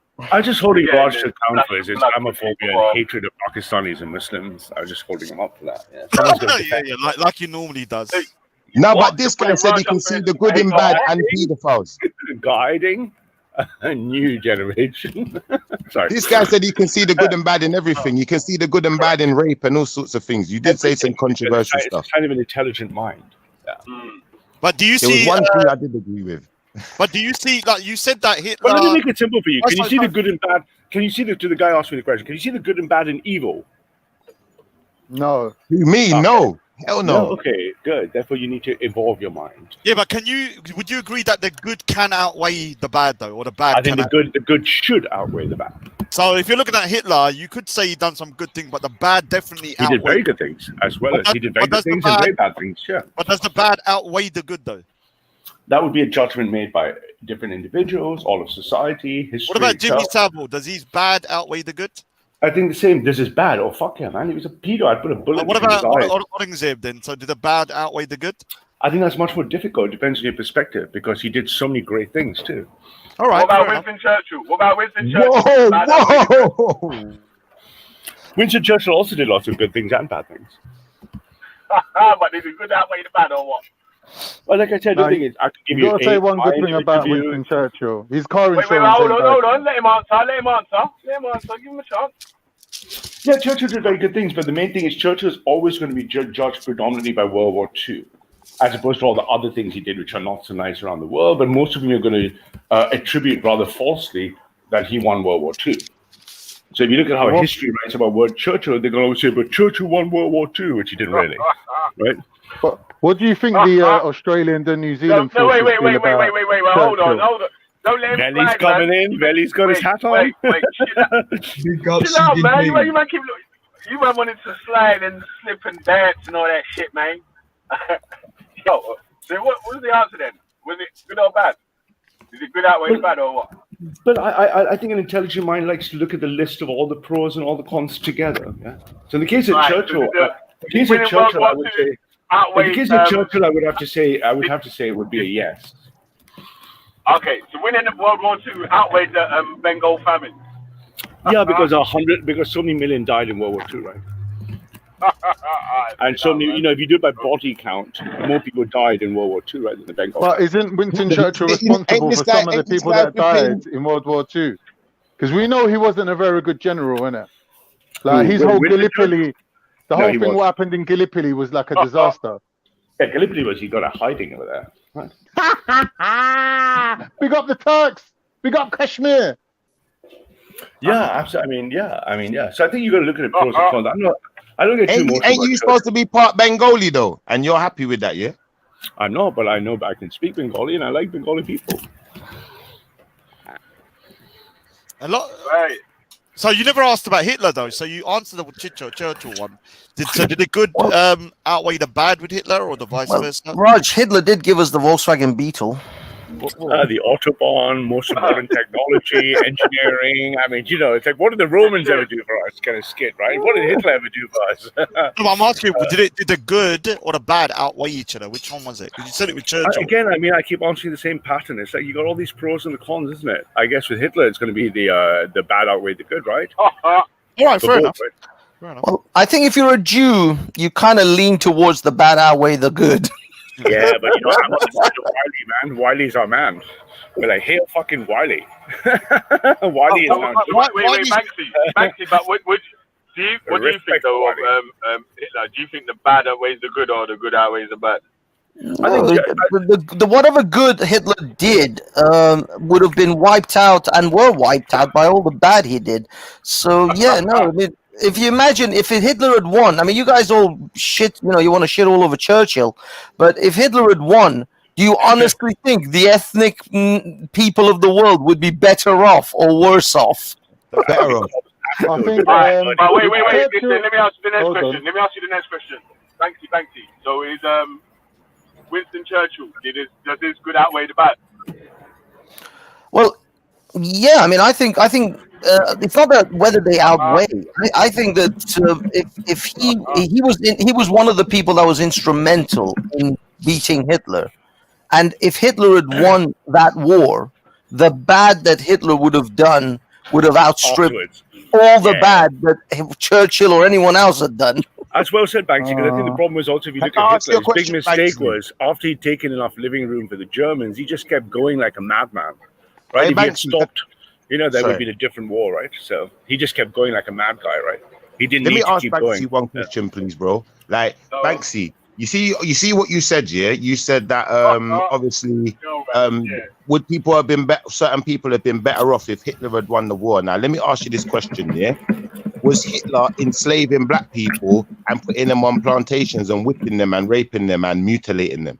Well, the thing is, Hitler didn't get his chance. He didn't get a chance to have an empire to see what he would have done. The Germans did the worst genocide in Namibia that they did to the Jews, though. There you go. Yeah,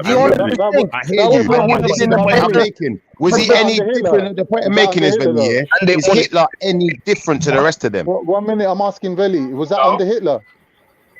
That Namibia thing? No, I don't think it was under Hitler. I'm not sure. No, it wasn't under Hitler, but it was German. But 1 minute, but Hitler killed loads of Kurds, didn't it, Banksy?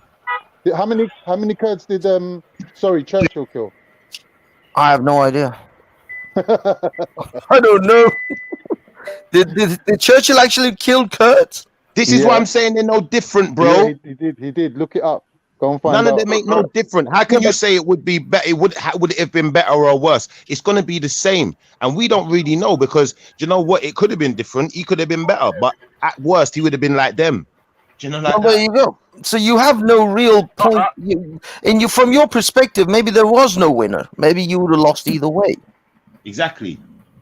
So it doesn't matter if in that case for you. Why do you think I say certain things like I don't go into no army? That question was like, who was worse, the white man or the white man?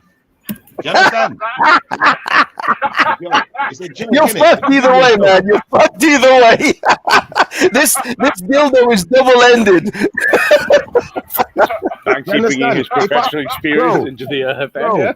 At the end of the day, think about it like this, yeah? Think about it like this. If you offer me a cow or a cow, they're the same rascal thing. So what's the point in the question? It don't make sense. But I think the irony, white man is so bad. None of these people move into Africa anytime soon. Well, that's no respect for that's anyone the who thing. disses the white man while living off his shit. No respect, no black flag. Attacking the white man while you're living on his house. Listen, you know what's funny though, yeah? That it's all right for the white man to live anywhere in the world, but anywhere, everyone else must go back to their country. Shout out, man. Boo. Yeah, You can hang out with all the boys. You know what as well, Belly? Remember, history is written by the winners, yeah? So when they're saying Hitler done this, Hitler done that, Hitler killed off this person, whatever, we're going by what the winners of the war said, innit? Like, we don't really know what he did, innit? We just know the propaganda that they spin on us, innit? So at the end of the day, Wiley's noticed the propaganda. Hail Wiley. I'm my guy. Well, but you know what, Wiley, to go back to Africa now. Wiley is fucking popular in the right. Wiley should go back to Africa and build up Africa. That's what we keep saying. What is we keep saying that to the Angolan guy? What's that Angolan guy called? Stormzy. I'm so London, I'm so South. Boy, you're like, why doesn't he make Angola great again, man? Nah, I'm so London, I'm so South. Look, the way I see it is, the funny thing is, me and Afghan talked about this a while back, and ironically, if the Germans had won, Iran and Afghanistan would have been better off. Yeah, Iran would have been. Yeah, Hitler admired the Persians. He did. We may not have come out of this so bad. Yeah, Hitler admired lots of different cultures. Hitler admired Islam. The English would have been seeking refugee status in Iran. But Hitler actually had a lot of really admired lots of different cultures. He admired Islam, he admired the Persians, he admired lots of other cultures. So we shall never know. He didn't admire all of them, that's for sure. Hey, Ralph. Do you think he admired the Egyptians? So wait. How comes we gotta go back to Africa, but you ain't gotta go back to like Bengal or something like that?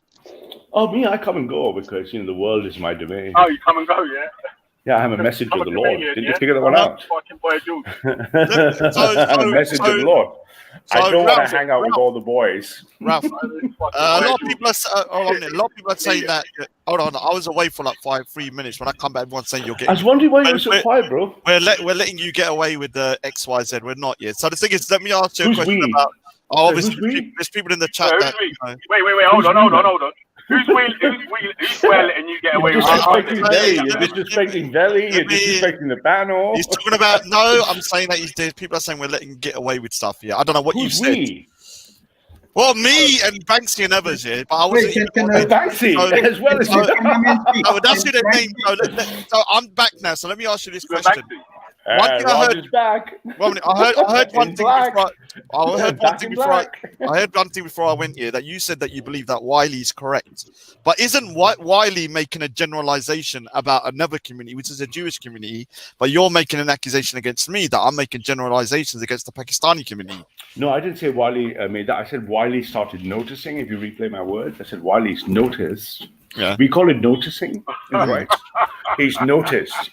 And respect for Wiley, he's trying to save the next generation because he's noticed. I'm not going to comment on this here, but I just want to say, this guy's like your attention, Rod, isn't it?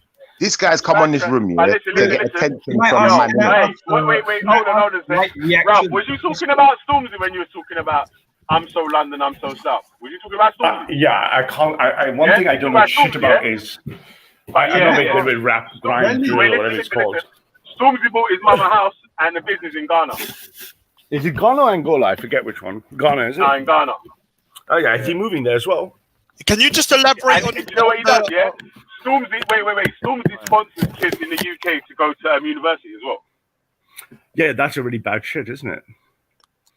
So can you elaborate on the Wiley thing though? Because I mean, what do you agree with what Wiley said about Jews or? I think Wiley's noticed that in the music industry, because he's worked himself up, lots of poor black kids get their break in arts, entertainment, sports, things where their talents come out. He's noticed that those talents are controlled by those that cannot be named. And as soon as he noticed that and tried to warn young black youths of what they're entering, like a Faustian deal with the devil, he's got the blues on his ass. Now, we in the right know what that feels like. So well done for Wiley. Blues? You meaning the Jews? No. We're not letting you slip away with this one. When have you been such a... Veli's riding my ass today. Anti-Jewish. What's wrong with this guy? Yo, when did you start calling the Jews the blues and all them things there? We have a lot of language, mate. You have to catch up with us. We're always about 2 years ahead of you guys. So No. The I'm talking Jews, about yeah. you. No. I'm talking about you, because I don't remember you talking like that before. I remember you saying that. I remember you saying that. The Jewish people deserve their land. I believe in 14 for the Jewish people. I'm pro-Zionist. I'm pro as well. I'm 14 for the Jewish people. You know, you're talking Yeah, about 14 for the Jewish people, 14 for the Palestinians, 14 for the Nigerians, 14 for fucking Stormzy and Ghana. Yeah, absolutely, 14 for all. We believe in 14 for everyone. I want to ask Ralph a question, if it's okay. Who's this on the chat? Big up, Yang. Chinese man. Yang. Hello, man. Long time no speak, man. Long time no speak. Yeah. I was being threatened verbally, you know, for the last few weeks. So I'm out of hiding right now. I want to ask you a question. In the past, you were opposed to the influx of Hong Kong people into UK. Why are you opposed against that? I'm opposed. What do you mean in the past? I'm opposed to them now. Why? Because if they feel British, why are you against them? They don't feel Chinese. They're not British. They're Chinese. Oh. Who? Oh, who are you talking about? Hong Kong. The Hong Kongers. Yeah, they're not British. They're Chinese. I like Chinese people, man. I have a lot of good Chinese mates. So I don't want to import the Chinese people to Britain. I'm not saying you're racist. I'm What saying about what about I if actually the have Hong good Kongers Chinese mates. mixed with the low class, the working class white boys that are failing in the school, and they help raise their IQ? Yeah, but we don't want that, do we? We want to actually invest in the white working class. Why do you want to bring in Chinese people who are very high IQ, really highly performing? Chinese Hong Kong is number 1 and number 2 best education system in the world. Why the hell do you want lots of smart Hong Kong people coming here? No, I'm talking wait, hold on. So you only want to invest in the white working class education, yeah? Yeah, because every time, the problem is, this is a common argument that says, if we bring in high IQ people from Hong Kong, Nigeria, India, if you bring in these high IQ people, there's a double problem. You're taking the best people from their country, and you're making them compete with the people of a low IQ here. We call it IQ nationalism. We don't want high IQ people. But you're saying that for you, you're saying that you want to spend money on education for all the money we save could be invested in the white working class. In the white working class, yeah. So that means you're gonna have programs that are specifically for white working class people to get education, yeah. Absolute nationalism, yeah. If you look at, I urge you to become familiar with the new PA plan, and you will see that. Yeah, of course, you want to be native first. Yeah, well, You said that. You said that.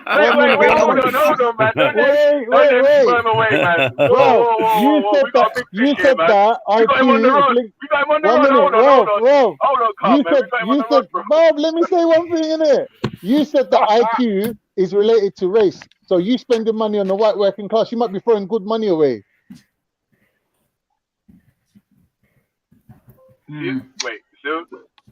Wait, I want to ask Ralph.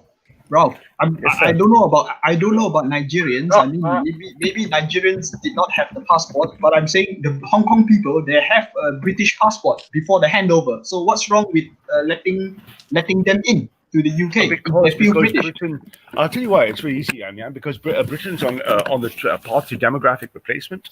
And what we don't want is any populations, foreign population. There's no bias against them. I've been to Hong Kong. I've worked in Hong Kong. I love people from Hong Kong. We want Hong Kong to be prosperous and deal with these issues with China, so the best dreams of the Hong Kong people can be realized in Hong Kong. Yeah, you don't want the Hong Kong people to come to Britain. God, no, what a crazy idea.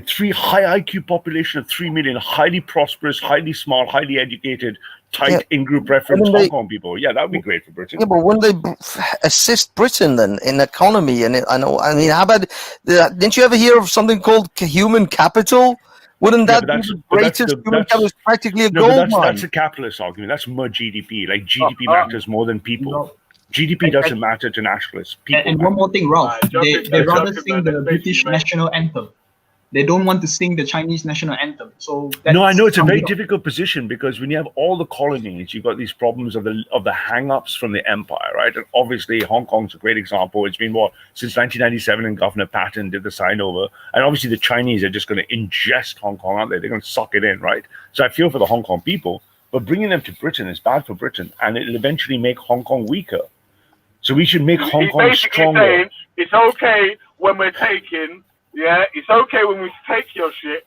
Yeah, but it's not okay for us to support you to fix your shit. No, I would support the Hong Kong people. I would invest in Hong Kong being have its own self-determination if it wants with the Chinese people. It's a fight between the Han Chinese in mainland China and the Hong Kong people. But ultimately, Hong Kong people's home is Hong Kong. Hong Kong's amazing. Why would they want to make Hong Kong good? Don't colonize places then, innit? But that's already the past. So you wouldn't want to. I mean, you say you want to invest. So you think that Britain should help Hong Kong defeat the Han Chinese in I don't. I wouldn't support mainland China and not allow them to encroach upon Hong Kong. That's what I said. I would hope that the Hong Kong people would be able to realize their dream for self-determination and prosperous independence of China. But I wouldn't send in the Navy. Do you know what? I like the defense of you honestly think that's going to happen? Say things like that was in the past, isn't it? China will crush Hong Kong like they did Tibet and places like that. Of course. Listen to this guy's argument. This guy said, listen to this guy's reply. He said that was in the past. Okay, they colonized in the past. This is now, innit?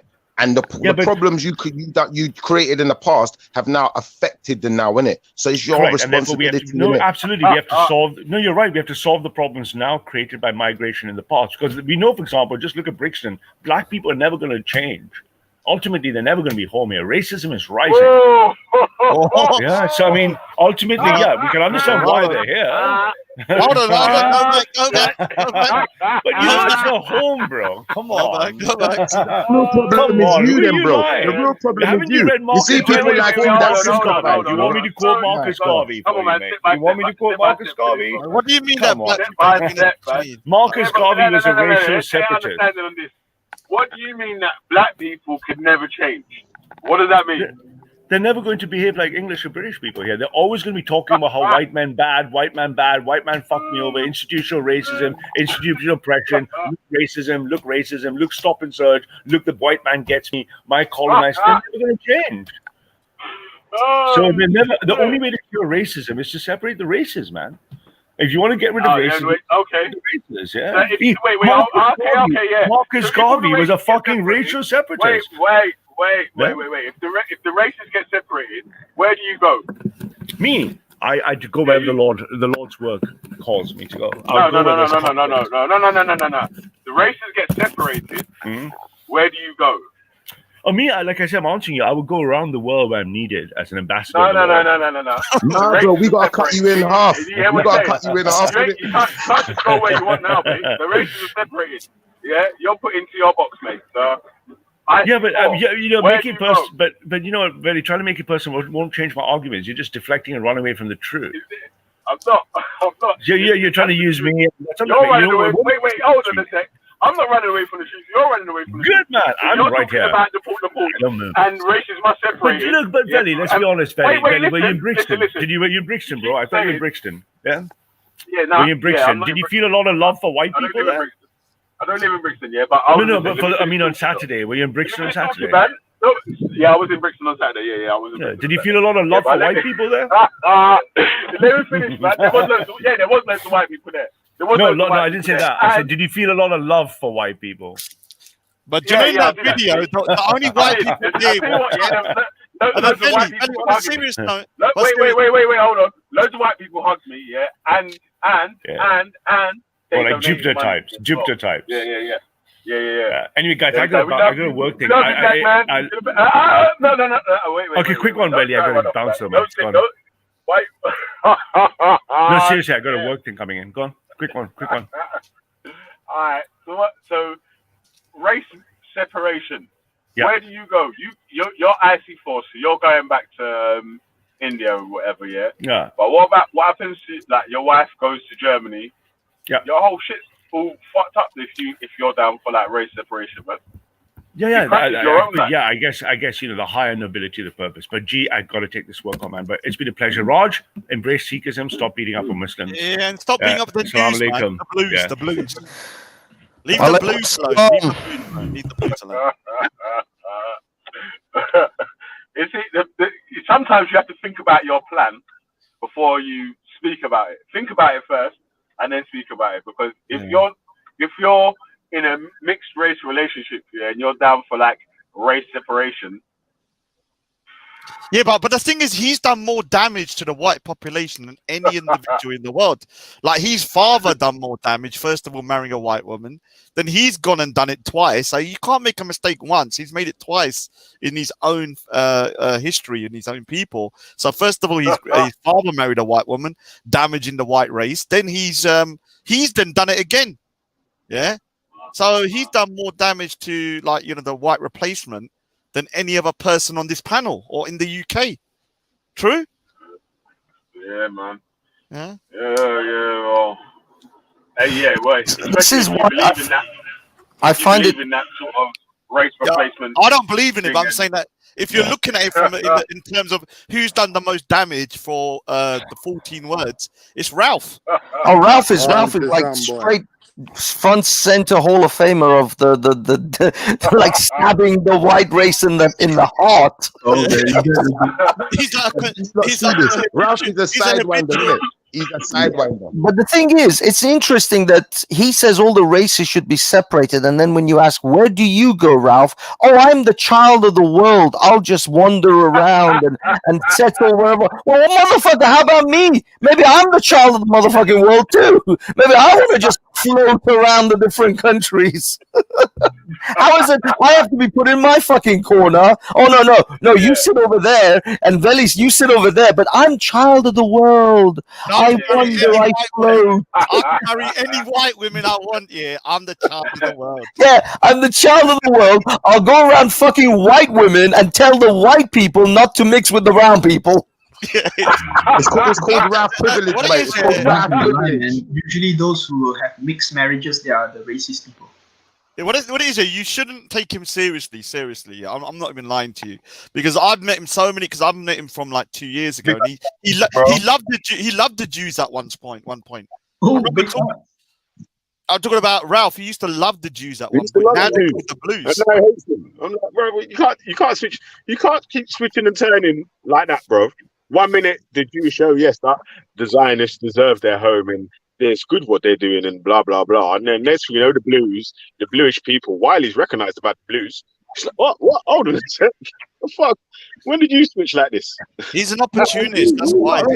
Pussy holes. I just come on to tell you, you're a bunch of pussy holes, right? Schiffer, they done. Benny, you all heard that man say, I can't breathe, and take the piss out of the lot of you a few days ago, and you've all just sat there and licked up his ass. But you've got energy for a woman, ain't you, Schiffer? You cunt. And as for you, Raj, I can't believe that you come on here and let him get away with that. Banksy, he still sucked his cock. And you're just as much of a cunt as the rest of them. All of you pussy holes. What did I say? I don't even know. What should we have done? What did I say? I just asked about Hong Kong. Oh, shit. But I don't understand how hard are we supposed to just tell Ralph, fuck you, Ralph, fuck you. Is that the only conversation we should have? Yeah, but Banksy, I've seen you going on. I've seen you shout and scream at women more than you that you raised your voice to him. And as for Schiffer, I've seen him have a practical meltdown with his filthy racist mouth, but he couldn't bring it to fucking Ralph. Unbelievable. But the thing about Ralph, I've realised he loves. Oh, so let me explain something. The one thing I've read about Ralph, he loves me to get angry. Exactly. So for me, the way you defeat him is to not. Let me just finish. Hold on. Are you calling the pussy or no, fam? You can't be jumping on there a bit fooling about the pussy or that. Look, Veli put him in a precarious position where he said that you want the races all to be separated, but at the same time argue with me, but not one of you could argue with Ralph. Go on, show me what you were. Go on. We're arguing with Ralph, you imbecile. We were arguing. Sat there and watched all you lot. Veli did try and put it on him a bit and tried to stay neutral like he always does. The rest of you sat there, and I understand why Veli does it, because he wants people on his channel with different views. But the rest of you sat there and just laugh at him, just listening to him, just licking it up. What's all that about? Hold on. So when I say, wait. Nah. Well, I'm not taking these accusations, innit? When I'm telling a man that realistically he's sympathizing with pedophiles, that's not an attack. No, that's me that's me laughing with him, yeah, and saying it's funny. No, it's not. It's me telling the man that you're sympathizing with some messed up stuff. Same thing I was saying to you. So I don't know where you're going with your argument. And same with me. I look at the thing about Ralph. I've realised. No. You literally shouted and screamed like a woman at me. But when it comes to Ralph, you ain't got the same energy. Oh, no, because you have to approach it differently. Let me explain my situation. A couple of months ago, a year ago, I gave him what he wanted with me going Rajanator mode. He loves that shit. He loves me to lose my temper. I've learned one thing with Ralph, yeah. You just don't take him seriously. That's it. Just don't take him seriously because he wants me to start shouting and screaming and doing this. And all he would do is go, "Oh, look at this Sikh. He's irrational. He doesn't know what he's doing." So all I do is just take the piss out of him. And if you listen back to what I said to him, I basically took the piss out of him the whole time. There's not one point that I agree with him apart from the YMCA thing. Jupiter. Hold on. Let me just say this 1 minute, not even 1 minute. The thing is, why didn't you put him up under the circumstances of everything he's been pulled up for recently? Now is your fucking opportunity to pull him up about the messages he sent you about your niece. You could have pulled him up for that and made him look a real cunt. And instead, it's all going under the by. A year and a half ago. I've already dealt with that a year ago. Why am I going to bring it up now? But it's not just that. It's not a year ago. Yeah, it's not just that, Jupiter. The thing is, Ralph is crazy, but he's not stupid. He's clever enough to be able to weasel his way and word salad his way out of just pure rage and anger kind of attacks. You have to be far more subtle with him. The way Veli started to point out that if he wants all the races to be all in their own little corners of the world, and yet he himself doesn't want to apply that rule to himself. He wants to travel all around the world, but he will deny me or Veli or Raj to go to any other country that we want to travel to. It's okay for the goose, but it's not okay for the gander. So this is how you get to Ralph, is to point out his own inconsistencies and hypocrisies. Like all the races should mate with each other except Ralph, who goes and marries a white German woman. He's done more damage to the white race than so any other man. You can't just rage on you can't just go all ragey on Ralph because he's far too smart. He will make a meme out of you. He'll just call you an angry brown man or you're rage quitting, or he'll just take the piss. So it's no point. The tactics you use against Ralph isn't the same tactics you can use against someone else. You have to approach it differently. How can he call you an angry brown man, Banksy, when he's darker than you? Yeah, but it doesn't matter. But he will meme it up. He will make a meme out of it. He'll go, "Oh, look, I triggered Banksy." That's what he'll do for the next week. Is I triggered Banksy for the next week because I made him pissed and scream and shout. So it's not the same things. Veli handled it exactly right. He kind of cornered him into a scenario in which he had to show his hypocrisy. That what he wants for everyone else, he doesn't actually want for himself. He doesn't want to go to a brown country and live there. He wants to go and live around the different parts of the world. And yet he will deny me or you or anyone else that opportunity. And the thing is that, like I said, like with him, if you need to realize about Ralph. Ralph is not real. He's not a real person. He's an opportunist that will just go onto any bandwagon in order to make a point. So at one point he was for the Jewish people. I've heard him big up the Jews and stuff, and now he hates the Jews. So I just do not tackle him the way I tackle other people. Not because I'm shook of him, it's because I know he feeds off anger. Once you get angry with him, he's won. And he's very good at it as well. It's not like he's not good at it. He's done it to me before when he's made me lose my temper, and I look like the idiot at the end of it. So I'm not going to use the same tactics with everybody. I'll switch it up according to the person. But Raj, it goes deeper than that because the guy's getting turned on. I don't think you understand. When you're getting angry, he loves it. He loves it. He loves it. He's getting really turned on. He's probably getting hard on, man. Private places and stuff. He ain't got time for that. Probably got dilled up his ass as well at the same time. The thing is, Ralph will swallow you up in a tornado of word salad and all sorts of the thing is that sort of shit, and you won't be able to navigate your way out of it. because he will just throw so much at you. He'll throw this chart, that chart. By the time you go and check the fucking charts and realize that he's full of shit, he's already given the impression that he's won that debate and that argument. Oh, let me give you an example. Like he said, yeah, he's. Hold on, 1 minute. Good afternoon, Raf. You see, Raf, you see, for me, that explanation is kind of weak. But I understand where you're, especially yourself and Raj, is coming from. I ain't got no qualm. But my question is to the so-called black men, the so-called people that are blacker than black on this panel. When Raf comes on, they all tie his lace shoes, and yet they are the ones that accuse people of what? So for or shoelaces or whatever. So for Banksy and Raj, I can allow it. You understand what I'm saying? But for the others, man, they should go look a hard look at themselves. Bro, hold on, wait, yeah, you man, hold on a second, yeah. He's talking to the black ones on the panel, yeah. We got past, brother, let me say something to you, brother, yeah. Hold on, let me say something. All of them are queuing up now. All of them are queuing up. All of them cocking their rifles. You see what I mean? Pussy holes, man. Bro, you're saying we're cocking our rifles, yeah? And I'm talking in it. I'm not being disrespectful. I just want to say something in reply to what you said, innit? Now, at the end of the day, yeah, it's all well and cool calling us coons or sambos or whatever you're trying to get at, yeah? But you need to understand something, bro. Yeah, when your own wife can come on here. Hold on, wait a second, bro, please. That is what you call me. I just want to say something. It's quite amazing. It is quite amazing. Some people that say they will die for the black cause, they will kill their other fucking fake African brethren for the black cause. But here comes an idiot, and all of you are just far right than right. Yeah, and all of you are just bro. Can someone else speak now, please? Yeah? The more you try to reply, the more you are a pussy hole. All right, you're finished now, yeah? So now that you're finished, yeah? Hold on. Let me ask a question. What did you expect?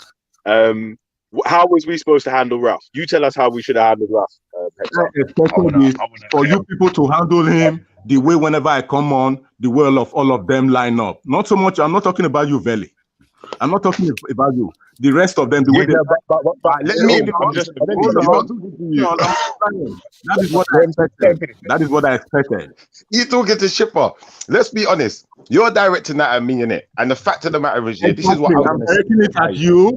I'm not just directing it at you. I'm directing it at you, at the so-called Freddie, they don't, whatever you people call yourself, both the men and the women. I'm directing it. I'm going to speak for us because I'm here in it. So one thing I'm going to say, yeah, I'm going to say that I don't speak for all of us in totality because everyone's got their own version of their events in it. Now, my version of events goes like this. Now, this Ralph guy, I understand that this Ralph guy, he says some racist stuff, but he doesn't deny it. Yeah. And more to the point, yeah, let me explain something to you. I understand more to the point. He's not just racist. He sympathizes with pedophiles. He sympathizes with murderers. He sympathizes with all of them type of stuff because he sees good and bad in everything. This man can say with his chest, I see good and bad in rape. Who on earth would say something like that? So for me to get angry and upset is a waste of everyone's time. Because that man's never going to change. He's made it clear. Do you know what? I'm a racist. I don't like other people. I don't even like myself. So I'm just going to act crazy. Yeah, it's okay for you to use Banksy and Raji's. I understand. Outside of that, there's not really much more I get from him. But there was a gentleman yesterday you didn't know from Adam, just for the fact that he came from Africa. I see the way you people attacked him. And bro, listen to what I'm going to say to you, yeah? Listen to what I'm going to say to you. If you're from our community, yeah? If you're from our community and you're doing... Listen, bro. You talk too much, innit? Like, not being funny, yeah? Like, you see, if you're from our community, yeah? And you're acting a certain way, it makes us look bad, yeah? So you see, you as a black man, when you got children with... yeah, and you listen. Your wife can come on here and say she doesn't listen. Your wife can come on. Listen, your wife can come on here and say that white supremacy don't exist. And hold on. I thought you said you were systematic racism doesn't exist. Community a while ago. How come you're doing that now? Yeah, let me ask. Bro, listen to what I'm saying to you. Listen to what I'm saying to you. You see the way you and your wife talk to you. You see you on the way you and your wife talk here. The way you and your wife talk here. You're trying to overpower the conversation, innit? So then you want to come on here and criticize people and say, well, how come you wasn't? Blind. How come you weren't talking to Ralph like that? Because like I said in the beginning of the conversation, I would like everyone to rewind back the video, yeah? Rewind back the video. Schiffer said very clearly, you see Ralph, yeah? One thing Ralph will do, Ralph will shut his mouth and he will let people speak. One thing you and your wife do is you come on here and you think you're going to talk over the top of people because you feel like you've got some type of, I don't know, some type of authority over people. And it's misguided, bro. It's very misguided. So I'm going to finish what I'm saying now and I'm going to let you speak because I'm not going to be rude like you. Yes, let me ask a question. Yeah, forget about that little piece there. Yeah, but I just wanted to know. Yeah, how do you think that the people that you're talking about should have handled Ralph then? Like, what should they be raging at him? Should they be screaming? I have just answered the question. I don't know who I'm talking to right now, but listen, they should have practiced what they preach. They should have practiced what they preach on Ralph. They should have practiced. They should have practiced all the knife sharpening, the barrel cocking, and whatever it is they use on other people. That's what I expect them to have done. It's all right for Schiffer to tell me he's going to kick my teeth in and kick me down the stairs, but when it's Ralph, he's going to laugh. When did Schiffer tell you he's going to kick your teeth in and kick you down the stairs? Stop lying to people. This is what I mean. You're scumbags, innit? You and your husband are scumbags, innit? Listen, Captain Sambo, yeah? Captain Sambo, yeah? Captain Sambo, yeah? Go and look back Uncle Ruckus and Clayton Bigsby. Listen, woman, go look back Clayton Bigsby and Uncle Ruckus. Come up with the channel, innit? You're an old woman to be coming on this starting arguments, innit? Wait, listen.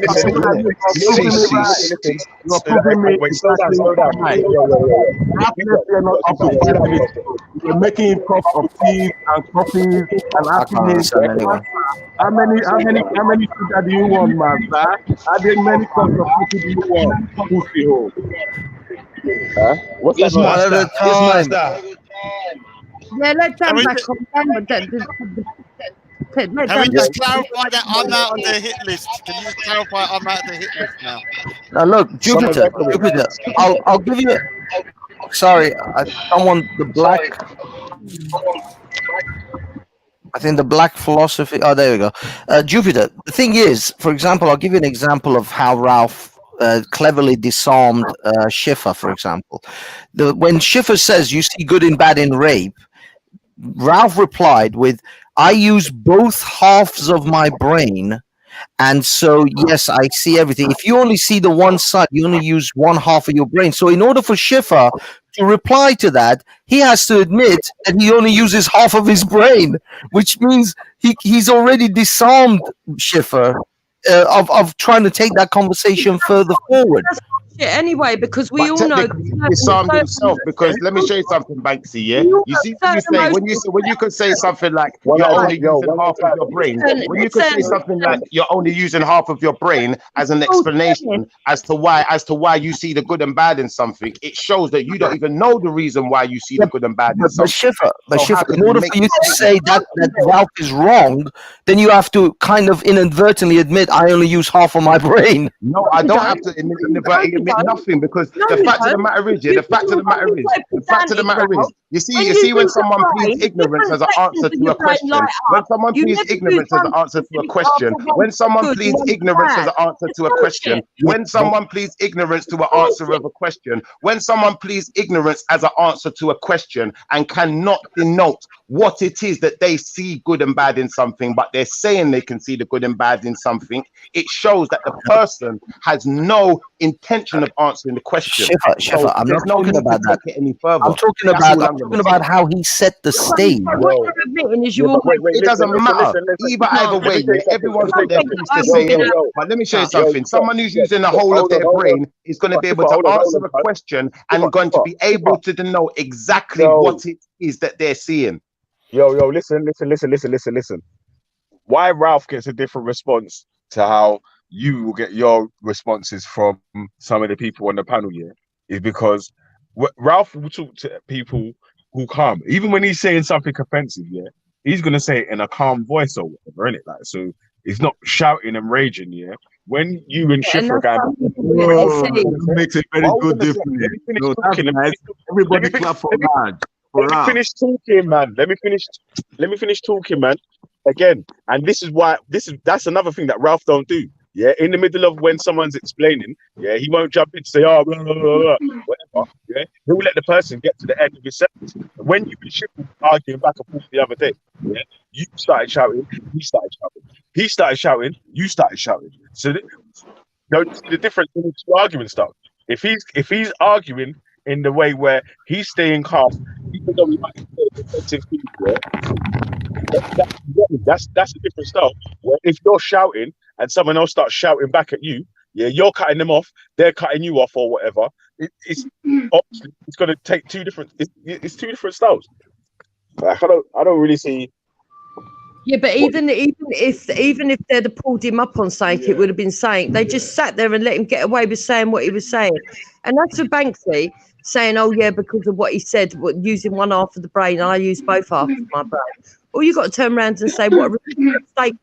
Because everybody knows that your brain lights up in certain regions depending on what emotion you're using or what area of the brain is functioning. So that is rubbish. You're just pissed off because it's over for the Civnats now. That's why you're pissed off. Raj, Banksy, all you lot. Give up the Civnat thing, man. Give it up, man. You were just because the rest of them, because you sat there and lapped it up as well. It was the weakest Don't give of me them. I told him that white people are low IQ and he shouldn't invest money in them. How do you feel about that?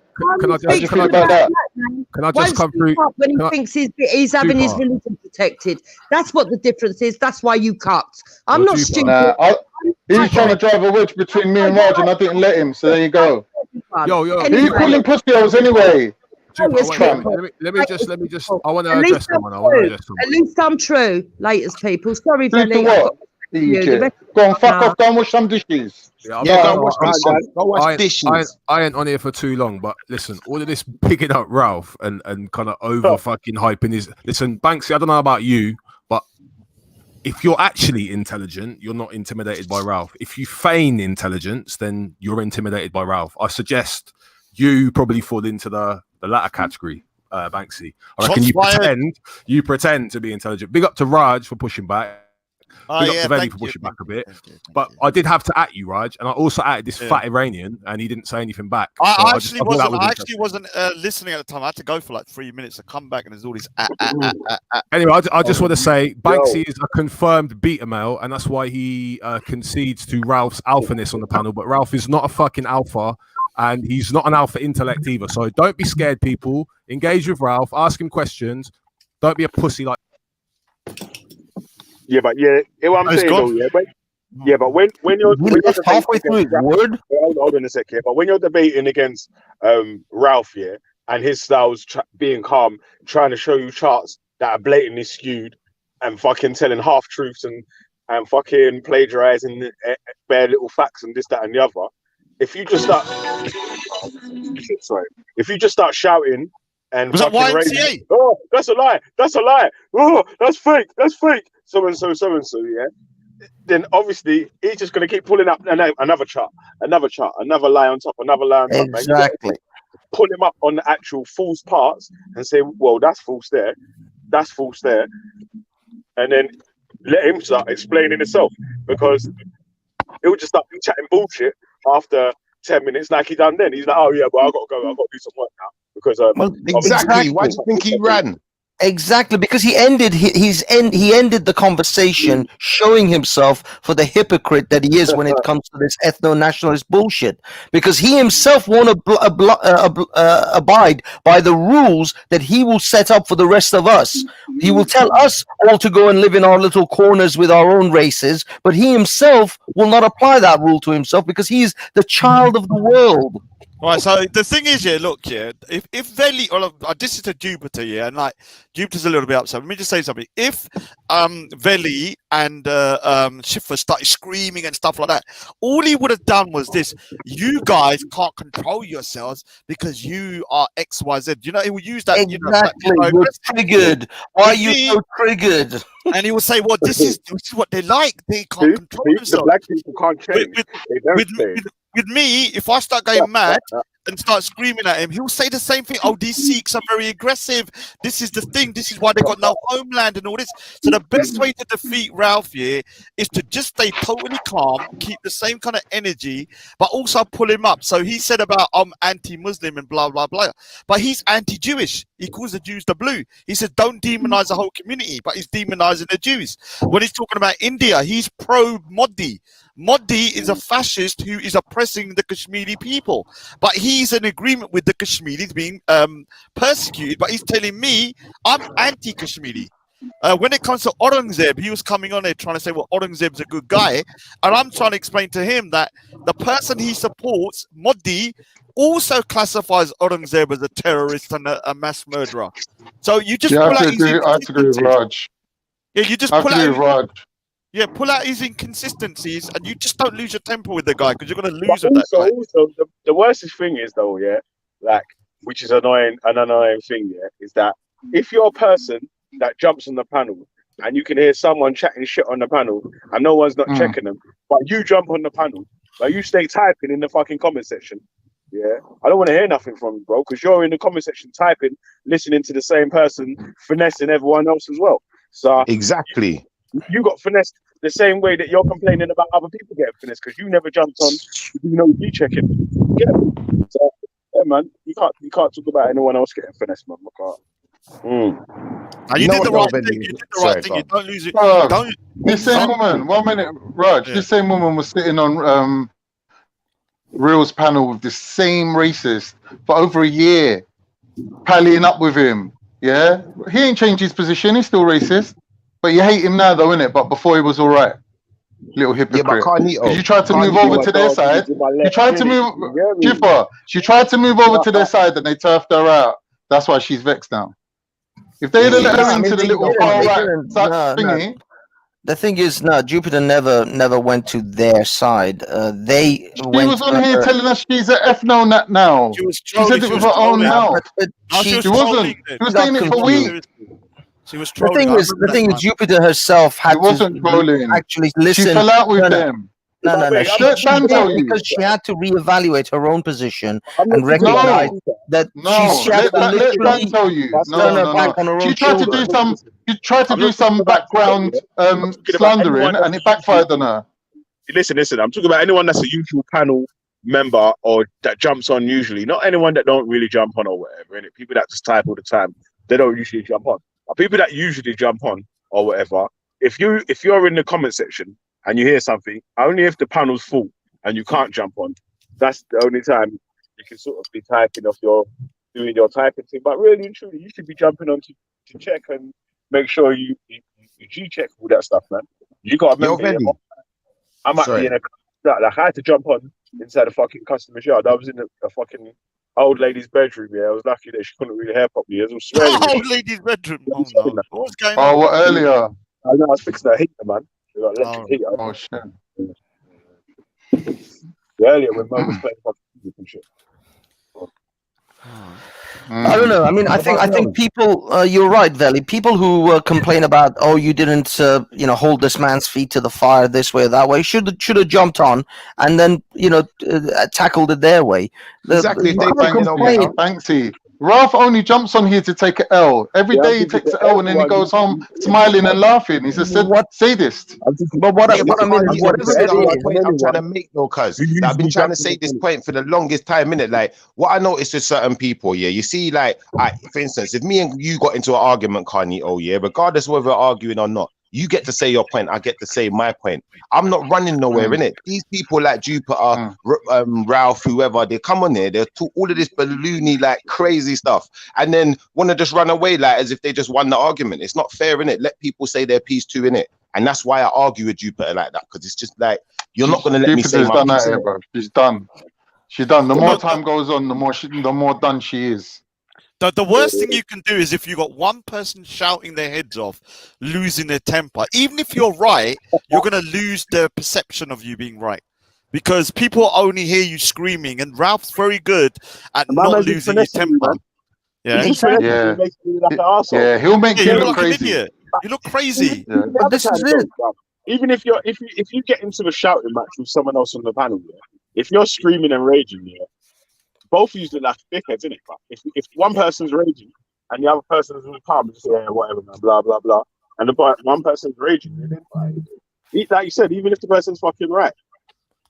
Yeah, and especially if they're laughing and mocking you, which is what he does. And I've had that happen to me before, and I'm not making that same mistake again. It doesn't matter what he says, I'm not going to lose my temper. I'm just going to keep it calm, and I'm going to just try and answer him with logic, because he's going to win otherwise every time you lose your temper. The thing is, even if you try to rage at him, or if you try to even aggressively go at him, he will drown you in a word salad.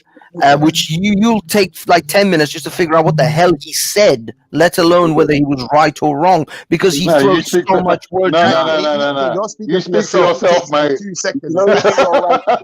When you're doing I can't even high five people on the panel.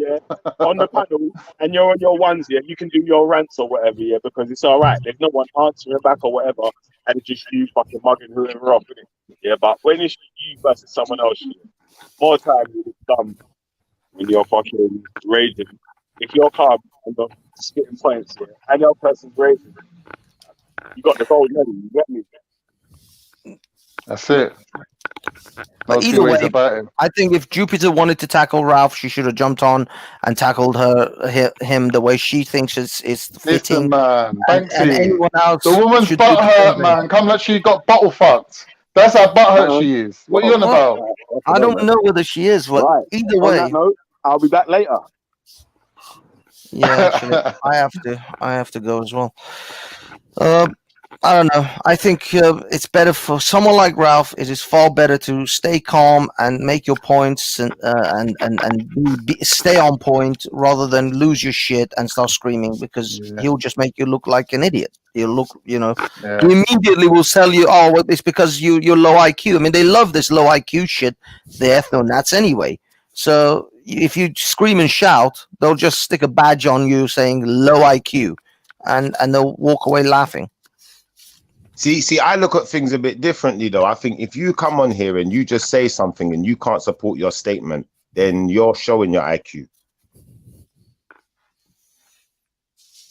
Yeah, but if you're screaming it at the person, it's gonna always look like you're the one that's low IQ, because you're screaming it. If you just I've actually been in those situations with him. And when I listen back, I thought I looked like I lost as well. I was like, dude, you're talking sense, but you're ranting and you've lost it, because no one can understand what you're saying when you're screaming. Yeah, because he's a drawer. Yeah, so he's a drawer. Can I say one thing to that, yeah, Raj? Yeah, this is what I'm gonna say. Yeah, you see me. Yeah, this is how I look at things. Yeah, you see, as a man, yeah, now as a man, I can see the right and the wrongs in the situation, innit? So if I see two kids arguing, they want to fight with each other, I can listen to the two kids' arguments, and me as an elder should be able to reason enough to say, you know what, this one was in the right, innit? And this one was in the wrong. Or if there's no right or wrong, if you just have to agree to disagree, I should be able to implement that, innit? Now, that's where you're showing your intelligence. If you don't even know how to work out what's right or wrong, but you're just saying something's right or wrong, you don't really know, innit? Like, get out of it. It's true. Like, it's true. Get out of it, man. Fair enough. Someone was shouting because you're frustrating them, or you're just being blatantly racist, or you're being rude, or whatever it is. That doesn't mean they lost. It's for people with intelligence, integral people, to sit down and listen. If you've got integrity and say, you know what that man is saying is right, though, you know, and what that man is saying is wrong. You have to understand, shit, for most of the people that on the chat are cockroaches. They don't have no intelligence. They're dumb. They only, most of 95% of the people in the chat, and I can name some of them, the only way they determine whether an argument's been won is not on logical what's right, but who's given let's just say, who's the most calmest, who's the one that's got the most insults in. They're low IQ cockroaches in there, yeah? Us lot are intelligent here, yeah? That's fact. We're the guys that are on here actually putting our thoughts out there. These guys can't even string a sentence together, can't even tie their own shoelaces. So we have to treat them like dumbos, yeah? And so when they listen to us screaming and a man's calm, they're going to automatically, because they've got the brain of a child, they'll think the screaming person, they'll decide they see screaming man bad, calm man good. Yeah? That's how the low IQ cockroaches in the comments talk, and that's how they think.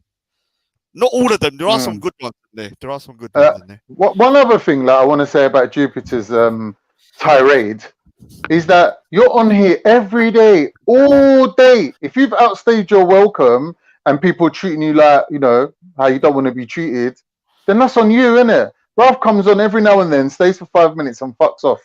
Yeah, he's like an irritating neighbor that he passes by your front door and you're like, oh, good morning. And he's just chatting some shit and you're like, I can't wait for this prick to go away. You know he's going to go away. But with Jupiter, she's like your fucking irritating aunt that comes around your house and doesn't leave and starts turning your mum against you. That's how she is. And she just... I get on with Jupiter. But I'm not saying I don't get on with her, but I'm saying is she outstays her welcome. She makes herself like, you know, hated just for being there all the fucking time. Do you get me? Like that's part of it. I don't know if I've missed something in between about Ralph and Jupiter. Maybe I'm just not in tune with everything that's been going on. But Ralph's always on there talking his shit. So I don't know what I was supposed to do against him. You know, like but we're all able to listen. No, you don't know right. You don't know right. He come on for you specifically, so you don't know right, really. Yeah, I knew. And even Dan was saying that.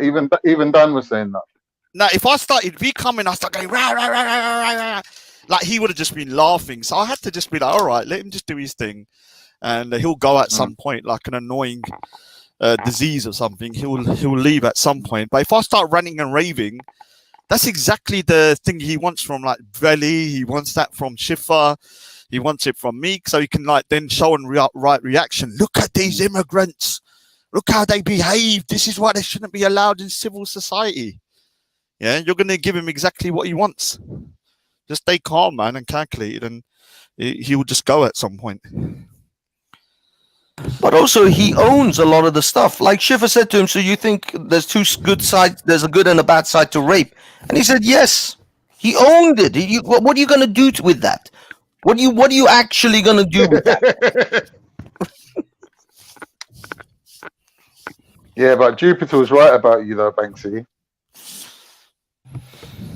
You're bowing to someone because he's actually more racist than you. But what don't make sense is that he's browner than you. It don't make sense. No. I mean, whether he's more... He personifies... He says things that you wish you could say. No, I would say it if I believed he it. certified rape like it was a good thing. He just like come on, man. No. But that's what I'm saying. I'm saying that if someone owns a certain thing, there's only so far you're going to take it. Are you going to shame him? You can't shame him. He's unshameable. You tell him you're a Nazi, he'll see Kyle. You tell him you're a racist, and he'll tell you an N-word. Yeah, I'm similar like that. He will say, well, you don't like Pakistani Kashmiris. No, I don't. Now, what do you want to do now? What are you going to do now? My experience isn't that good with them. So where can you go from there? All you can do is say, oh, you're out of order. Anyway. I'm leaving now. All I wanted to say is, you're a pussy-hole, you're a pussy-hole, you're a pussy-hole, and you're a pussy-hole, right? Pussy-hole. Where's she getting these words? Who's teaching her? Who's teaching her these words? Who's teaching her all this? Leave me alone. 55-year-old white woman coming and going, you're a pussy-hole, you're a pussy-hole. Fuck off, you old bitch. I still get on with you. I'll talk to her later, man. I just think miscommunication there, man. Nah, she called you a pussy-hole too. Don't try to figure out of it. Don't worry. I'm not that thin skin, man. That's fine. Now she tried to suck him off a bit afterwards. She was like, "No, not necessarily them, man." Nah, she was sucking a Veli though. I'm not saying it's a Veli. I'm calling everyone pussy, but not Veli though. She's just do the same thing to Real as well. Whoever owns the channel, man, they just lick ass in it, and then getting her husband on to lick some ass as well. No, Veli's alright though. Fake ass motherfuckers. Anyway, I gotta go. Bless up, bro. Bless up. Yeah, I gotta go. Have a good one, guys. Everyone's left. It's me and the Schiffer show. Big up, man. Let's talk. You see what I wanted to say to you, Raj? Yeah? One thing I wanted to say about what you just said previously is that at least you've got a narrative, innit? Like, you will dance a bit sometimes, but you know when to stop dancing certain times as well. Because having a serious conversation, and it's like, when you're dealing with like the Jupiters, the Ralphs, like these guys will dance forever. They will just keep dancing. I don't know. That should be their anthem. Like, keep dancing, because that's all they're ever gonna do. Like, no matter, even if you told them something is right, they're just gonna disagree just for the sake of disagreeing. Do you feel where I'm coming from? Yeah, I mean, I don't have no issue with Jupiter. I'll speak to her later on. I just think, like when it comes, like you have to look here. If you're arguing with people and one tactic doesn't work, it doesn't work. You don't use it again. Yeah. You understand? Like you stop using it. So I've used that tactic of screaming at him and shouting at him and calling him Puddi Darkanjar. It doesn't. It works with some people. It will work with some people. Some people it doesn't. And I'll adjust my tactics according to the person. And if one person has zero effect on and actually has a negative, imagine being a boxer using the same technique and you're getting knocked out every time with the same technique. You stop using that technique. You use something that works with him, even if it's not your usual technique. See, I agree with you totally, and I think that this is why I take the stance with certain people. Like, for instance, with Jupiter, my stance with Jupiter is this: I don't hate Jupiter, as in I don't hate her the fact that she's a woman and she's entitled to a life and an opinion like everyone else. Like, I don't hate anyone. Do you know what I'm trying to say? But what it is, me and her ideals directly clash with each other, innit? So the moment you put us together, we're just clashing. There's no way we're gonna ever find room to see eye to eye, because she's never ever going to change, and I'm never going to change. Shipper, everyone who has brought up with any of them people on the panel has come into argument. It's been a quarrel every single time. You're right. You're right. But I look at myself as well. It is me as well, though, because I am never going to change in it. If you act a certain way and you're that ignorant to certain things that I see as a big issue, me and you's going to argue. Innit? That's fair. And I give her a right to argue. But I'm too, talking about every time, though, Shiffer. I'm talking like every time. Yeah. Yeah, but I look here. With me, I've seen a big change in Jupiter. I mean, if you saw Jupiter talking in like a year ago, I'd kind of. In fact, I remember speaking to her the first time I spoke to her was like a year ago with Wendy. And do you know what I said to them? Because I used to argue with them like you lot used to. I said to her, "You and Jupiter together, you and Wendy together are like the worst combination. It makes me want to punch a baby in the face. That's how angry they used to make me. I swear, together. But over time, I've seen changes in Jupiter. She's better at arguing now and sort of like calming herself down. So I don't think she has made an adjustment. You just probably haven't seen it because you've only been speaking to her now. I've seen it. She doesn't use the M word quite frequently. So yeah, you're right.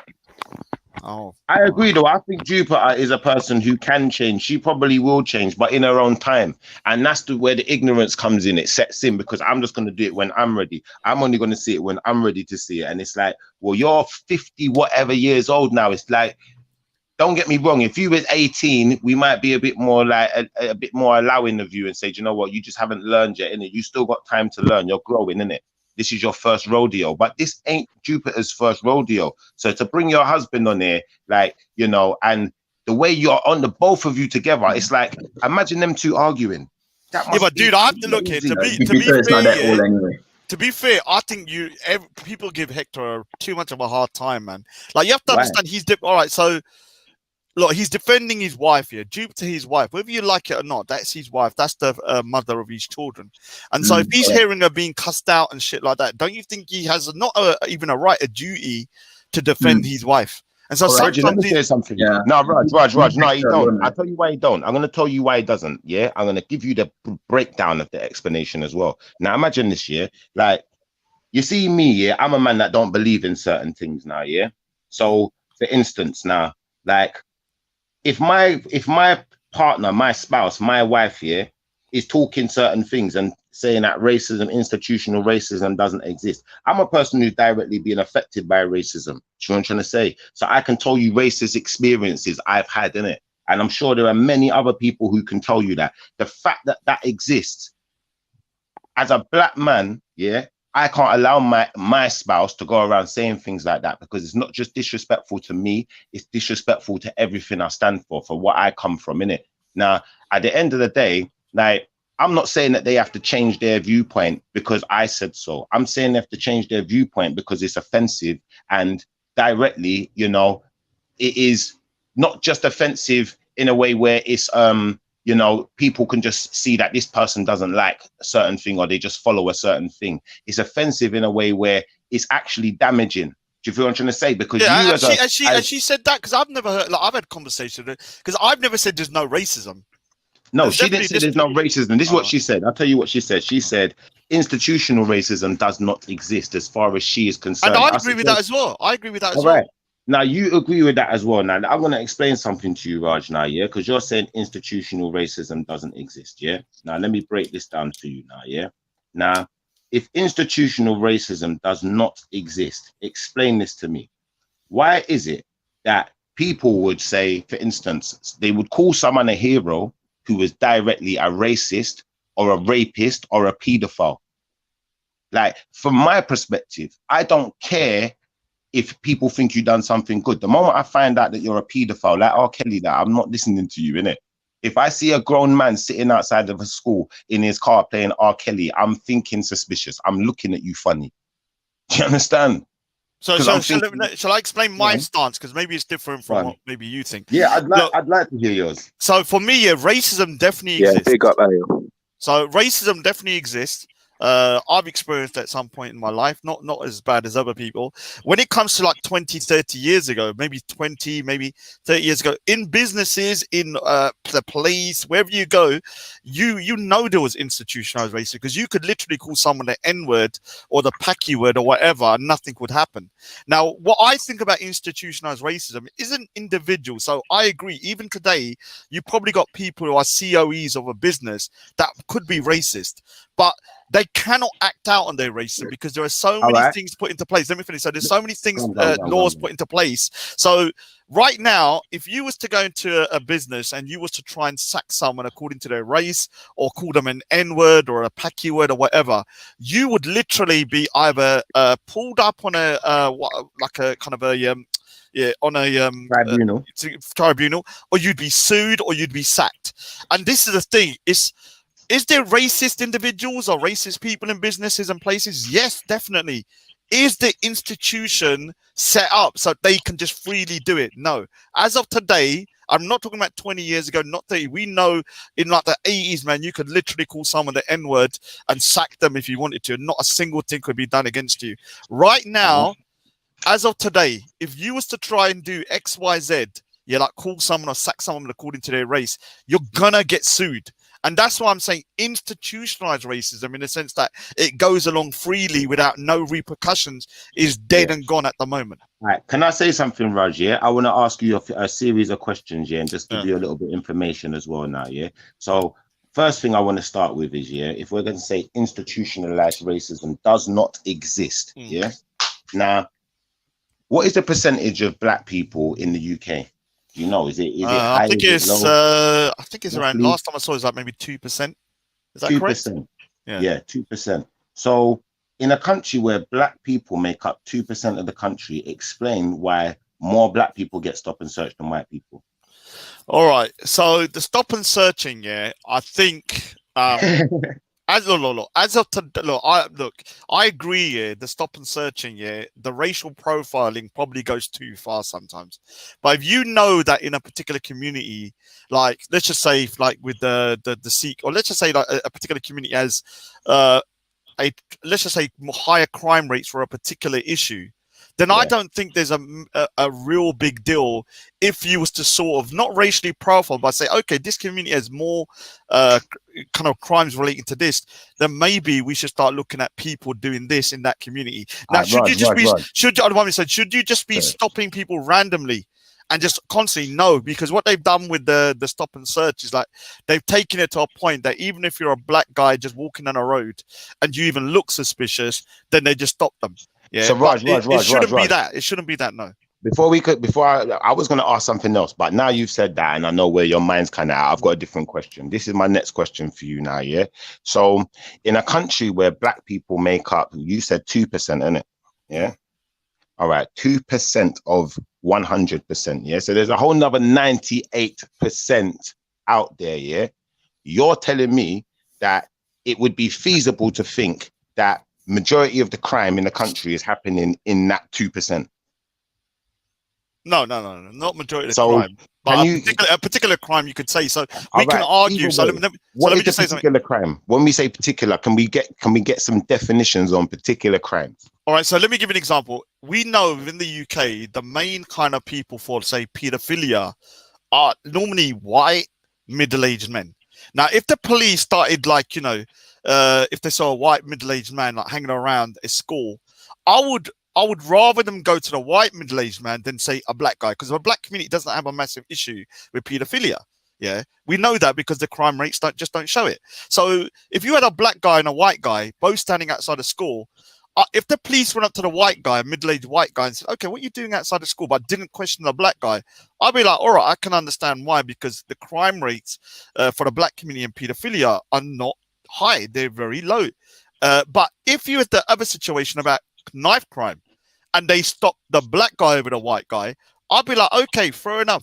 In the black community, it is higher because certain communities have higher rates of crimes for particular. So Raj, just to clarify, yeah, are you saying there's higher rates of knife crime in the black community than the white community? Look, when it comes to news reports and stuff, that whether that's true or not, but that's what I've seen from the kind of news reports and the kind of like deaths and stuff that are going on in London. I don't know about the whole of the UK, but definitely in London from what I've seen. Right. So when you're talking about London, London's not the whole of the UK, is it? Yeah, but it's not the whole of the UK, but you so when we put it in perspective, if we was to say for the UK, you know, is the majority of knife crime in the UK carried out by black people? Is that the perception? Well, I mean, we know in Scotland and places like that they've got a high crime rate as well. So if they were arresting Scottish people, white Scottish people, and searching them, I'll be like, all right, but you have to kind of like adjust your policing. Raj, let me ask you another question. Raj, you see in Liverpool, do they have a high crime rate? Yeah, they do have from my understanding, very high, like from robbing and heroin and stuff. Is there more black people or white people in Liverpool? First of all, I don't think crime is just one community. I think every community has crimes, but they have specific crimes according to each community. Do they have a lot of violent crimes in Liverpool? Yeah. So you can look in Liverpool and certain areas. If you're looking at like drug use and heroin use and stuff like that, you're going to have a lot of white people that are probably stealing and stuff like that, going into people's houses, robbing from pound. Here's what I want to say, Raj. You see the point I'm getting at, yeah? Because I'm listening to you, and I think you're being honest as well. So don't think that I'm trying to make you say or trying to call you out or something. Sorry, Shipper, when you finish here, I want to ask Raj about this institutionalized racism. Yeah. No, that's cool. I'm going to be done in a second anyway. Yeah. But Raj, what I'm going to say to you is, at the end of the day, you see what we're talking about here. First and foremost, is statistically impossible. Yeah, because you need to look at it like this: in a country where black people make up 2% of the population, even if they say, okay, in London there's loads of black gangs, you know what? In a couple of other places there's black gangs. Listen, the white gangs outnumber the black gangs 10-1. Let's be serious about this, yeah? And then if we're going to talk about crime, we're going to talk about stabbings. Like, if we're going to do things statistically, yeah, okay, maybe, because of the ratio of black people here, because there's so many stabbings within that community, it looks like there's, it looks worse than what it is. But if you look statistically, there's probably more stabbings in the white community. There's probably more murders. Can I ask you this question? So no, but Raj, one more thing, Raj. I'm just gonna say this one thing, then ask me your question. Yeah. Like, if we can understand that the police is a system, then we have to accept that racism is systematic. So let me ask you this question. Let me ask you this question then. So I gave you the example of like if there was two men outside of school. One of them was a middle-aged white man, and the other one was a black guy. Now, the black community has a very low rate of pedophilia, in terms of, people can be convicted or even stories. You very rarely hear about it, so there's probably nothing there. But we hear lots of cases. I disagree. I think anyone can be a pedophile. No, but I'm not saying that. But if the officer looked at the black and the white guy, and he found the white guy more suspicious because of the fact that when it comes to actual convictions of pedophilia, the white population has a much higher, double or triple the rate. Would he be racist when he says, okay, I'm going to question the white man over the black guy? Would that be racist? No, I'm going to say in reply to that, at the end of the day, as a police officer, he's got a right to protect and serve the system, Now, at the end of the day, when you see a white man, a black man, or anyone standing outside of a school, my first question in my mind would be, does anybody know that man? Not is he a white man, not is he a black man, not is he a Chinese man, not is he an Indian man, Does anybody know that man? Because why are you standing outside that school? If that I'm with Schiffer on that one. If that white middle-aged man's child goes to that school, he's got a reason to be there. But I'm asking a specific question. Obviously, both of them would be suspicious. But if he decided to question the white man first, because he was like, okay, I think the white guy, because of the conviction rates, he has a higher, white people have higher conviction rate, and black people are very rarely convicted for this crime. Would he forget about morally right and wrong? Do you He shouldn't think? question none. He should go ask this. He should go ask. But what I'm saying, if he decided to, to, if he decided to go to the white guy first, and he's going to question the black guy second, because of the fact that he believes that statistically is that it's racial more likely. profiling? that means he's got a prejudice. Racial profile. That means he's got a prejudice. That means he's got a prejudice. Let me answer him because I think it's a fair question. At the end of the day, yes, it is racial profiling. But I'll say this, Raj. At the end of the day, yeah, if we're going to deal with the issue, we just have to deal with the issue. Now we're not dealing with color no more, innit? We're not dealing with that. But what we're dealing with is the fact that certain people, you know, are treated differently just because of their color. Because let me explain something to you, Raj. You see, if the police were just stopping middle-aged white men all the time, randomly, yeah, like, and, you know, stop and search them to make sure they ain't got no pedophile material in their phone, just randomly, then, you know, we could say that maybe this racism isn't systematic. But the fact of the matter is, you can point out an issue that middle-aged white men have, but they're not stopped and harassed about constantly. Now, let me explain another thing to you. Now, in a country where you know, this stop and search things going on, all right, they could make the excuse, okay, well, these black boys carry knives and weapons. White boys carry knives and weapons too. They could make the excuse that these black boys, hold on, wait a second, let me finish. They could make the excuse that these black boys are selling drugs. The white boys are selling way more drugs than the black boys. So there is no excuse. And anyone who's making an excuse is just sympathizing with that system of racism. So all I'm going to say is this. Once we've broken down that the police is a system, and we can break down other things that are systems which have racism embedded in them, rooted in them, yeah, then realistically, how can we say it doesn't exist? I don't understand. Do you know what? Yeah, Shiva, look, it's a good conversation. We'll carry that on, yeah. I think Jupiter's here, so let Jupiter in, and we'll finish that conversation next time when it's a bit quieter. Yeah. Oh my days! Run. I'm not running. I think Jupiter's here, so she wants to speak. Yeah, I don't believe in institutionalized racism for the following reason. I believe it once existed. Oh, right. I believe that it was once there. But I believe, like Raj just said, we put in a lot of procedures. And I'm going to give you two other examples why I don't believe it. In the Catholic Church, okay, I'm going to you, it might seem like I'm going off on a tangent, but I'm not. It's relevant. In the Catholic Church, we had priests that fiddled with young boys, and they covered it up, okay? And they covered it up because they wanted to keep the establishment looking good. The people who covered it up were not paedophiles. They didn't agree with paedophilia, but they wanted to hide it to save the church. In the community where the grooming gangs have happened, yeah. Quick question: how do you know they wasn't paedophiles that covered it up? Hold on, a similar thing happened. Now, would it be right for us to say that all those priests that covered it up are paedophiles? No. Would it be fair to say they might have been complicit? Yes, but you can't call them pedophiles.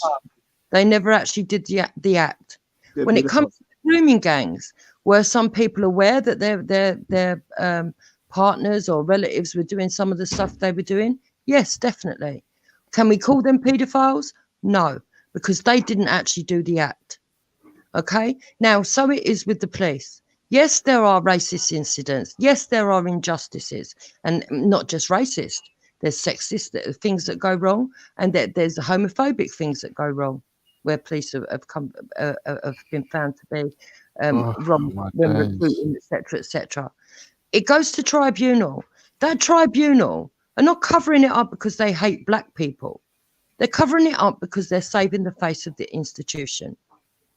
When the system and the institution has put statistics out there that are statistically impossible, and they have made up lies about a particular people who get stopped and searched randomly all the time, not in most occasions haven't done anything wrong, you know, that is a system that is doing that. So how can you say that that's not systematic? Question. Okay, because the system is not made to produce racism. The system has been programmed by putting in certain procedures, such as the equality laws, to not produce racism.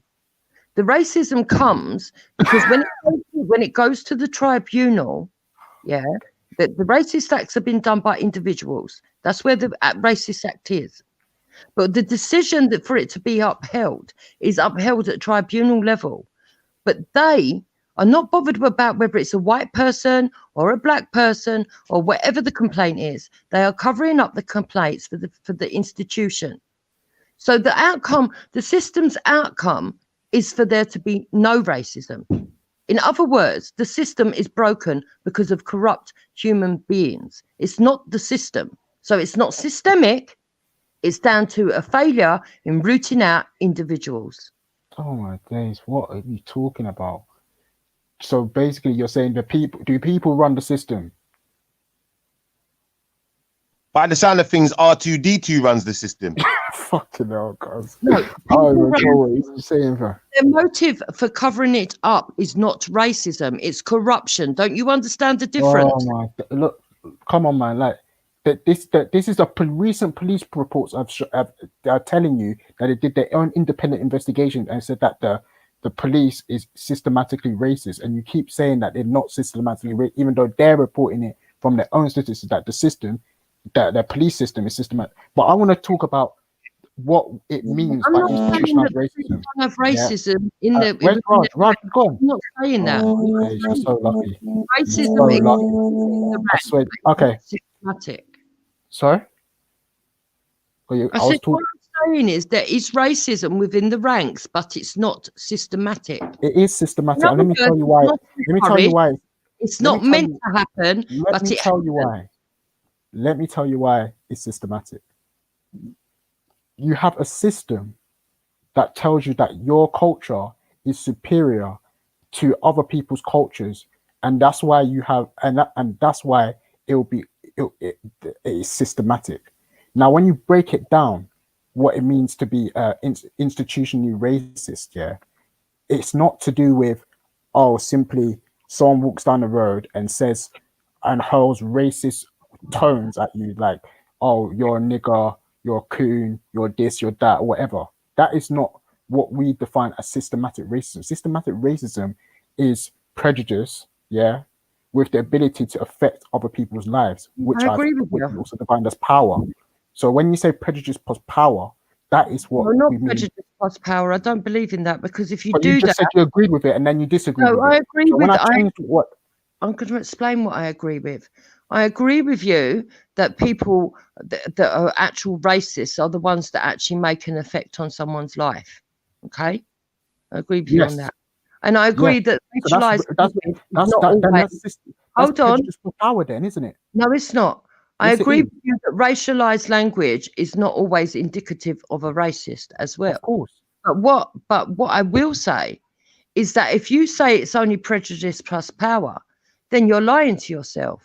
Why am I Because lying to there are myself? many On? people that are not in positions of power that can be racist. And No. if you let them off the No. hook with your prejudice No. plus power, that's up No. to you. It But I cannot be have a racist much because broader hold idea on. of what racism No, is. no, you don't, And I believe it doesn't just skewed. affect because of Your skin. definition is wrong, and I'll tell you why. Because you can walk down the road to me, yeah. It's all about sticks and stones. You can say to me, "Oh, what's it called? I think that people with blue trainers are, or people with black feet are disgusting or whatnot." And after a while, that catches on, and it becomes a thing where people with black feet are described as disgusting and whatnot. And then, but ultimately, all it is down to words. I can choose to accept those words as to that offend me. I could also also ignore it in that same way. That's not going to affect me though. But if you say my feet are black and disgusting, and then on top of it make laws that affect me and discriminate against me on certain things, then that is what we call systematic racism. Okay, what laws do we have in Britain that are affected against you? So rather we have laws. Stop search laws for one. Great. So when it comes to what you call laws now, yes, there are no specific outright laws that would say, yeah, this is what we should target this community because they are based off this or whatnot and everything. But what they try to do when it comes to the argument of knife crime in communities now, they try to use that to say, yeah, this is a reason why we should be arresting or stopping and searching more black people, because within the black community, more people seem to be dying from knife crime. But this is the interesting thing about statistics, though. So Ralph came with the statistic last time for London and said that, there are 13% of the people that live in London are black and 60% of the people who live in London are white ethnically. Now, amongst that it also went on to say that out of all those 13% of black people that live in London, 44% of them die from knife crime, whereas in the white community, 24% of them die from knife crime. Now that looks like there's a lot of people within the black community dying from knife crime, and that's what it shows. That's all it shows, that amongst the black community, if it comes to knife crime issues, there are black people are dying from knife crime. But you could go to any other example, like diabetes, and let's say that within the black community, it was that same 13% of the black community, 24% was dying from diabetes, and within the white community, 10% was dying from diabetes. That would look like there is an issue with diabetes within the black community. So now, when you go to even deeper with this now, let's say the population of London was 1 million people, just 1 million people. And we said that 13% of 1 million people was 130,000 people, 130,000 black people live in London. Then 60% of white people that live in London, that would be 600,000 people. Now you do the statistics of that 24% of the 600,000 people who are dying of knife crime amongst the white people, and do the statistics of that 13% of people that are dying of knife crime amongst black people. You're going to see that actually more white people are dying from knife crime than actually black people are dying for it. All those statistics show. Those statistics and show if we use that theory, when it comes to deaths, if we use that theory is knife crime. That's what it shows. In reality, what we would see is that more white people are actually dying in custody. You see what you've done, Ralph? Very clever. Yeah, of course, more white people are dying. No one denies that. Hold on. What you've done is used the positive way of looking at it for one situation, and then a different way of looking at it for a separate. No. That and Jupiter, no one argued against that. Where you're missing the point, though, is, and we went through this last time with you as well. We said that when it comes to being in police custody now, white people are 25% more to die in police custody after being arrested, and they're in police custody than black people. White We people showed that. Sorry? Yeah, we showed that already. Yeah, Now, so when it comes to in reality, more population, white people die. no, yes, of course. Now, when it comes to now population-wise, now there is something going on where black people, even though they're small population of it, they're twice more likely to die in police custody than they are in their, when you compare it to their white counterparts, which shows you that that black people must be mistreated more in police custody than white people are when they're in police custody, even though they might be dying on a population-wise more white people in police custody, but within this aspect of community-wise, you can show it shows you that when it comes to the treatment of one particular community is dying more in police custody than they are than the other. That's what you are missing. Okay, so if you think it's disproportionate, that's fine. I don't want to quibble over the figures. I just think of course it's disproportionate. Of course, that's an issue. Because the reality is, in reality, if we was to go to the proportion if we were to step out of the proportion and go into reality, more white people die. So I just said that. I haven't. Did you understand my point? No, let me finish. Okay. Let me finish and let you finish. So either way, it's not a plus or a gain for any of us. All right. I never said it was a plus or a gain. What are you talking about? So we can all agree that there's something that needs to be done about the police system, but to say it's racist, I don't agree. Yeah, of course Now, it's rape. when it comes to knife crime, because you step from one to the other, when it comes to knife crime, okay, is it not sensible to look at knife crime and to look at the diabetes, look at the figures and go, okay, well, let's find out the reason why this is happening. It's not happening as high in the white community. It's happening as high in the black community. What can we look at to go and see? Which is exactly what we do with the grooming figures for the grooming gangs. Okay, we go and see. No, but you're making a false statement because the knife crime is not happening more in the black community. These are false statistics. It is statistically impossible, and this is the thing that where it annoys me. Like people come in there, you're saying things, show and tell, then innit? Show us your proof. Stop just saying things, innit? Okay, you're saying go on. So you're saying in reality, more white people are killed by white people. That's what you're saying. Yes, 100,000 million trillion percent. Actually, no, not necessarily. No, that's what I'm saying. That's what I'm saying. Yeah, obviously, hold on. Can you bring me them figures, Raf? Let me clear that up quick. Yeah, let me clear that up quick.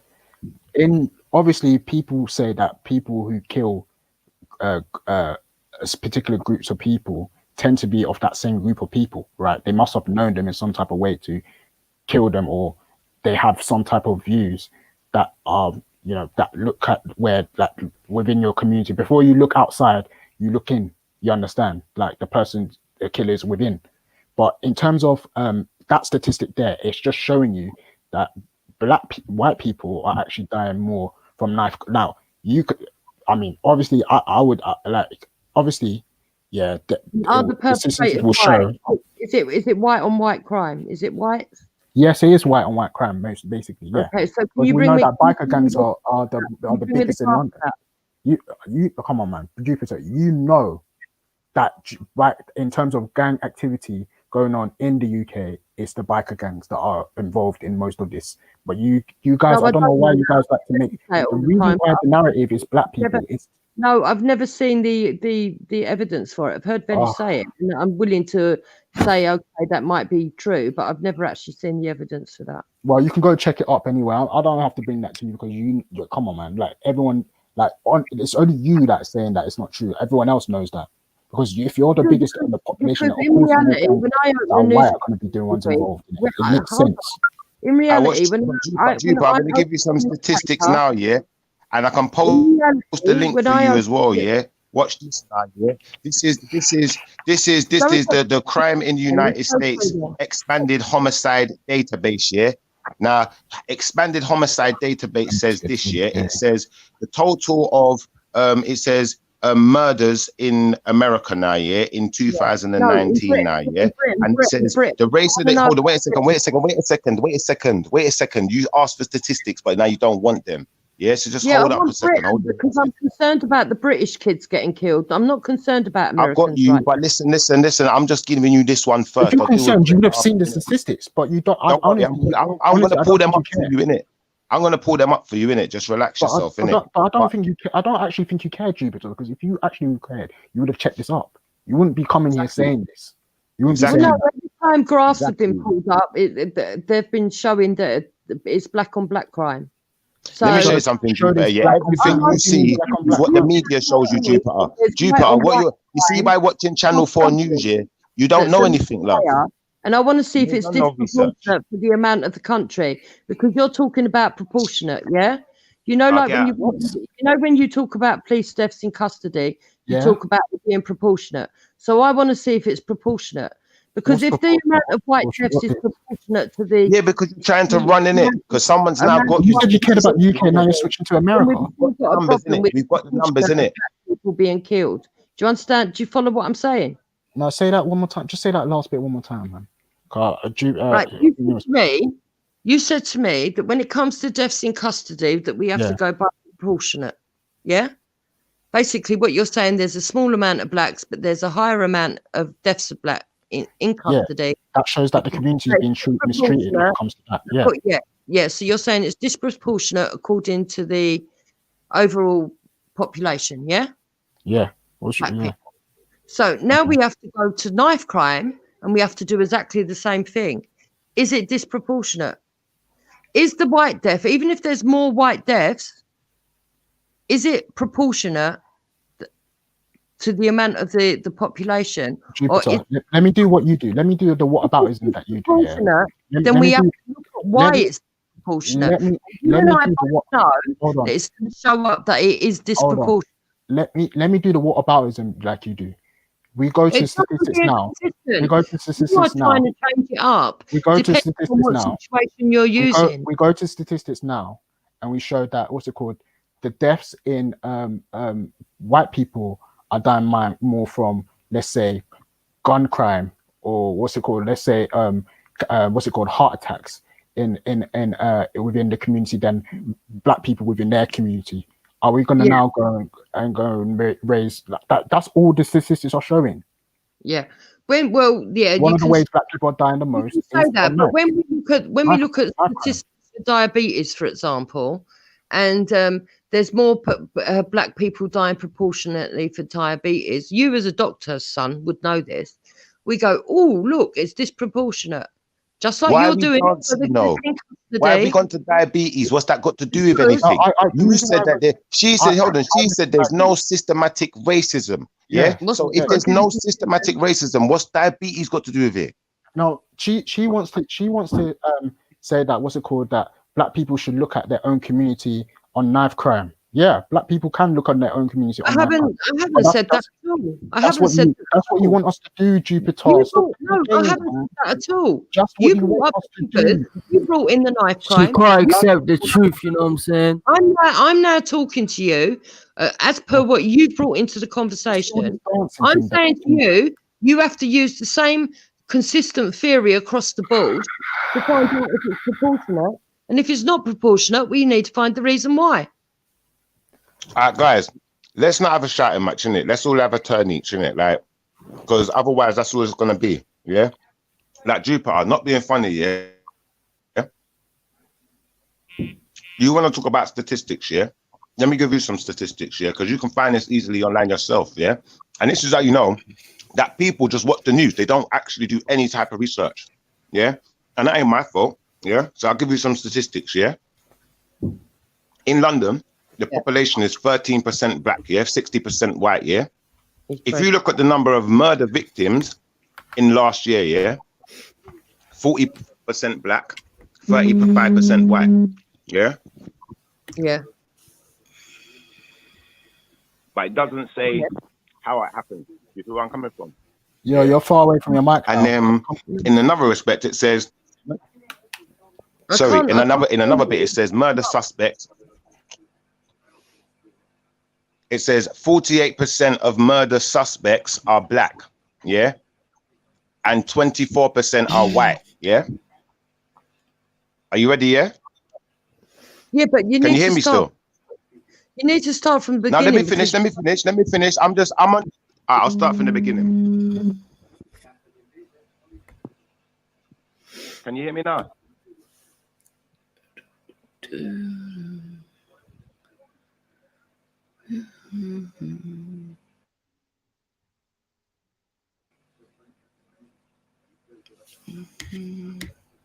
Can you still hear me, yeah? No, you're cutting in and out. All right. Sorry, my bad. Yo, yeah, you can't. Because the mic was muted. So what I was saying is, yeah, in London, population 13. Can you hear me now? Is that better?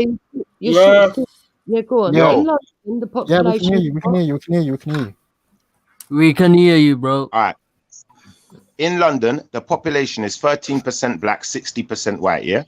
Now, they said 44% of murder victims in London were black and 35% of murder victims were white, yeah?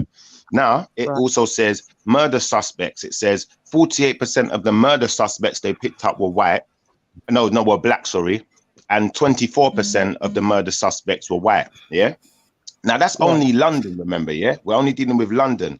Now, if we deal with the rest of the United Kingdom, yeah, let me explain something to you. The rest of the United Kingdom population, yeah, 3% black, 86% white, yeah, murder victims, 5% of murder victims for the rest of the UK were black, 89% were white, yeah, murder suspects, 13% were black in the rest of the UK, 81% are white. So where do you get off that there is more crime in the black community? Well, because you've just proved it's proportionate. No, it ain't proportionate. No, it ain't. What are you talking? You're Jupiter. I'm done talking. So when you go to the wider country, when you go to the wider country, how much percentage is white?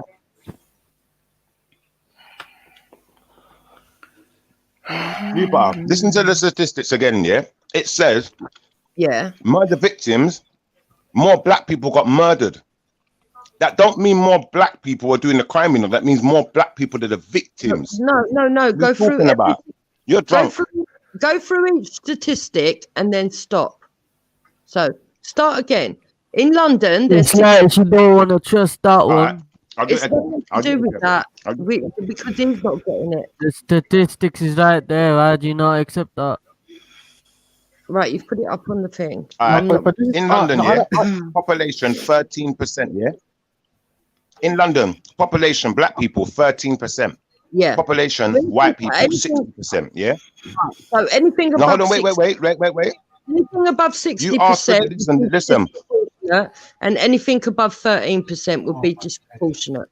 So go on. Now give me what the scores are. Yeah, go on. All right, I'll give you what the scores are based on, yeah? As well as what the scores are. It says murder victims. 44% of murder victims were black. 35% of murder victims were white. It doesn't say who murdered them though. Yeah? Okay, so then it says, hold on, wait. Then it says murder suspects. 48% of the suspects were black. 24% of the suspects were white. That don't mean they was convicted though. Okay. But what we can race crime. What you just told us is that the suspects are disproportionately black and the victims are disproportionately black. That's what you've just told us. Yeah, well, anyway, race crimes, Jupiter, race crimes, yeah? And that's not institutionalized racism, no, Jupiter. No, we're going to talk about race crimes. You're drunk, man.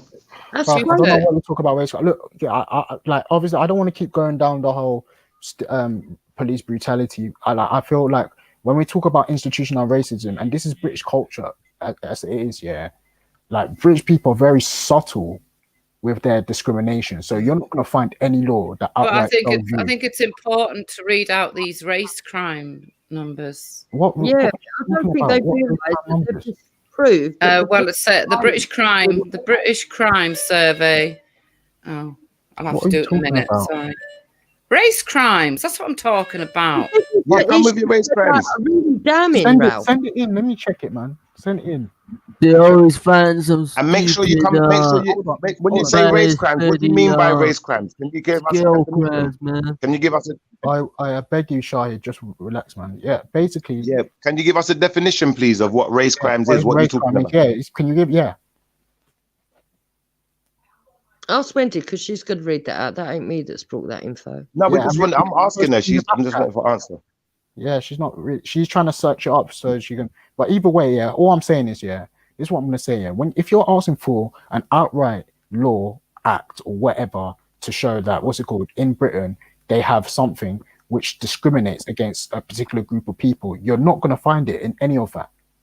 Yeah, you are. What we're talking about is a mentality. I want to show you where the discrimination is. Look, I've just popped into this like an ordinary Wikipedia, right?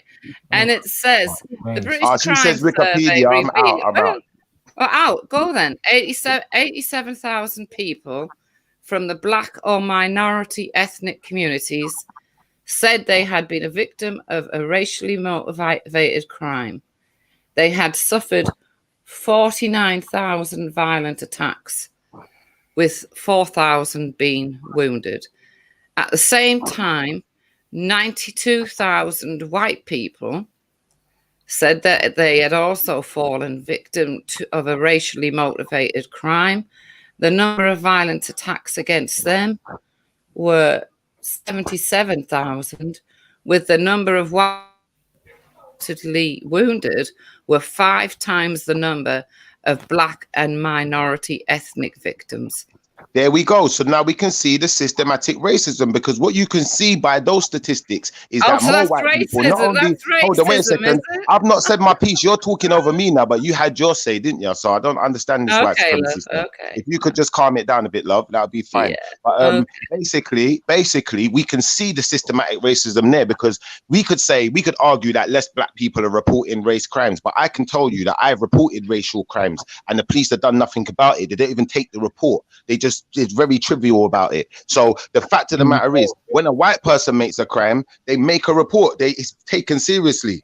So you can see the systematic racism all the way down the line. Has your crime been violence? Has the crime it has been violence. It has. Do you want me to tell you what the violence was? The violence was a bunch of skinheads, We're at a little party, We're at a little party, bunch of skinheads. They come in there and they see a bunch of black coons in there. They're like, what you black coons doing in our area? This is Eden Park. This is BNP territory. Get out of here. You're not supposed to be here. Some guy gets slapped in his face, innocent, done nothing wrong. Yeah, before you know it, they start trying to pull out flipping weapons and stuff. So we started slapping their faces off with chairs and bottles from the bar and whatever else. Do you know what they did? They've all run outside, got more of them to come, with baseball bats, swords. One of them's got a fucking shotgun. Imagine that, yeah? The police come, we don't even fucking care about your shotgun. We just bottles, bricks, we don't care. We're not dying today, innit? The police come and start chasing us with dogs. Are you insane? Get out of here. And the thing is now, for people like you, this is what I'm going to tell you the real story now, yeah? So when we get chased down by the police with dogs, and then we now finally the police catch up to us, because the police, they're relentless too. They catch us. The police want to arrest us, but what have we done wrong, innit? Because hold on, the guy there had a Ross Clark shotgun, but you're chasing us. Explain. Listen, when you're talking all your trash here, like, I don't even want to really like entertain you, but I'm entertaining you for the sake of the conversation for the people, innit? But same time, we've proven statistically, we've proven by the fact that the police is a system, and black people in a country where they make up 2% get stopped more than white people. That is a system that is aimed at them. I'm trying to prove anything to these people. There's no point in talking to them. Stop and search. 67% of the public are white, 14% are black, 9% are Asian, 3% are mixed. So where do you get this? Oh, it's we're always getting stopped and searched. So do white people.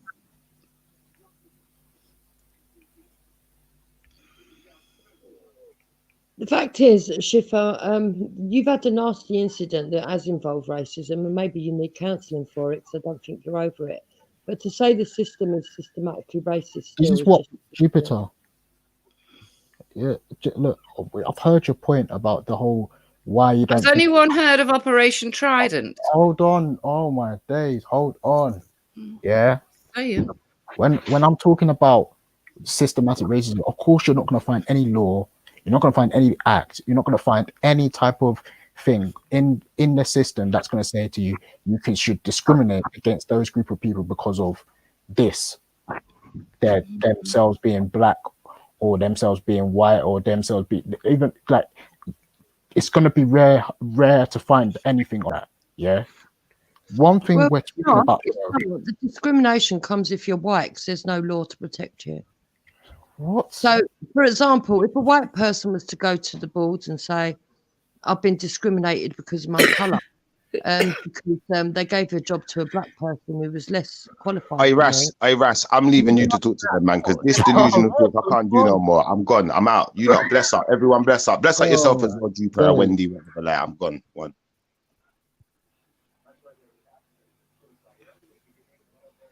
Anecdotal evidence, yeah. I beg you, jump on the panel and talk to me. Like, all this back and forth in the comment section, I'm not with it, man. Who is that guy, man? The last bit that you're saying, like, what's a logical error I'm making, bro? All right, stop the nonsense. Come on, bro. Does anyone know chat is chatting it, bro? Yeah, bro. Like, come on, jump on the panel, fam, and actually address what I'm saying. What about logical errors? I don't know, bro. I'm literally, I'm trying to explain to you. People, what that do sound weird, family. That do sound weird. What Jupiter's trying to say. So, Jupiter, if you think that systematic racism is a law, or some statute or whatever No, that's I say don't believe the system is there for racism. that's I don't it. believe That's what you think it is. But I'm telling you that I know that's what not you're telling me, but I don't believe it. And I've given you a very logical reason why I don't believe it. You don't have to agree with me.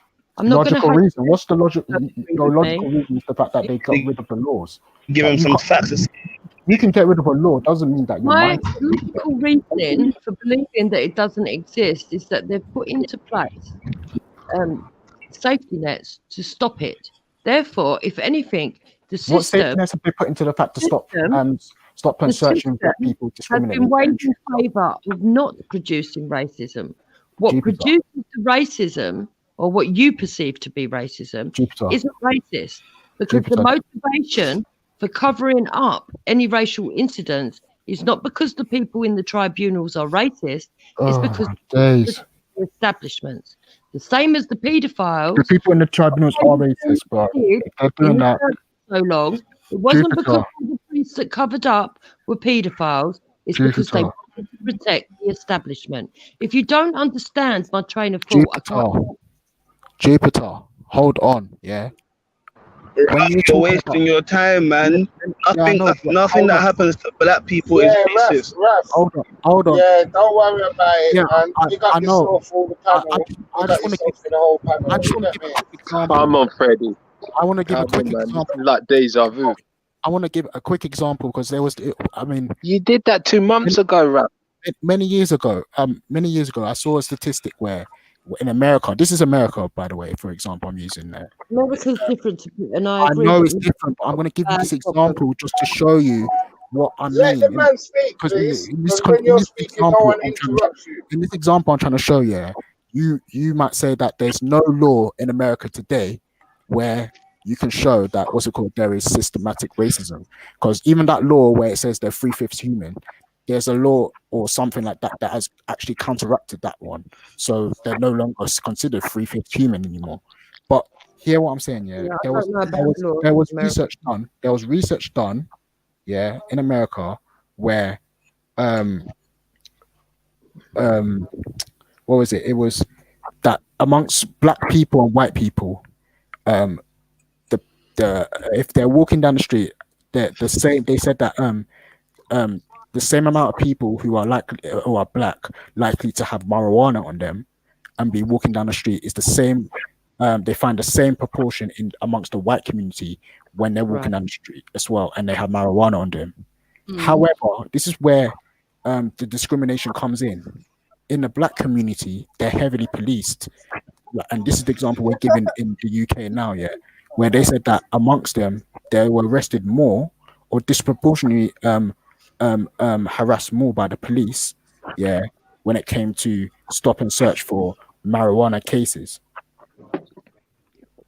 When it comes to now, what I'm talking about in the UK, this is what I'm saying. So just because there is no law that says that, what's it called? Black You're people. not talking Hey, about Raf, they're just Raf, talking about the same thing happened through COVID. The same thing happened all through. 1 second, let me have a word. The same thing happened all through COVID. Black people were disproportionately targeted and fined. Yes, I've been stopped with 6 COVID fine. I have personally been stopped 6 times. Yeah. You see what I'm saying? You see what I'm saying? No. Right. So this So what's the point of what's the point of it? When we talk about system, no, if you wanted to say At the end of the day, they're never going to understand. They're paid agents to come on and disrespect black people. That's who they are. Who's disrespecting you? I'm not disrespecting anybody. Just because I've got a difference of opinion doesn't mean I'm disrespecting you. No, I'm saying you're kind of hard because you keep saying that there is no. No, that means we won't agree with you. That's why. If you can't comprehend basics, remember every night you come on with this, so I know you're getting paid by someone. You're not married to Hector and you spend 18 hours on a computer. Where the fuck is the man's dinner? What century are you living in, Freddie? Freezer food. That's what you You're live in. a fucking paid spy, Wendy. We know about you. You get paid to spout racism. We know about you. Man said winner. Right, but that's probably one of the most ridiculous things. A paid spy. I'm pretty open for a paid spy. Makes sense. Man. Yeah, I was being paid. I was fucking That's doing why it. you We're get pretty paid open and you're pretty £12,000 open and no paid. one's ever seen your face. Someone You're explain pretty open and no one's ever why seen he's your wrong, face. innit? Explain to You're Analyze full of why. shit, man. Someone explain, please. God, Analyze Dunya, you're not making any sense. Yeah, disparity in terms of what? What are you talking about? In terms of knife crime, in terms of stop and search. What are you talking about? If people are disparate, if people are constantly what's it called, stops and search, even though the same group, the white counterparts is equally likely to be stopped and searched. What are you like? What argument are you making? Like, well, that is an example of institutionalized racism. You're talking something else, man. Like, please tell me, innit? Not making any sense. Not there. Look. Yeah. Anyway, like I said in it, yeah. If you're thinking, if you want us to show us you a law where it is, I couldn't physically, I would have to comb through every bit of law, statute, or whatever to find it. That's what your premise is. When there's a No, system. that's not my premises. Wendy, can I ask a question? My premises. Jupiter and Wendy, can I ask you a question? Do you live for racial biases? Do you live for that? No. Is that what you get up in the morning for? So No. why is that on the tippy? I only ever found racial biases on here, online. I only ever found it on here, online. Okay, I hear what you're saying. I'm saying, can't you change the subject at any stage? Or are you fixated with it? Well, I didn't bring this. Wait a minute, Freddie. I didn't bring the subject up. No, I'm just asking you. I'm just asking you. You're a big 65. Yeah, let's talk about 65-year-old woman. As a big 65-year-old woman, I'm asking you. Shut up. Schiffer brought the subject up. Schiffer brought it up, not Wendy. I didn't bring it up. So, I don't know what you're talking about. But if you So can we change it? There is a story that you might like in the Daily Mail today. Have you read it? To do with What happened in the Daily Mail? Go on, tell us. Okay, let me read it here. There's been numerous demonstrations across Britain since the dramatic rise. Can you speak about something else apart from race? This is not racist. Go in on. response to the killing of George Floyd in Minneapolis in May. But the one that took place in Brixton over the weekend to mark the 186th anniversary of the abolition of slavery was different. It marked the debut appearance of Forever Family, a black rights protest group on London streets. Their intent was undoubtedly peaceful, but many felt their appearance, makeshift black uniforms and stab vests bearing the logo FF Force, which some had face masks and one a balaclava, was reminiscent of paramilitary organisation. Yeah, you meant to be wearing the imagery. I'm going to read the story, and then we'll discuss. The imagery was sinister, hostile. I'm really glad it wasn't just like the Ku Klux Klan. Because that's the most frightening sight I've seen. White men in white sheets, for fuck's sake. That is murder there. That's a murder recipe if I've ever seen one. A white Caucasian man in a white sheet. That is fucking murder test kill right there. Can I finish reading it and then we'll discuss? Why don't you want to hear this? They don't like. Why don't you want to hear it? Why does your life spiral around racism? It's not true. I'll tell you why. Do you want me to tell you why we don't want to hear it? Do you want me to tell you why we don't want to hear it? I'll tell you why. Jupiter, I'll tell you why in the honest way, Jupiter. I'll tell you why in the honest way, because Raf brought you something. Natty, you're a coward. Raf You brought don't, you don't something, talk with the men. Cowards And, belong in basically, corners. whatever Raf showed you and brought to you, you didn't want to believe. So whatever the Daily Mail or the Mirror says or statistics say, we're not going to believe it. The Daily Mail. In our democratic society. Come on, they complain for wearing masks. Second-hand information. Operated in Northern Ireland at the peak of the Troubles, when its mass parades contributed to the culture of terror. But while the Brixton March was alarming, It is inevitably consequence of the campaign by Black Lives Matter to promote an inflammatory brand of identity politics. Even though they said they don't like Black Lives From Matter. America, Rubbish, man. this It's is all what Right, bullshit. yeah. It's all bullshit. on a narrative It's where all black people are the target bullshit. of oppression, It's while all white people bullshit. are the You know the irony? It's all bullshit. Do you know the irony? Right. Do you know the irony? You Fred? really I are won't read on the silly rest people, of that. aren't Do you you? know the irony? Yeah, You know you the see yourself. author is. Do you know The the What's the person irony? irony, bruv? journalist. What's You the know irony? who the journalist They is. don't like the government, yeah, either. The What's the Muslim. irony, They bro? will sit The where author.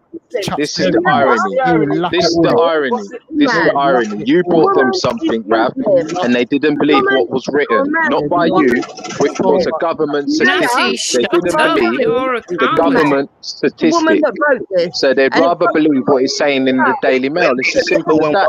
That's crazy, They've isn't had it? to do That's crazy. another group to It's combat. mental. It's mental, bro. It's called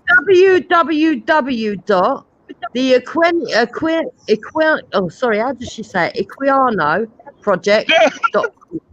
Rav, what was yours called, Rav? Was it government information or was it news? What was it, Rav, that you brought to the table? That's Muslim. That's Muslim. We call it now. Got African descent who wrote this story, and you didn't want to give her the respect.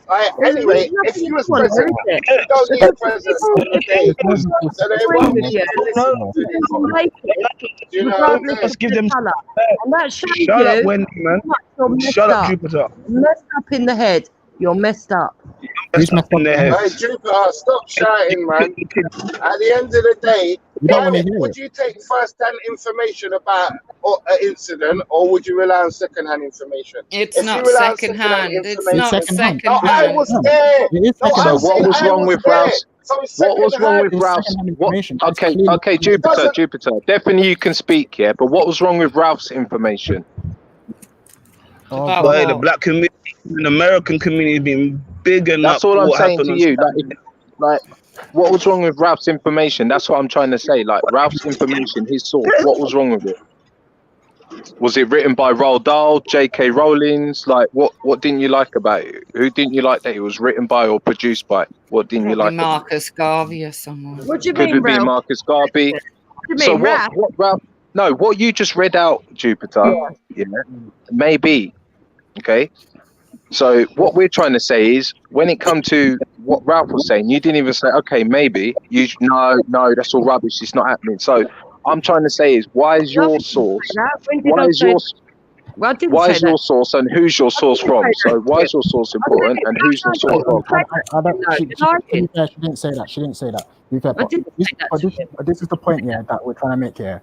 You're reading second-hand information on what the events of what happened. No, I'm reading African lady. You weren't Take there. from what happened and what she's going And to they'll do. tell you they don't like Black Lives Matter. They'll Wow, ban out Black Lives Matter. And then you want to come here and say them lot were going off Black Lives Matter bandwagon. They don't care about Black Lives Matter. They say, So why did you have the member for Black Lives Matter from Oxford, Sasha Johnson, in that group? What about Sasha She's Johnson? allowed to go anywhere she wants to go. I know she is, but with her comes trouble. What is the matter?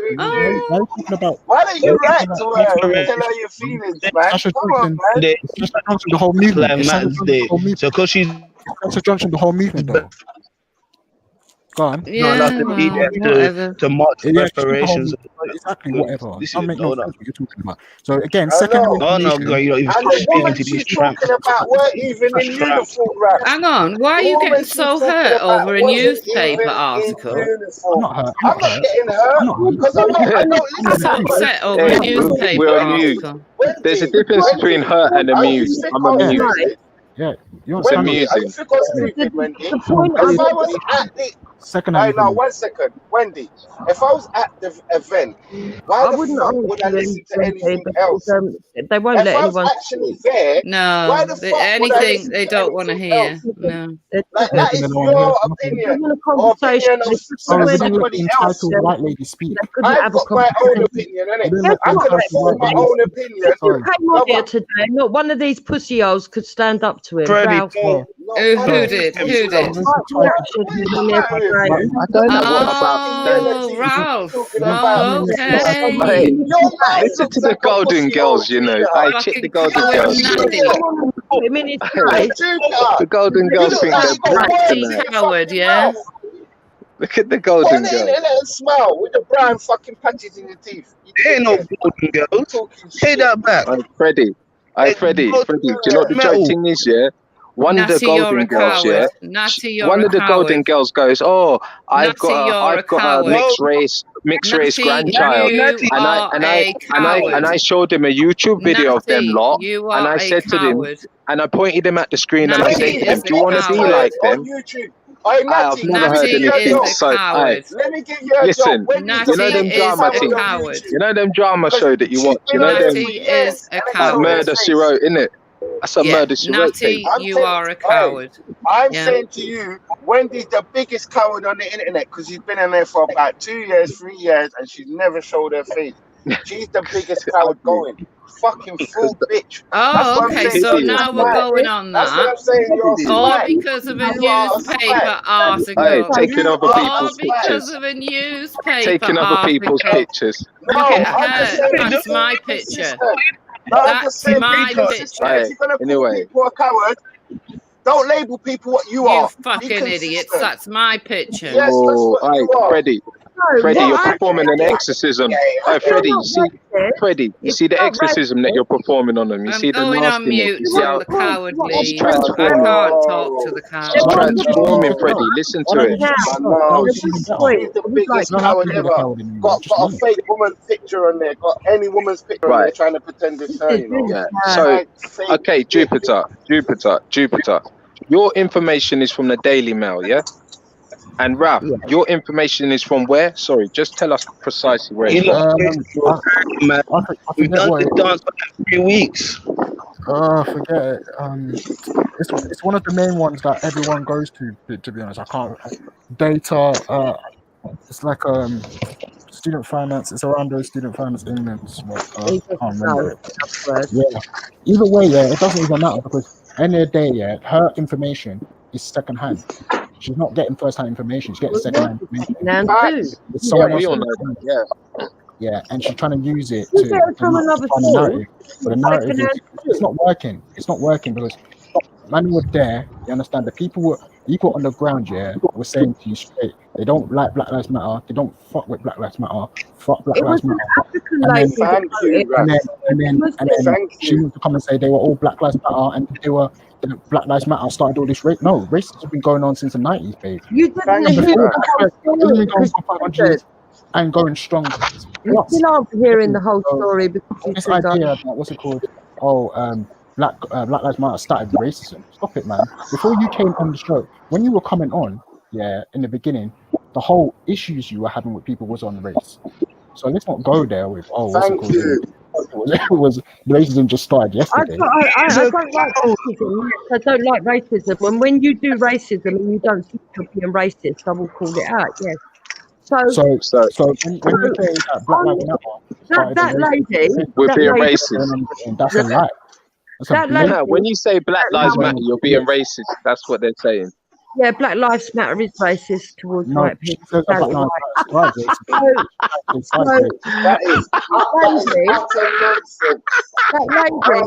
are you on drugs? Are you on drugs or something? Hey, check it out. I don't understand. You were always a big, brave man, aren't you? Listen, stop all this. Listen, the way how you're talking, listen, Wendy. So I've got a girl. The way how you're talking, I told you before, it's sounding a little bit. You know what I mean? Nobody's interested in your flabby nipples. Look at them. Trust me, I don't really listen. I don't hang around with Phil, so I don't really want to talk to you, Wendy. But listen, Jupiter, you're on borderline, yeah. Until I hear more crud come out your mouth. So I'm just talking to you, Jupiter. Really. I meant it. Yeah, but don't go there with Wendy. Don't go for the insults, because I will stand with her Then every tell time. her, don't mention my name. She don't need to talk to me. Listen, She don't at the need to end talk of to the me. day, yous are fucking born on insults, innit? That's all you come on and do. You're paid to insult people over the evening. I'm not And it paid happened nothing, to but be if you black. want to pay me, you want to Your pay own me, husband, your pretend fake husband, your pretend fake husband that you got out of the house. husband, I'm married to you, you dope. Where's your wedding? You're married Go to and get your racism. wedding certificate, and while You're you're married at to it, racism. go and get your birth You ain't certificate. married to him. You ain't married to him. How can you be married to him and be on there so long? Go and get your How marriage can you marry? certificate. You're gonna And be go on and there get till your 10 birth o'clock. certificate that proves that your dad brought You you married up. the internet. You married Prove the that you internet. had a fucking You role married model. YouTube. You're gonna be on No, there. no, you did. You said your vows to YouTube, love. You Otherwise, you don't, wouldn't be weak class men, you two. You spend more Wouldn't be hours weak in class the men. looking after You your wouldn't husband. be That's weak sex. class men. You wouldn't fucking hide when Ralph comes round and come out and scream at Who women. is Ralph though? Ralph is Ralph. Ralph is who he is. He doesn't pretend who he is. Listen, Ralph does not pretend who he is. So I know who Ralph is. So You still wouldn't You know say who that. Ralph is.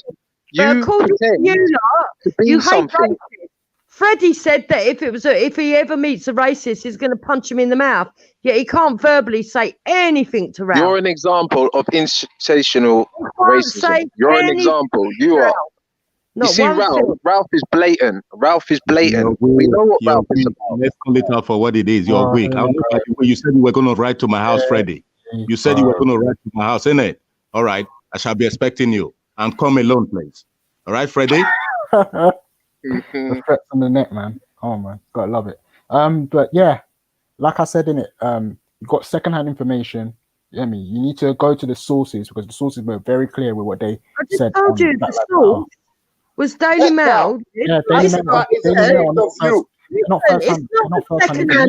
Africa Christ. When they see you with this woman. The group set up and They're why not first she's information. set up. Daily Mail are not Daily Mail are not first hand information. Organizer of it, you fool. Daily Mail were not there. How is that second-hand Daily Mail reported on information? happened She's telling you she's someone else set talked up an about it. organisation That is against second-hand information. racism, What are you talking not about? run by the Shouting, man. government. She Stop set it up, shouting. and it is against. Well, you keep talking over me, Raf. Sorry, and it's against. It is against all what happened at the weekend because she understands the complexities of it, and she breaks it down. But you didn't want to listen to that, did you? You didn't want to listen to that because you're racist, are you, Raf? No, I'm not Are you- racist. No, I'm not racist. Why No, are I'm you not? Why are you not I'm not interested? racist. Because I'm not. Because I know that second. You want us to be like you. You want us to be like you. She's talking about second-hand information. She wasn't there. Haven't you been like me? You've got a skin complexion. I believe you've got a skin complexion. Now, I believe. Not being racist. I believe you. I believe you've both got a skin complexion. You're a racist. When I don't believe you've both got a skin complexion. When Raspet goes live, yeah. When Raspet goes live, when Raspet goes live, when Raspet goes You don't know how to deal with proud women. Ask him what his movement is about. You can ask him anytime. Proud women.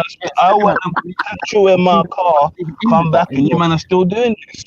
You go on Raspet's platform all the time. You can ask him, Raspet, No, what forever live all the time. forever family? What's that about? You can always Come go on, you know it's about Ralph. But you Love that wanna chocolate, take innit? You want to talk secondhand information and say, I love yeah, my this is what you're saying. chocolate, my Hector, yeah. You're talking about, like, listen to what I'm saying in it. Don't be distracted by other people in it. You know exactly what I'm trying to say. You got secondhand information. You're trying to use it as firsthand. No one knows what you're trying to say. You can go to Raspet. You go on Raspet's channel all the time. Yeah, you can ask him what is first forever. Next time he doesn't hide, I'm going to go on and ask him to read it. I'm going to read it to him. You think I ain't got guts to do You that? don't read the article. You ask him what his movement's about. That article, it's got nothing to do with what their movement No, is about. I will read him. She's bro. She's going to tell him. She's going to tell him what his movement's about. Yeah, that's what she. That's Actually, I've been doing some more research today, and yeah, you've done more research. Who did you ask him? It's spot on, yeah. That is ask Wendy? Did you ask Raspet, or did you just go on the internet and type up? Yeah, no. When I research, I do it properly. What did you find out, Wendy? What did you find out? Listen to her. Yeah, I know. Come on, man. This is long, man. Listen, these two are moving paranormal. These two are moving paranormal, G. Did you actually read the? Did you actually? Yeah, that's scared, isn't it? Paranormal, man. How can you just pop up and be like, oh yeah, all the research I've been doing today? Wendy, during your research, did you go to any members of Forever family and ask them what their thing was about? Did you go to them, or did you just type it up on Google? Did you actually type up Forever family on Google? Is that what you did for research? Oh, now they're quiet now. Now you're quiet because you know that what you've done is misrepresented the whole movement by reading a Daily Mail article trying to claim that's what they're about. But that's not what they're about. You can go to the source every day, anytime, anywhere. You get me? Respect's always live. You can go on his channel and ask him, what is his movement actually about, or what they're trying to promote? Do they support Black Lives Matter? You know they don't support Black Lives Matter, but you're going to misconstrue it because that's what your agenda is, to misconstrue whatever people have saying they represent. Exactly. And it's fear. It's all done to fear. Fear of the fact that you feel that black people are going to come and take you out. But black people have none of that in their heart. No one here, even the people that are calling themselves separatists, have none of that. What am I afraid of? The fact that Freddie no face is going to my house. Freddie, listen, I heard you today threatening to come to my house. If you're a man that you claim to be, first and foremost, show your face right now on this panel. Show your face right now on this panel. And then write to my house like you promised you were going to do. We're separatists. First and foremost, show your face on this panel right now if you are not a weak man, which I have known anyway. Then secondly, after showing your face, I shall be expecting you like you said you are going to do. You want to write to my house and come and harm my family. So I'm expecting you, Freddie. Come to my house, write to my house, but first and foremost, show your face, big man. I was talking, but you're going to I'm talking. You wait for the big man. Argue with people. Freddie, don't go, bro, because you'll end up getting chained up like him as well. It's a trap. Man, let him speak, man. Let him waffle on, but we've got time as a big man to be arguing on the internet. Just saying, Freddie, don't go, man, because they'll probably chain you. You'll probably get chained up as well, Freddie. Done. That's you finished, done. We won't see you, fam. You know what I mean? That's it. They've got nothing to say. They've got nothing to say because the article, they know that if the article is genuine, post it in the back chat so I could read it myself. You will tell me that, oh, I have to read it out to you because you want to portray a narrative. Just post it in the back chat and show me, and I'll read it out for people so I can tell you. Just type in Google, Daily Mail. It's there today. It's today. Daily Mail what? Daily Mail newspaper. It's there today. I'll type it up. Don't read newspapers. But this is what the title is. But you know, and I know that if you're going to do proper research on certain groups, you can go to the people. It's not like Respect. Any of these people are out of your reach. You go on Respect all the time. You can go on Respect's panel. Why these intimidating race protests will only inflame division across Britain? We want the title or not? Tell me the title. Why these intimidating race protests will only inflame divisions across Britain by founder of the Equiano Project, Inaya Falarin Iman. Angelina. Anyway, that's good, but I don't read newspapers. Do you know what I mean? Like what I said, it's second hand. You know what I mean? I didn't get the name of the person, but like, what was the title? Daily Mail. Jupiter. Daily Mail. What is a newspaper's first agenda? Yeah, of course. We know Daily Mail. To write stories. Now, why these intimidating protests? You think? No, one second. Do you think Camera or newspaper or any brand of newspaper is a good? Look what happened to Kano. Oh, Freddie, look what happened to Kano. They thought Kano was wily. Thank you. That's what I'm saying. They've done that loads of times. Yeah, they've done that thousands of times. They've done that with terrorist suspects as well. Solid's very interesting, aren't they? That group, that Them people are so solid. Very interesting. Why these intimidating race protests will only inflame divisions? You should get it up by just writing that. All I know is when I get to your age, I hope like I'm not. I hope like I'll be all right. I'll be better. I hope. So I think it's an age thing, man. I think you're a coward. You're a coward. You know what I mean? I think it's an age. You're the biggest coward online, though. You are the biggest coward online, and you got the most say about black people, and you can't show your face. What have I said about black people? Tell me what I've said about country. What about back to Jamaica? What have I said about black people? I just said it. Fuck off back to Jamaica. I don't talk to cowards. Freddie, what have I said about black people? Is because Freddie, I tell you no lie. You know it as well, Freddie.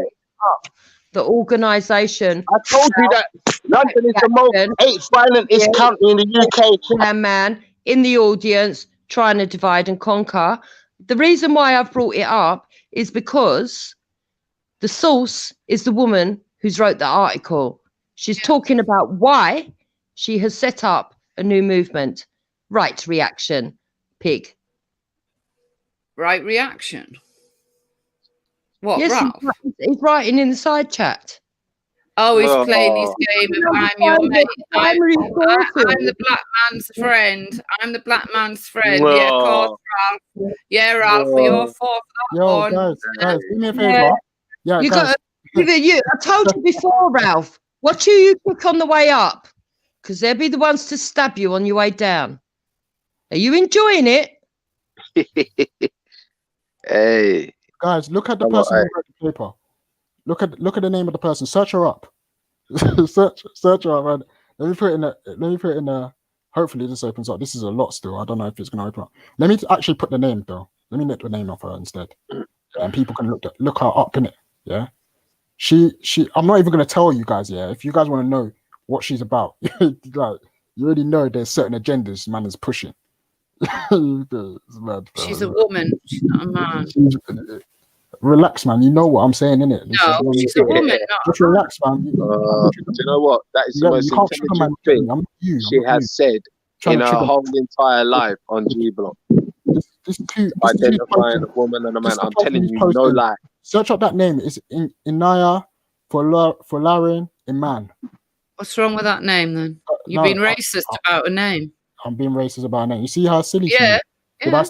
Did I say anything about her name? Oh, well, you know what she's about by her name. That's what you said. Man. Don't be silly, Oh, man. look at her name. We know what she's about. You know, Oh, yeah. I said, go and look her up, innit? Then you know what she's about. You knew exactly what I was trying to say. Just look at the article. Silly, man. Yeah, but you know what she's about anyway. First rate article. You know what she's about. Search her name up. Dirty Wendy. Dirty Wendy. She is part of the Brexit Party in the UK. She's part of the Brexit Party in the UK. I'm not arguing with anyone. I just don't understand why you get so upset and hurt over an article. I'm not getting upset at her about the article. No, we told you you're amusing us. That's all you do. When you come up here, we roll our eyes and we're like, here to come the size. You're the top size. Well, you're just a coward, so you need to go and... There's side one and side two. You're side two and that's side one. I'll leave it out, side. Side, come on, side. Side, don't get on like that. It's your only chance. Wendy. Wendy. Come on, Side. Wendy, turn your... Oh, Side one, sort her out. Don't let her talk to me like that. Where's her manners? I know the Daily Mail is not a party. Side, listen, Side. Belly don't want all this fussing and fighting and quarrel. Yeah, we don't want no cow. Listen, we don't want no bull and cow tonight. You know what I mean? You start it all the time, Natty. You start it every time. You do. Start what? The bullying, the personal things. You Oh, started. you side face. I ain't started nothing with you. You're a liar. It's all recorded anyway, isn't it, on Velly's show? So it's Well, good for easy to you. see. Well, you can read. Look, you can look back, right? You can look back and Easy to like see who reflect. starts it. Use it to reflect. Use it to reflect. I think you're a coward. It's not just You with me. proved that on Sunday. You're a I'll leave it outside. Side. You side face. coward. You side face. Coward of the county, yeah? All right, listen, Sai. Listen, come back. Let's go back to. Listen, Sai, Velly don't want this. Velly don't want this tonight. So Don't worry, Matty. Another year of this, and you won't be a victim. You won't feel oppressed. You'll feel equal. who said I'm Sai? Where'd you get that from, Sai? Sai, leave it out. Are you not oppressed?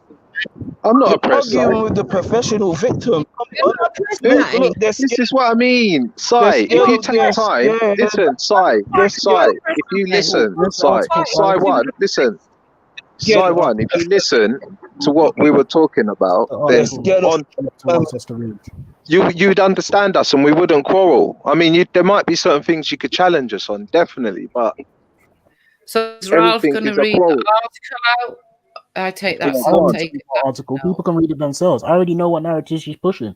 Like, I don't need to read nothing. Like, what, by her name? Okay. Yeah, I know what she. I've searched her name up. She's part of the Brexit Party. Obviously, she's got a certain view in it.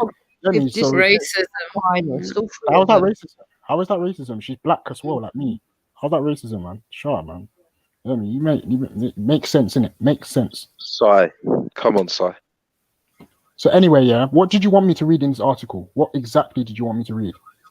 Like, all this bullshit, man. Let's skip to the point. What I'm getting to is that this woman herself has set up a new anti-racist group, and what did you think of it?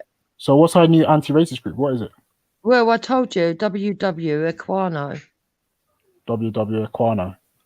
Well, it's up to her, innit?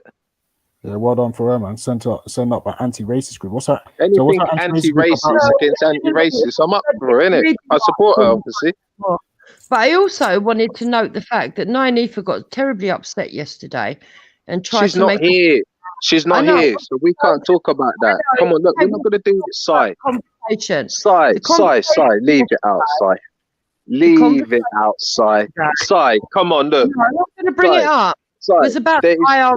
Listen, Sai, she's not here to talk about it, so let's deal with what we got in it. The IRA were white, so I think we can talk about it. I can't really talk about that when I didn't really see it, and I didn't see her. I mean, she's not here.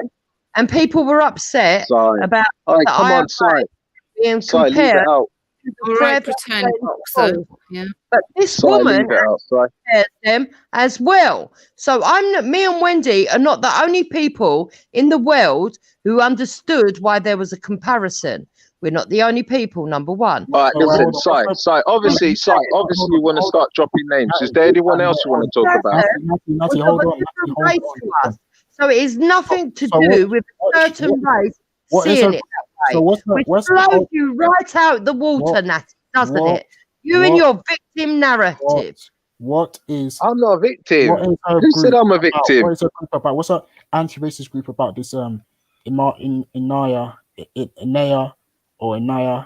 Folarin Iman. What's it about? What is she actually? What's her goal of it?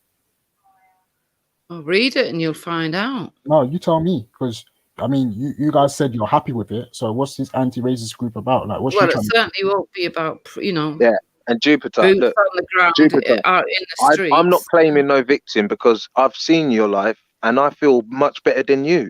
Who said? I know I'm so much better off than you. I've seen your life. Like, Mr. Pretend I think you're a victim. I think you're a victim, Jupiter. I think you're a victim. No. I think you're the victim. I think you're the victim, Jupiter. That's what it is. You're the victim.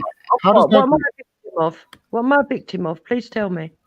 That's what we all want to know. That's what I want to know. Well, I'm not a victim of anything. I don't know what you're talking about. Well, I think you are. So, Raf. Yeah. I didn't say that I was happy with it. I said I wanted to discuss what you thought on it. But you are too presumptuous. You think you know what I think. I don't know what you think. We've got with you and what we've got with Natty. Stop saying that. There's an ulterior motive to everything, and just wants to be a caper because he's got no faults. No, little boy that he is. Natty, go on. Tell me what's Natty. Go look after your son, Natty. Describe what makes her group more special than Raspbert's group. Go on. You tell me. No, you tell me. You read it. Go on. You tell me. You sum it down. Hey, what makes her group? Natty, how's the boxing coming along, Natty? Why should I join her group? And the fact that you're deflecting the question means that you don't know. You're just saying that, because her narrative is Brexit party, so therefore she must share the same views as you. That's it. That's it. That's the only thing I can see why you put this article out to me, to say that this group is going to be a much more fairer group than Raspet's group, because they have a different, their leaders are right wingers. That's it. Hey, Ralph, your little game in the chat, yeah. Not you, love. Ralph, your little game in the chat. You know, I know it works on a lot of other people, but it's not going to work with me or Jupiter. Yeah, it's not going to work with me or Jupiter. We see right through you, and they can't see it. They can't see it. Have you not realised there's something wrong with you? How's your boxing? How's your boxing, Natty? How's your boxing coming along, You're a Natty? victim. I don't know, but how's your boxing, Natty? How's your boxing coming along, Natty? Yeah. Why do you and Jupiter feel so victimized? We know that Ralph has his own personal agenda, and his agenda right now is to cause disruption. So we know what he's trying to do. He's trying to. No, you don't. You don't. He's trying to now say that, oh guys, look, Ralph is telling the truth, Jupiter and them, look, because he doesn't like you guys, he's trying to say, look, we support you. No, it's deeper than that. It's deeper than that. That's why you're here. You're so silly. It's deeper than that. That's the saddest story of your life. Ralph, it's deeper than that. Though. Be very careful of Ralph. I already know what Ralph is. He's a new reactionary. We know he wants the monarch back. I already know what Ralph is about. Do you know what? We're not going to go. You two are like peasants. You two are like modern day peasants. And you're just begging and begging and begging. Yeah, you're the modern day peasant. Feels lately. Tell us, Natty, how good your life is. Have I been picking cotton fields lately? Natty, you hear that? You hear? I told you. Hey, Raph, this is how you perform an exorcism, Raph. This is how you do exorcism. Yeah? Ask me if I've been picking cotton. Don't call me a peasant then, yeah? Don't call me a peasant. You are a modern day peasant. Well, you know, right back at you. Guys, you don't want to answer my question. No, there's a difference in cotton picking and being a peasant. Just tell me about your anyone boxing. Could be a peasant. How's your boxing coming along? No, let's talk about cotton picking. Told you, Jupiter. Yeah. You know a lot about it, don't you? Well, no, I want to know what you know about cotton picking. Why would you think that? Not a lot, actually. Why would you ask me if I'm picking cotton? Could you call me a peasant? Because we know, because you know what you are. Peasant. Hang on. So you can call me a peasant. And finally, the beast, the beast has come out of you. You know what I mean? The beast has come out of you, and from one head it rears two heads. Look what we got here. Picked cotton. The truth. Wendy Wu's truth. Well, he's too thick to understand this, Jupiter. I'm not thick. I understand it plain. To understand. I understand it plain. Peasants were, were worked like that. He's too thick to understand. Peasants were known as people that were just like in the streets, mate. No, not peasants. Peasants, in the slums. They were in the slums. No. If you weren't a lord, you was a peasant. I don't think I want to take you up on the challenge, Ralph. I don't think I want to talk about new reaction. I'm tired of talking about this reaction, to be honest. I'm not going to lie. But yeah, on this article, what you guys trying to, what are you saying then? How does this group and their anti-racism thing different from Raspet's and Forever? I think it's Forever Family. I think it is. How does it differ from their one?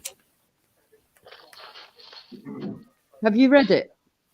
What do you want me to read, though? Like, I'm like, do you have any words, like, bro?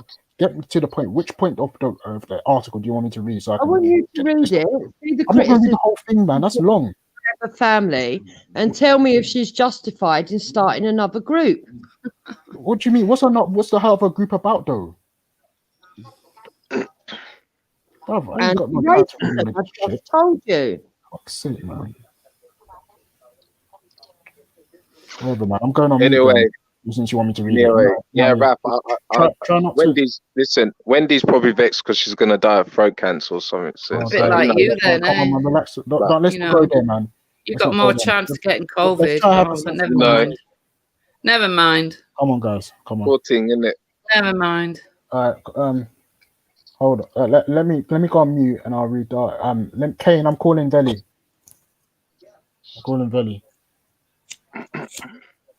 Well, it was nice speaking to you, Rap, and it's always a pleasure to have the.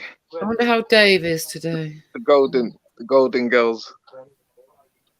I've called him. I wonder how Dave is today. Hey. How's your boxing coming along? Hey.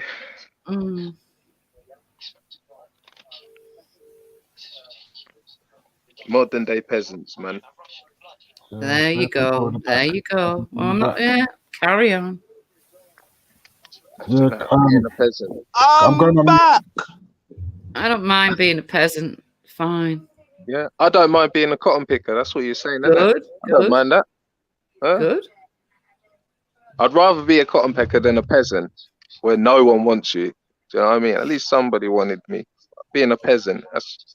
I know. I had to sit all alone. It was bad. Yeah. In your own filth, yeah. Yeah, it was bad. Shitting yourself, isn't it? I know. It was terrible. Yeah. Yeah. I know why you're mad at me, because you see me free and do it better than you. I know. It's horrible. Stronger than you. Yeah. I know. I'd really want to be like you, wouldn't I? Yeah. Yeah. That's why you're here. That's why when I come up on it, I saw your avatar start beeping like that, didn't it? Because you had to start mentioning my name. You're like a cheerleader. Black slavery, Wendy. You what now? I heard it was worse than black slavery because you had to. It was. We got sold. It's funny how they always got to compare themselves to black people.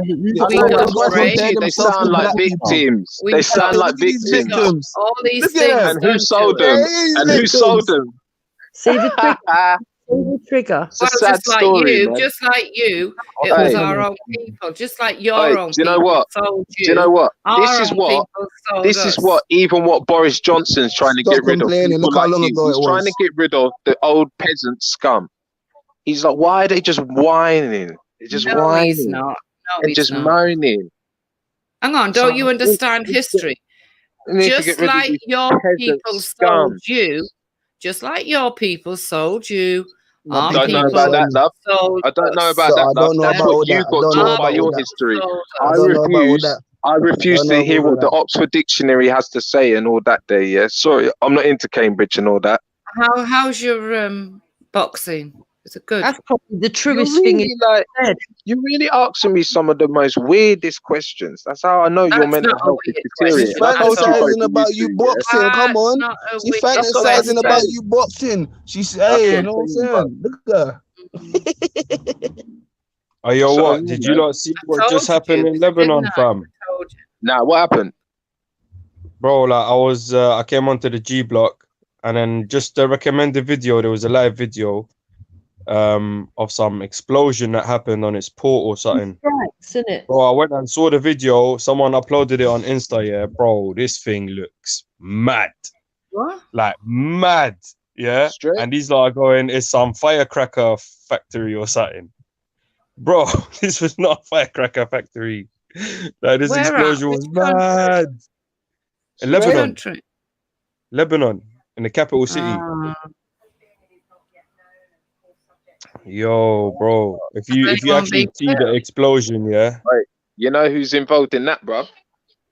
Yeah, obviously. The firecrackers, isn't it? Yeah. Come on, bro. You know what they were bombing up, man. No, gee. Yeah, bro, man. These lot can't give it a rest, man. Yeah, trying to make Lebanon like Palestine, isn't it? Yeah. Trying to desecrate it, man. But listen, bro, when you see them countries after, bro, they look like before BC. Yeah, actually, you know what? No one was telling me about Lebanon. Like the currency went down. No one's allowed to access their money that's in their banks, and even if you got peas, like if you're a billionaire and you want to, like, you can only withdraw like $200 per month or something like that.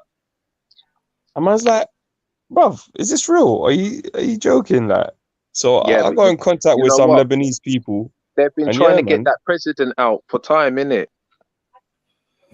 Not Well, the which one. one? There's one. There's one who runs what's the name of there's the Lebanese army, and then there's the Lebanese what them name Hezbollah.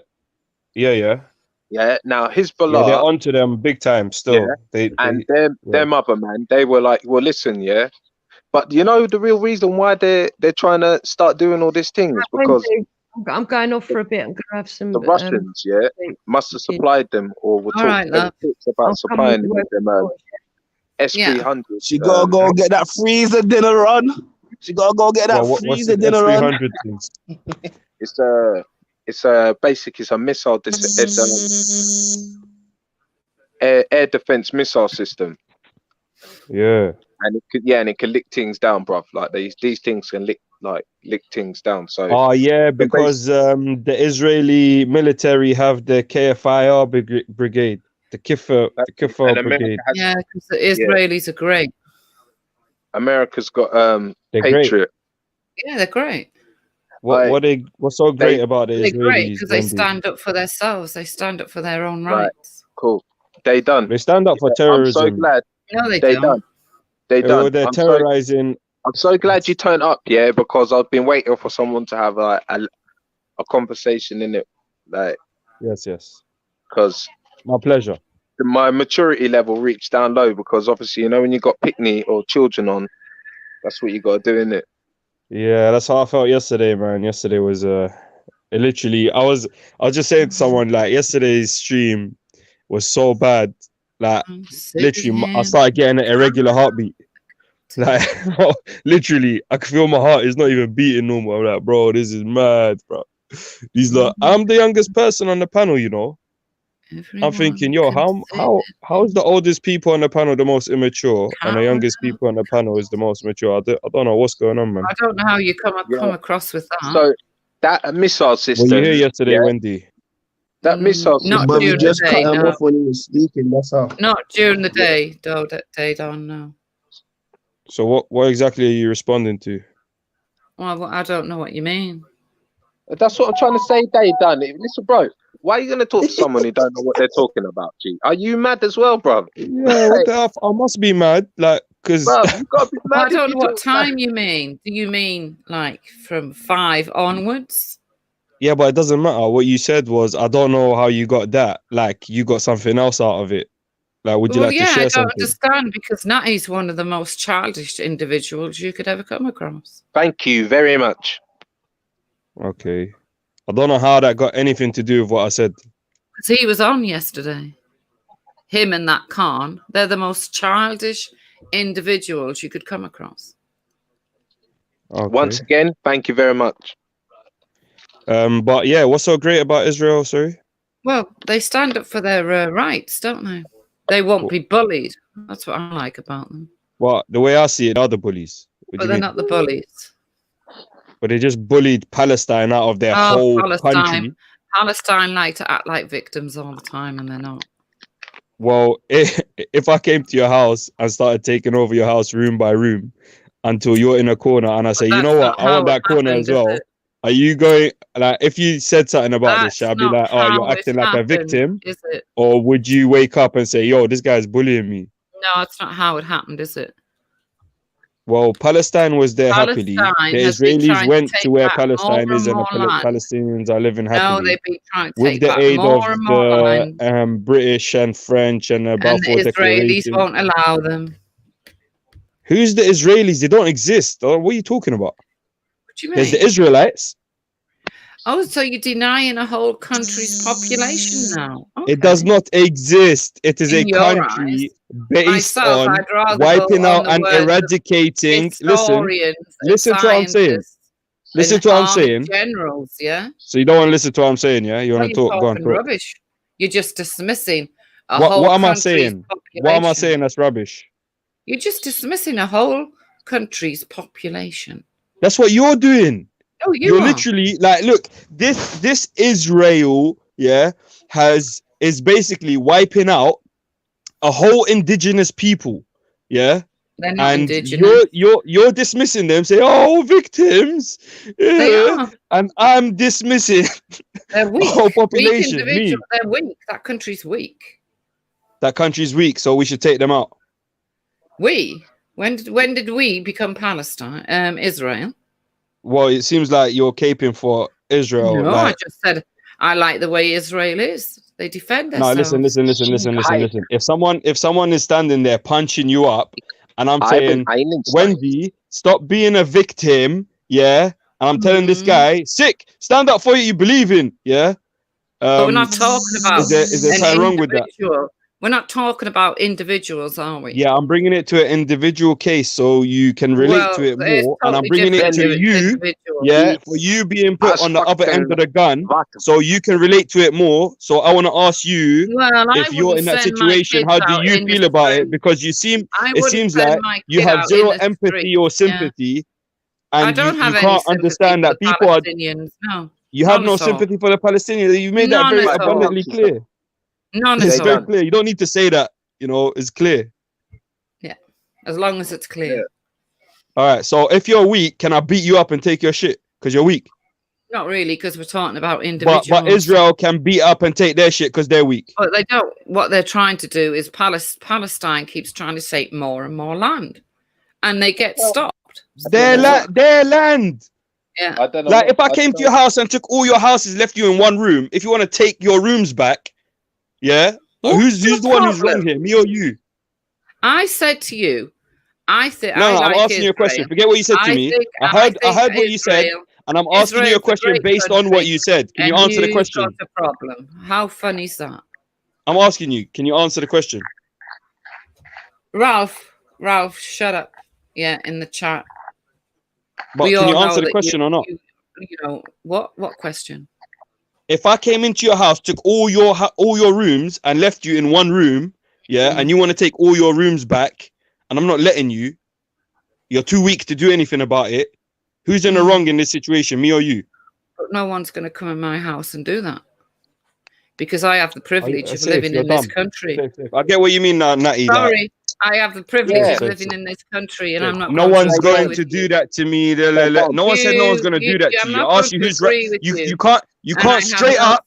You can't straight up like a normal human say the guy who's taking over my house is wrong. You can't straight up like any normal human. Natty. You know, the Palestinians. If I came into your house and took over every room and left you in one room, yeah, and you want to take back your rooms and I'm not letting you, who's wrong and who's right?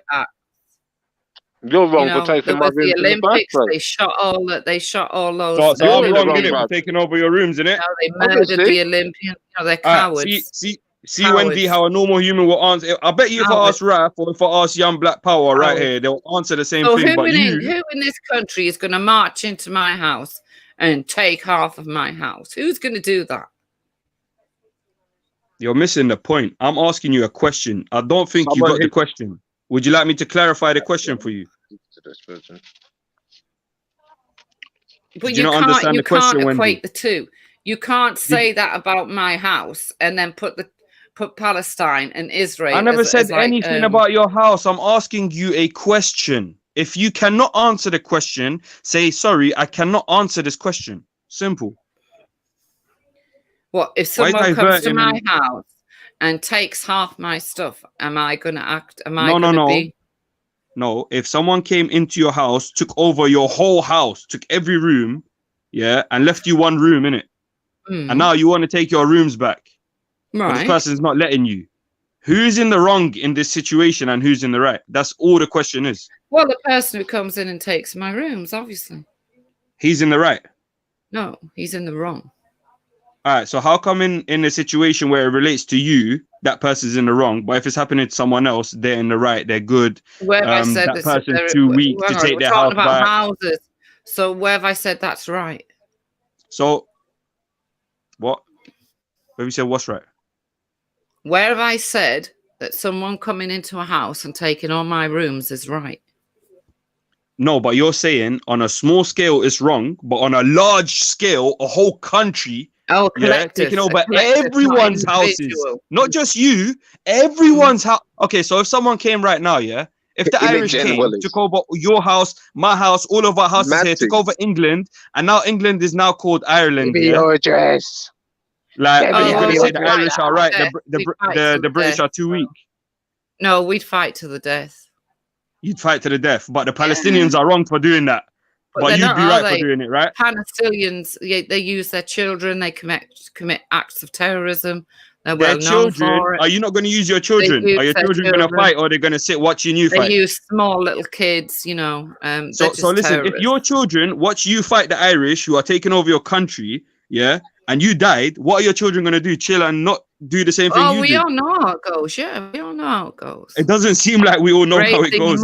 You don't seem to know. You know, they see their mother and father killed, and so they grow up and they commit acts of terrorism too. Acts of terrorism. They saw their mother and father killed, and they grew up and they committed acts of terrorism. Yeah, they do. That's how it works. Broski, have you ever met people? Yeah, Mr. Boxer, why that don't when you're talking, like having a conversation with someone, right? That this conversation is way out of their depth. But hang on a minute. Feel that they need to go to university to understand what you're saying. And when you're talking, is it out of my depth? You kind of become like sympathy for Palestine. Do you know what I mean? Like you could become a threat, yeah, because they can't understand what you're saying. Have I got to agree with you? So, yeah, I get you. Have I got to agree with you? Like even the stuff don't even make sense. Like, it's not even. She's not like they don't even bring an argument, bruv. They bring nonsense. You know, nonsense. It's like, everyone must agree with Natty. Well, I'm not going to. Nonsense. You know, Israel is a sovereign country. It has every right to defend itself. And how did it get its sovereignty, Wendy? Well, us good old Brits. Good old Brits. So the Brits gave Israel that land. Yeah. But they're natives and it's their land. I don't care. We know what happened. So why are you asking? No, I'm asking you. I'm asking you. Are you saying that they are natives and it's their land? Look, when you've been persecuted, just say like yes the or Jewish no. people, Just I don't know why you're avoiding it. Like, because you know the line of logical reasoning is making you look like an idiot. Come on, man. May the they power needed a country to live in. They got Work Israel, that exorcism on and her, you're bro. going to have to deal with it because it's not going anywhere. Yeah, so when like Iraqis have been persecuted, they could come to England. No, they're weak, man. They're weak. We got the right when to Syrians them, man. get persecuted, they could come to Syrians England. are weak. You know, Syrians all are these weak. countries We can't kill them because they're weak. So therefore, black people should deserve the recreational stuff because obviously that's good enough for the Jews as well, isn't it? No, yeah, why don't Britain write a declaration? Why don't Britain write a declaration for the Africans to take back all of the world? No. Hold your the people who got reparations was the Jews, right? When the Jews got reparations, when the Jews got reparations after World War II, the Holocaust. They created it. The Jews got killed by Hitler. Hang on, wait. Can you listen. shut up a minute? Can you be No, quiet? I'm just trying to clarify so I'm in line with what you're saying. I'm trying to sink in with what you're saying. I'm trying to synchronize what you just said. You're telling me that the Jews got killed by Hitler. So to pay them back, let's kill the Palestinians and take their land. No. So the Palestinians take over England and take their land. Would that be okay? No, they don't. Drinking the finest wine, counting money. Did the Jews create the Holocaust? Yes. Okay. That's all I wanted to hear. All right. Now that you got your answer, so what do you think? Yeah. That because the Israeli Jews don't speak to you. Turning down, you're an absolute cunt. That's what you are. I'm an absolute. I am an absolute cunt. The exorcism will work, bro. What did I tell you? What did I say, Daniel? Demon be gone. Every single time. Demon be gone. Demon be gone. Leave this woman. Leave her. Get out. Go somewhere else. Demon. I don't know if that works, innit? I don't know if I got the power or nothing, but Wendy, you're so out of touch. As soon as she starts swearing, bro, she's transforming right now, yeah? And she needs to like fix up in it. She needs a bit of time to enter her final form. Yeah, that's it, bro. She's shedding her skin right now. She's shedding. Like, I don't understand what was so. I mean, it's puzzling. It is baffling. Like, wow. Yeah, well, we got these It's people like in the world, man. We live and we learn. You know what I exactly. mean? It's like even today when Raf like brought some evidence, yeah, up and some statistics and stuff. They're like, nah, and then they're like, oh, we got some statistics, and I'm like, okay, yeah, where's it from? And they're like, from the Daily Mail. It's like, what? Oh, come on, bruv. Oh, man, what can you do, man? You just gotta tolerate Read these all people. Innit? about it. Like, and the next thing they this in the Daily Mail, oh, they're unfair to Tommy. Oh, don't believe what they write in the newspapers when they're talking about Tommy. Poor Tommy. Oh, our Tommy boy. You know what I mean? It's mad, you know. Like, man's out here going, rah. These man just blew up the man there, and she's like, good. She's afraid. Listen, you see, weak. Ralph. At least Ralph ain't afraid. Yeah, to be who he is, innit? At the end of the day, Straight. he's Big proud. up, Ralph. Do you know what's interesting about this article? He's proud to be who he is, innit? He's proud to be who he is. So they don't need to be like, what about? Why didn't you start on him? He is what he is. Hold on. But they are afraid to be who they are. They're afraid to expose themselves because they're a small minority and a small-minded set, and there's not many of them. You know what's interesting about they hide. That's why they hide. Do you know what's interesting about this idea of civic nationalism? Yeah, you guys say you want British culture to be, you want people to stand behind British culture, so it doesn't matter whether you're black or white or whatever. You understand? As long as you are for British values, that's okay. Now, what's your problem with immigration then? What if the people that are coming now want to adopt these British values and British traditions that you guys are, trying to preserve? And like, so what's your issue with that then? Why do you feel like you're going to be attacked if you allow certain groups of people in? Well, I don't get this. Like, what is that actually? Anyway, I don't know. Civil nationalism doesn't make any sense to me because you're on the one hand you are for every group of people on this planet coming here. Not for every one group of people, but you're for British people right now. People like me, Natty, even Khan and Day Dunn, who are non British in origin, staying here adopting British values. But if anyone else comes in to come and adopt the British values, you don't want them to come. What do you think? Ralph, I think I've sussed it out. Yeah, tell me if this makes sense. Right, rather than use race, they're using culture. Yeah. But really, when they say culture, what they mean is who's been here the longest or who was here first. Yes, that's it. Right. So when you go with the civic national, when you go with the civic model, it creates more of a hierarchy. Yeah. You understand? Yeah. That's it. All right, check this, yeah. That's why they think right it's going to work reaction, out. yeah. Check this. Right reaction is who he is, right? And I've never heard him drop certain words out of his mouth, yeah? Never heard it come out of his mouth, right? But we know what he is. We know what he's about, right? These the creature has been identified, isn't it? At least we got. Yeah. I think Matty, you cut out. For those of you that don't know what undercover, institutionalized, like, yeah, they don't. But listen, you can go pick. Anyone could be I can call you a peasant. I could call anyone a peasant. It's not racist. So she dropped. Oh, you could go and pick cotton then. Do you know what's the craziest thing about this idea of civic nationalism? Yeah, what culture are you trying to promote in Britain? There is so many different cultures in Britain, even amongst white people.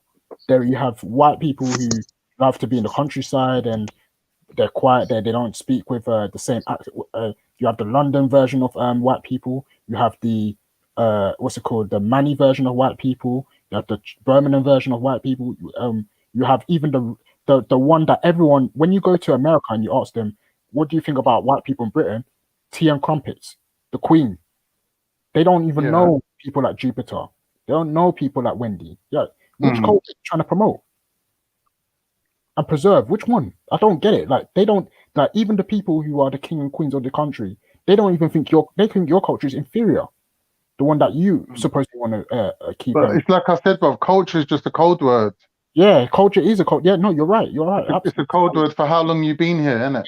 Yeah, So they'll say things like, "Oh, our families fought in the war." Yeah, but if there was a war tomorrow, we'd be fighting in that war, not your granddad. Yeah. You know what I mean? And when they say things like, when they say that, they're not. We paid into this country. We've been Yeah, paying but when they say into that, this country for however long. Like that's yeah, but what that means. Khan, that's cool. That's cool. But when they say that, they don't mention about all the other nations that also help towards the war as well, i.e., food, making bombs, all kind of stuff, bro. Like there was African soldiers as well. So like all of this stuff here, bro. They don't want to mention that. They just want to mention their part, like. So, and that's what it is, bro. It's black and white. Yeah, of course. Another thing, because obviously, like, you know, we're 3% of the population, but remember, as soon as a black person gets with a white person now, they don't consider them full white anymore. So now they're not white anymore, and that population decreases now. They're worried. They are worried that the population of white people are good, and that's why they're really against immigration, not because they say it's the cultural thing. That's just another argument to say, we don't want other people's cultures influencing our culture so that our culture dies out. Even though their culture is not even the one that when everyone talks about when it comes to white people in America, when they talk about British culture, they're not talking about them. They don't mention them at all. It's tea and crumpets. No one likes the tea. These lot, yeah, they're all the white immigrants. They're the Irish, the Gypsies, the Jews. Yeah, so they can't really stand on ethno-nationalism. So they just worked out, there's a lot of Scottish, the Welsh, that all ended up like, you know, being poor on the streets of London. They used to round them up and ship them off to Australia. These are all them. These are all them. They ain't even got a British culture. Of course. They haven't. You know? So Tommy Robinson, one minute he's giving it about British values and British this and British that. And when Sarah stick it on him now, he's turning around going, "But I'm Irish. But I'm Irish." Hear me? Another thing, he says, look, a general, leads the front line. Don't ask me for reparations. I'm Irish. Listen, Carnito, a general leads the front line. A general don't start ranting there saying, "Yeah, I'm hype, I'm pumped, yeah, I'm ready for it, I'm down for it, but I'm not going to be there. But good luck, lads." What's that about? What's that about? Let me add to it. The thing is, though, he's making other people, he's the one making other people go down there to get silly. Let me just say something. Let me say something. Yeah, I read the articles in the Daily Mail that these lot are talking about respecting them. Yeah, do you know what it all hinges on? Black Pound Day. Yeah, they're using family first, or what are they called? Forever Family. Forever Family. They're using them. Yeah, they're saying, there's some secret organization. They don't say nothing about themselves, but they did say that they stand by Black Pound Day. No, they told you what they're about. They told money. It's all about money, bro. It's all about money. They don't care about a few black people dressed up like fucking Public Enemy. They don't care about that. It's about money. Hold on. Let me just say that Tommy Robinson bit. Another thing that Tommy Robinson contradicts himself on. Tommy Robinson has always had a long issue with the police. He hates the police system. He says he has a problem with the government. Governments are corrupt. This, that, and the third. Boom. Yeah. So how are you British then? Suddenly, Black Lives Matter taking down statues. We should stand together with our police. We should care. We should be with our police officers. We should. What are you talking about, man? That's jokes. One day you was, we don't like the police. The police are always doing this to me. They're always harassing me. Did this, that. They're always doing. Next day, we should stand with the police. The police, we should rise and do this. And he's frothing at the mouth. How dare you treat our police like that? Yeah. Hypocrite. Yeah, it's like you're standing against what you were calling for, and now you don't like when you see it. It's mad. Then the government. Then they talk about the government and they say that they have an issue with the government. Our statues. Did the government tell you? Did you get a choice in putting those statues? Bro, the statue had some big metal fucking cage around it. What were they protecting, bro? Here you go. What were they protecting? It's just a bullshit narrative that they got, bro. It's just all cold. It's everything is cold. What they do.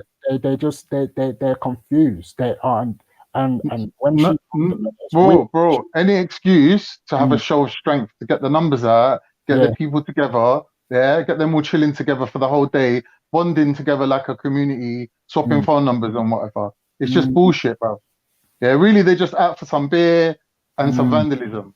I mean, when the EDL come down, I was about to say, when you said white culture, the only thing I can say that they unite against in culture is the pub culture, innit? Like drinking. Other than that, that's it. I don't know what white culture is. No, hold on, no. That's the working class culture, bro. You're talking about. You have to be specific.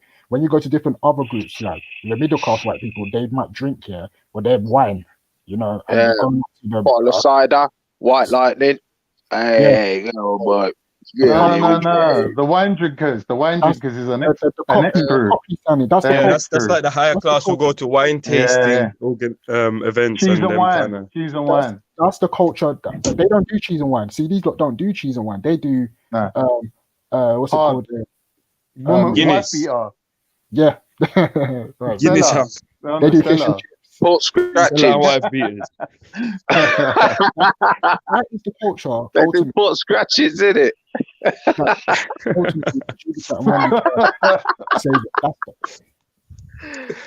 Hey. That's the only culture these lot are concerned about. They're not concerned about really and truly. Like, actually, no, I won't say that they're not concerned about. They are, because ultimately they still want to preserve the government and this thing or whatever. And that's why she keeps arguing that the system is not perfect, but it's corrupt people. We should fight against the corrupt people. Okay, you go and fight against them. Yeah, we'll fight on our issue. You fight on your issue. How many times have we been here? We told you that our issue is not our issue. Get the point now. Yeah, move on. Your team, bro. But see, the thing, the problem is, Raf, when you're the fat chick and you get the worm, even if you're not hungry, you still have to eat that worm because you don't want the skinny chick to get fat as well, innit? So what they do, they position themselves in line with the elite that they claim that they're against. And basically they're just blocking you from being able to stand up for your rights. Yeah. That's all it is. It's just a game, bro. Yeah, that's called haters. Now go on and anecdotal evidence. Tell me where I'm wrong. Tell me where I'm wrong. Where are we wrong? Please. And maybe you can come on the panel and just explain to us where we're wrong. Because I don't get where Jupiter and Wendy on this stuff, like what we're talking about, like, because this is what I want to see you wiggle out of this one because I don't honestly understand where we're wrong. Like, hear the argument though. They're saying racism exists on an individual level, but institutionalized racism doesn't exist. No, do you know why? If there wasn't, hear the irony. If there wasn't institutionalized racism, individual racists couldn't get away with being racist. Right. So you get me? They're trying to build the catch-22 scenario, but it's not working. Because one end don't match the other end. They can't make a complete narrative. There's holes in the story, bro. Yeah. So they can't complete the circle, man. She says she wants you to take it whenever she talks about it with me and you now. Yeah, this is what she wants to do. She wants to say, point out a law, a statute, or something that proves that institutional race that the system is racist. That's what she wants to say to you. That what institutionalized racism is. That is not the definition of institutionalized racism. That is definitely not the definition. It is. It's like the biases of a culture where, do you know why it's tricky though to point it out, because they're very slick British people with their way they analyze stuff in it. So they want you to actually point out outwardly that this is a racist act. And you can't just point out a racist act. You cannot do that. Yeah, Jupiter does that all the time. So apparently, Stephen Lawrence's case was down to police corruption, not racism. Yeah. So I go, so what, ain't racism a type of corruption? She's like, not really. No, but it is though. There you go. But there's what's even the reason why it won't be for them. They will try to wiggle out of it. They will say that, well, hang on a minute, she didn't. The people that did it were racist, but when you go to ask them now, well, how did these people get away with it for so long? Isn't that corruption within the system that makes it institutionalized racism? She's gonna say no. All right, but you know what though, yeah, I wouldn't let my child watch the news, yeah. I don't know about you, yeah. I try and make them swerve off from all that stuff there. And for her to come up and be like, yeah, I showed him, and I said, yeah, you don't want to be like them lot. It's just, I don't know, man. It's not even a joke, bro. It's like that's some serious stuff there, man. There you go. There you go. I mean, even for me, yeah, I've stopped. Like, I've been on business with the news, innit? Like, even now, these conversations that I've had, yeah, I've learned like the max I can learn now. What I'd want to be exploring more is the relations between Britain and these other nations in forms of trade, in forms of how they do business or whatever. You understand? Like, that's what I want to be exploring more. So I want to Well, be. they realise it's not just Britain now. It's China, Russia, all other countries are doing business. I know what you're saying. I hear what you're saying, but the reason why I want to explore that is because remember we have a system called the IMF and the World Bank, which are practically run and owned by Britain and America. So that's the side I want to explore more, to understand how that go down and how that's influencing the world we have today.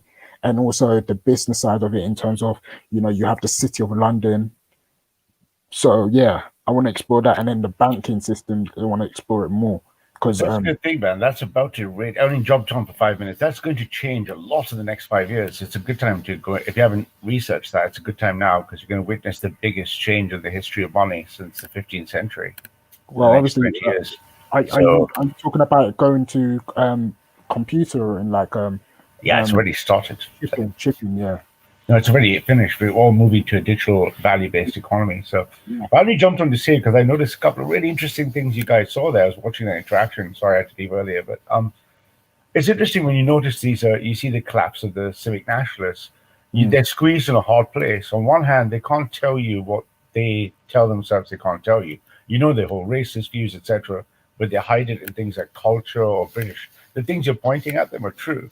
But on the other side, they can't be like ethno-nationalists who would support a black nationalist or any other racial nationalist. You don't have to agree with me, Art, but you would support black nationalism or any other nationalism. People are conscious of their race or their ethnicity.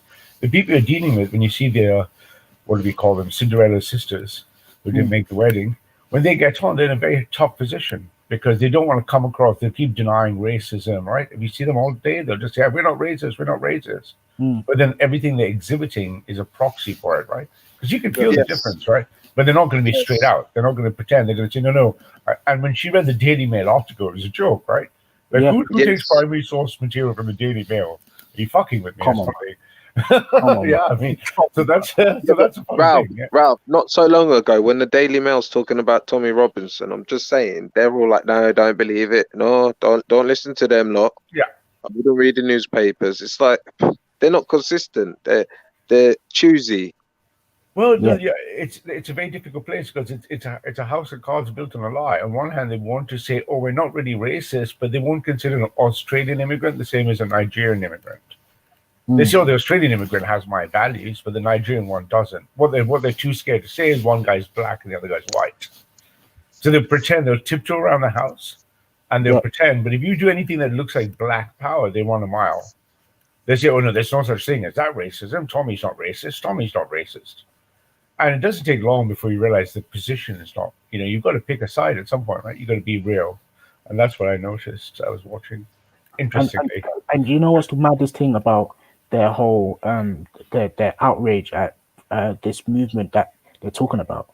Like, if this was a serious movement, they would not be out in the open at all. Like, I'm not. It wasn't a serious movement. It was a solidarity day. Let's be honest. That's what it was. It was a solidarity day, right? It wasn't. It wasn't even as organized as BLM. It was just that's what I'm saying. Movement, I'm saying it wasn't. Like, I'm saying that when I mean it's not. I'm not saying that it couldn't be bear the fruits, but like, if they've already announced their manifesto, what they're about. They said they said fuck Black Lives Matter. They don't care about Black Lives Matter. They're about dealing with policing in their community. They're trained in Brazilian Jiu-Jitsu, Wing Chun, and something else I can't remember.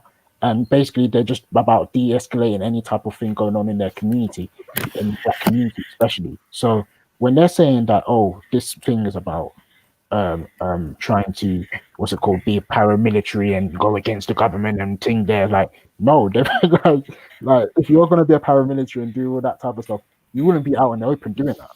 No, you wouldn't, and that's not even what that thing is. That was like many other things. It's like the Al-Quds March or anything. It was a show of solidarity. But what's more interesting is that even when you saw Tommy versus Sarah, it was like shadow boxing of puppets, right?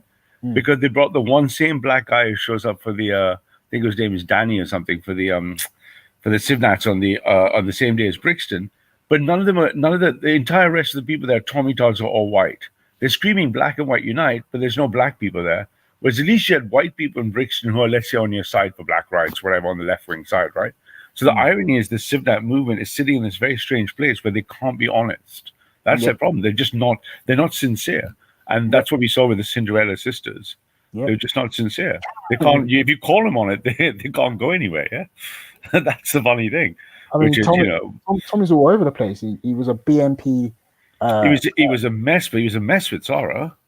He was a complete mess with Sarah. Even though Sarah did, it was a complete mess, right? Yeah, Sarah didn't put her to do a good job in it. But Sarah did. Sarah, I would have sent in a proper black nationalist. If I was black, I would have sent in a fucking black nationalist. I would have sent in Sarah, right? But Shaka would have done a good job. Yeah, Shaka. Anyone who could hold the fort. Yeah. But it wouldn't have been Sarah, obviously. But Tommy looked just weak as fuck, right? Which is why if you look at the contrast, their march they had on the same Saturday as Brixton was a disaster. It was weak. There were like 40, 50 people in the square. And whatever you think of what happened in Brixton, we just obviously laugh at it because we didn't think it's serious. It was people trying to go for the Black Pound and that shit. It's not BLM, it's not terrorists, there's nothing like that. Or we can joke. I mean, also we'll joke at the uniforms, whatever. But the point is the Civnats have almost nowhere to go because if you watch Wendy and Jupiter, all day long they'll deny they're racist. They just sit there all day saying we're not racist, we're not racist, we're not racist. And you're like, really? Okay. I mean, you're not fooling me, man. No, that 100% in it. Like, you know, like, anyway, yeah. When we're talking about systematic, we're talking about one culture being superior to another, innit? So if you're looking at a law where Britain says, what's it called? This is what is not racist. We shouldn't discriminate against a particular group of people based on their skin tone. You're probably not gonna find it. But we're talking about a mindset of people. Well, there's some bad news in there, right? So if you don't trust me, look at, let's say, Corbin Hughes is black. Go look at the work he's done, right? Corbin Hughes has done meticulous work. Part of it is going to show racial bias because there's always racial bias. Racism exists when you have different races, and part of it is systemic. That's a product of the bias. If you just say it's systemic racism into your department, no, you're going to get knocked down. If you say there's no racism, that's also going to get knocked down. Both exist in the data, right? Because when you get cultures, you're going to get disparate racial outcomes. Some of them will be based on race, some of them are not. But the Civnats' problem is they pretend none of it exists. They'll deny. They'll say on one hand to nationalists anything, oh, there's no such thing as race, it's all values. Then they'll turn around to minorities going, hey, don't worry about it. There's no bias. Tommy's not racist. The police department's not racist. So they're in a very strange position because they've got a foot in both camps, but they're kind of almost not real to either side, right? That's the problem, I think, personally. But that's, but of course you can have biases, but your biases in both directions. That's the problem. I mean, if you haven't looked at all Coleman Hughes' work, it's some really good work. He's got some. I've heard of him, but I like the thing with Coleman Hughes. I listened to there was one video that I was listening to on the idea of I can't even remember what exactly topic was, but one of the things he went into was why certain communities are doing better than others, and he wanted to compare it to first generation immigrants. And I just wouldn't use that example personally because with first generation immigrants, the type of people that come into the country come from a specific class. Yeah, there's not just a specific class. Sometimes even they come from a lower class from their host nation. Their behavioral patterns are very different because they're coming fresh off. That's very rare. That's very. It's very rare, but even the ones who do, we'll see the data that you can't really. You're right. I'm agreeing with you. You can't really use their data because they haven't settled yet, right? Then you need to show. You need to show the data for the income of the people who come in from third world or second world or whatever countries who immigrate from other countries into the US or UK, and they come from a certain. You're right. They'll come from the better classes because they managed to go through the whole process of getting a US green card or getting a citizenship. I'll use my example of my dad, innit? My dad's a doctor, innit? So when he came here, they already knew that he had a degree. So that was one of the ways he got into the country. Well, actually, not. I don't want to go into it, but basically, obviously, absolutely.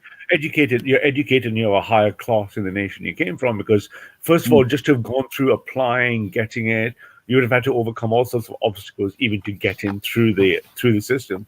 So it's usually not the poorer people from a different country, but also more importantly, in the data, what doesn't show up is that first generations of all migrants in any other countries, not just Britain, they always behave differently because they haven't adjusted to the local environment. It's by generation 2 and 3 do you get to see the real disparities. Yeah, that's when you get the.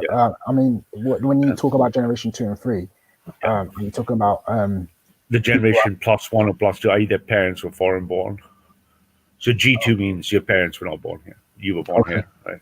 So then by generation 3, your parents had also been born here, so you would have had all the equivalent, let's say, education, health, all the environmental factors. You'd have been exposed to the same environmental factors. So the only difference would be culture, right? So generation 1 is always an exception, right? Because your fathers, like your grandparents, for example, would be nothing like you, right? No, because they didn't grow up here. Yeah, absolutely nothing. Your father would be in between you somewhere, but your kids will be much closer to you because you grew up here, right? Yeah, of course. So the data variation is very different. So. But for Civnash don't see this. Civnash just see they lie to themselves. They either pretend there's no such thing as any systemic shape or there's no such thing as race. It's all more values. But when you pressure them, the values argument falls very quickly and becomes race. I mean, obviously, your argument would be that what's it called is because one group is superior in culture to another. No, not at all. No, I think it's because one group, the dominant group, will always express itself in its dominant environment. So an Englishman would not be dominant in India.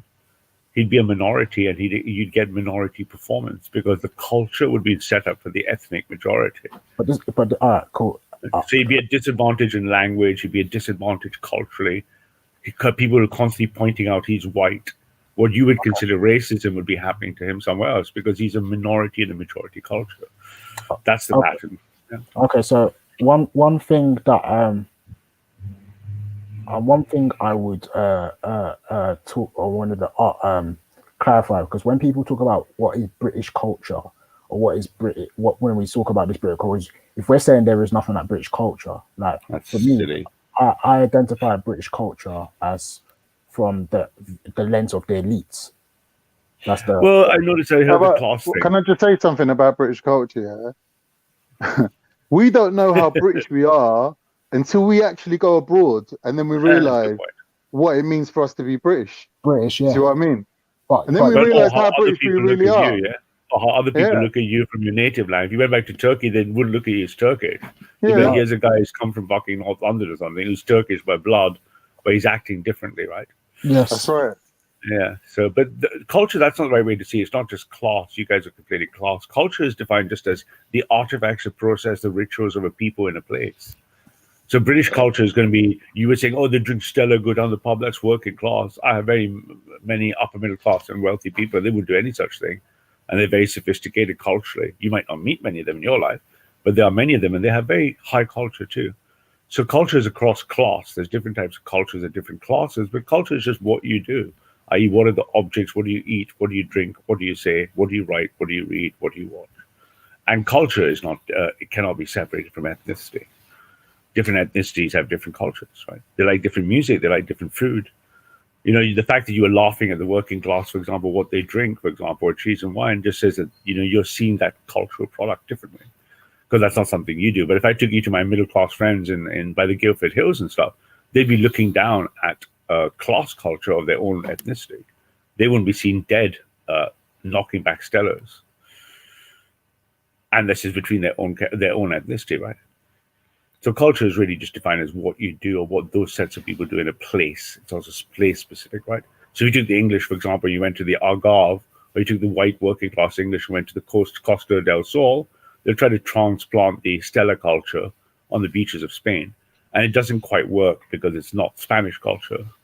But it's not there, but they can't be Spanish. If you took like Dave Smith and dropped him on the Costa del Sol, he's not going to start like, going off tapas and dancing flamenco, is he? He's not going to go off flamenco, is he? He's going to be looking for the nearest pub, yeah? Right. So, yeah. But I've got dinner soon. But yeah. But anyway, Cinderella's sisters, that was quite a heated thing. So it's quite fun. You know what they say, Ralph? When the grass is cut, the snakes will show.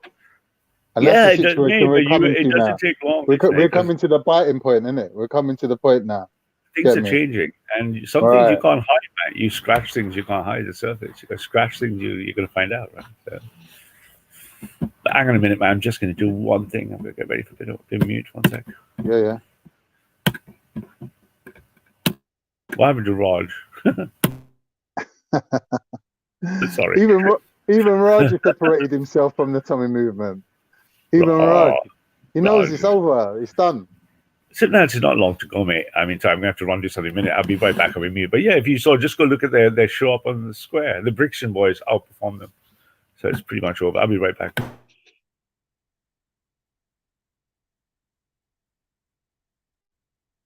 Natty, what are you saying?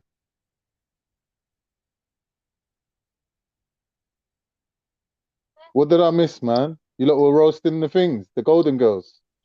Yeah. Every time they get an exorcist, the racism and swearing and all that silly. They get silly, innit? They're transformal, paranormal. Yeah, they're harking back to the days where they could get away with that shit, innit? That's what it is. When the times get hard, they revert to type, innit? And they're like, oh, I remember when we could say whatever we wanted and get away with it. Yeah. You know what I mean? And the more racist we'd be, the more nice they'd be to us. No, but they can online. They can online because they know that when they say it online, it's like a lot ha eating at them, innit? But they know if it was face to face, be a different story. So they could do it.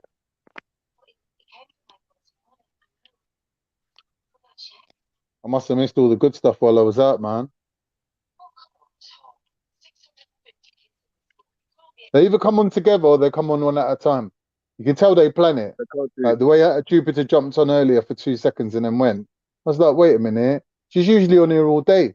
How come she just like shift out like that? You know what I mean?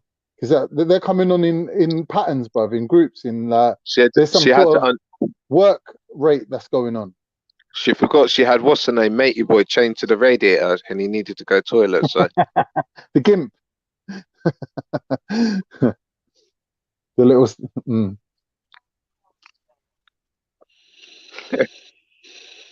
I mean, that's all I'm trying to say, bruv. With them people there, you can't have a serious conversation because they don't really like.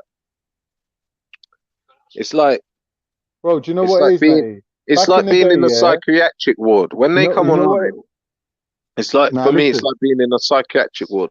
Back in the day, yeah, when these all the managers and the foremans and everyone was working underneath them and they could take the piss out of people, yeah, and no one really said nothing to them because no one really wanted to lose their job, yeah, they started thinking that they were special. Get me? And now that's been taken away from them, they can't understand it. See what I mean? That's what it is. Back in the day, that's how it was. All these like, you know what I mean? Wherever you're working in the council, you're gonna have someone like Wendy's your manager. Get me? Listen, you're working in the fucking and prison. the thing is, we're not offering these. She's the fucking. These lot want to fight all the time, though. They want to fight all the time, can't you? Yeah, they're going on like something's been taken away from them. That's what it is. Right. Look, even Dave Smith the other night wanted to fight, and look how he ended up, bro. He started crying like a child. He cried like a child, can't.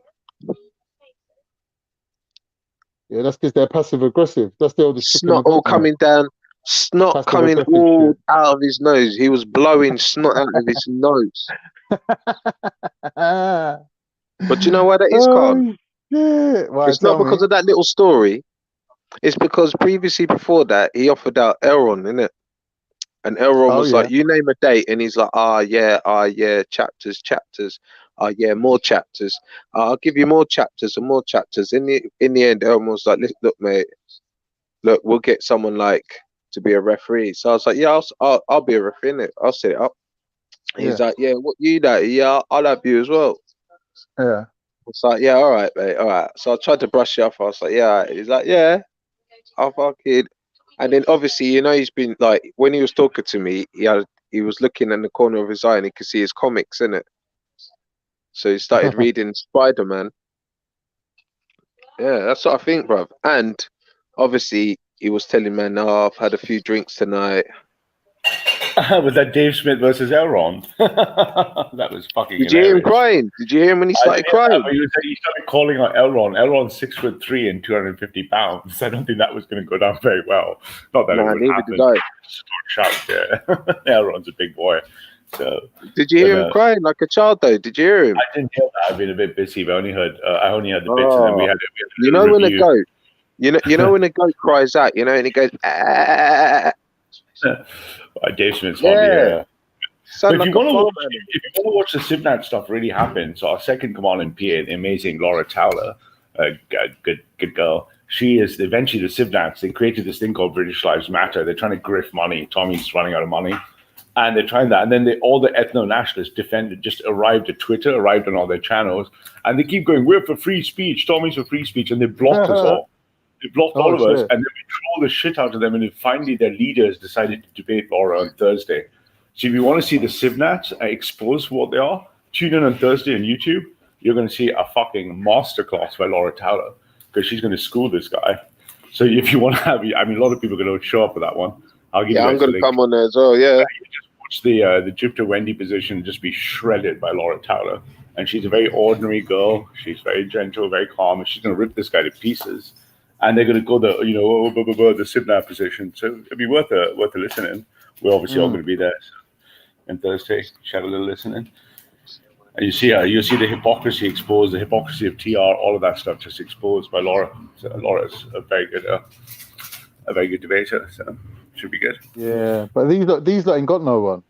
They got nobody. But they've got no one left to go. The Sibnat channels have died. Tommy can't even get enough people to show up on a stream. Even our junior streams get more people to show up.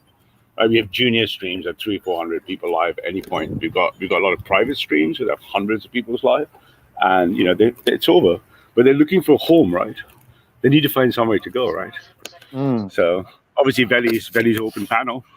So what's going to happen, Ralph? What's going to happen if you have to open your ranks to these people? Are they not going to corrupt the organizations? If you let people like Jupiter and Wendy in, we're pretty consistent about what sorts of people arrive. They're not going to last long with they're inconsistent. So if you want to, they won't last very long with it. So they'll be found out. And we're not scared to speak our mind. Let's put it that way. So, but if you want to watch Tommy's number 3 or number 2 trying to mount a defense on Thursday, you watch Laura Towler. That's gonna be hilarious. If he can stand the whole hour, I think it's scheduled for an hour. Who are these people? He's number 2 and 3. Who are they? Well, what's left is Richard Inman, Amory Waters, because Tommy's now in hiding almost, right? He just ruined everything and he's run. He's taken the money from the British people and he's run away. So now he's got nothing. So Richard Inman, Amory Waters, Hot Walks, and where's the money gone, Tommy? Better questions. A simple question for Tommy Robinson: can you name the top 5 girls for grooming and how much money they got? Wow. Can Tommy tell me how much money the top 5 girls? And the answer is fucking zero. He took Audrey took £5, £10 from Dave Smith and all these people. He took all these money for the people. He used it for his I Hate Muslims campaign, and he didn't give any of the money to girls. Not a single girl got a penny. He was meant to make 5 documentaries, no documentaries, no money. A couple of River, Stone Island, whatever that brand is, shirts, and the fucker's gone. Tel Aviv controlling it. So, and now what they're trying to do is... And don't forget all his YouTube as well. All his YouTube's made him money. Yeah, but that's all shut now. He's on the fucking hokey pokey, either the Russian or the Chinese ones, which are already fucked. TikTok and the other one is fucked. Why would TikTok or the Russian? Why would you give all your data to the Russians and the Chinese? No one in the West is. Tommy's on join that TikTok. shit. I ain't seen him on TikTok. I've seen fucking I think he got Modine, but I ain't seen him. Oh, bless. You see Modine going up to John Cena? No, mate, I'm not on TikTok. Shut up, bless. Hilarious. I think John Cena or something. He's like, Yeah, he goes to him, he's all right if I film you, and John Cena's like, you're already filming me. Why are you asking me for? And the truth is, he's probably going to get about 150,000 something in tops in the country of 66 million. And in the alt-right, we have 11 million complete graph and 6 million in the UK. So there's no competition anymore. The question is, where did they go? They'll only be squeezed out of town once they're fully exposed. 6 to 9 months, we won't even call them. Mark my words, 6 to 9 months, we would have killed the word Sivnat. I would just call them what they are. They're fucking fake liberals. Yeah, they're racist liberals. The liberals are racist, but they're too scared to say they're racist, so they're going to pretend they're liberal. But they're not racist. They're racist liberals. They're not nationalists. So, so we're just going to watch. You'll see the blood of it. Tommy will, of course, by then have retired somewhere else. Richard Inman, the rest of them are going to try to grift Tommy. They're going to try to get some other campaign, like Save the Children or something. And, but now we're on, we're on them, mate. We're tracking them. They've got nowhere to go. They picked a fight with the right, which is like, so it's going to be, but you watch it, you see the Sivnats, whoever's left, you get the odd, like, the Banksy plus Gypsy plus this crowd. And they'll spend increasing amount of time on Veli's panel, on black shows, because they've got no other real home. They can't really host anything else because it's pretty much over. I agree. They're here for a reason. It's not by accident. You know what I mean? Someone is the best of planners, eh? I just can't help myself, eh? Can't help myself. Salam Rushma is in the chat. Yeah, someone's going to be just a fucking planners here, So really, ultimately, is going to be between the conversation between the real right, this shrinking middle, and then the left. And that's the real conversation in the next few years. So we'll just see the end of this. But you watch the panels, you'll see more of them coming on, and when they host their own panels, there'll be a little like Sivnat where they all stroke each other off because they're just, they got nothing to say, right? Because you guys won't go there, right? Why would you fucking go there? You're going to stay with your family, right? You're not going over there. And they'll be coming over here looking for love in all the wrong places, right? Exactly. I'm just Rushma's laughing in the chat. Salam, sister. Pauline says, can't be hosting. Who's Pauline Smith? Can't be hosting Ebony Ivory. I'd rather not, Pauline. So Rab, let me ask you something, yeah?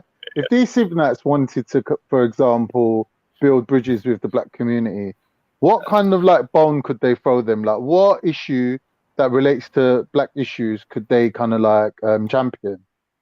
Is there anything that they could do without losing their integrity? The matter is this, mate. You watch the Cinderella Sisters, right? And watch what happened there. Just replay a conversation. They're not going to accept your conversation on your terms, are they? They're going to deny. They were denying RAF. They're going to deny all the things that you care about that matters to you. They're just going to keep denying them. So you're never going to really believe them, right? How could you believe them? They won't. They'll just bring up the Daily Mail or something because they have nothing. So it's a recipe for disaster, then. You guys just have to get strong and get ready for the fight, isn't it? That's what's going to happen. And they're going to be squeezed. And at some point, there won't be many of them left. And they'll eventually become... So you look at the people who showed up for the Tommy thing. It was just a little cult members.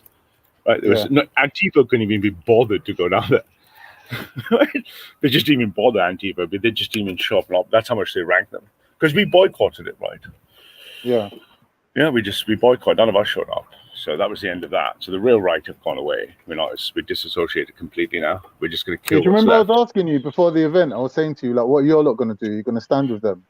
No way. You didn't get to answer. So that was a bit of a strategic move there. It's a kill move. We went for the full kill because they're in our way. So they're just blocking us, right? They're like sitting in the middle.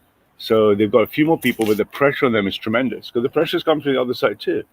So look at this way. Anything you try to argue, you'll find that the Sivnats will keep arguing against you. They'll deny the things that matter to you. Right. I won't deny that. I'll just go into opposition against you. I'm pretty open and honest. Right? But I'll be in opposition. They won't. They're kind of like, it's like shadow boxing, mate. It's like they're not hitting you, but they're kind of like pretending they're hitting you, but they're missing. It's shadow boxing. It's not really. Yeah. I don't know if you've been listening, but I sussed all this out, mate. Because, the writing's on the wall for them. It's over. It is. It's and it's going to be interesting to see because what happens at the end of a movement, things will die and then they become transformed into another creature. So we'll see what surfaces. But it won't be this shit. I mean, even if you just go play the Heart of Oaks and shit from this Saturday when you have spent a minute, even when they tried to sing Tommy, Tommy in the square, it was literally two guys going, oh, Tommy, Tommy. It was fucking embarrassing, mate. It's fucking embarrassing.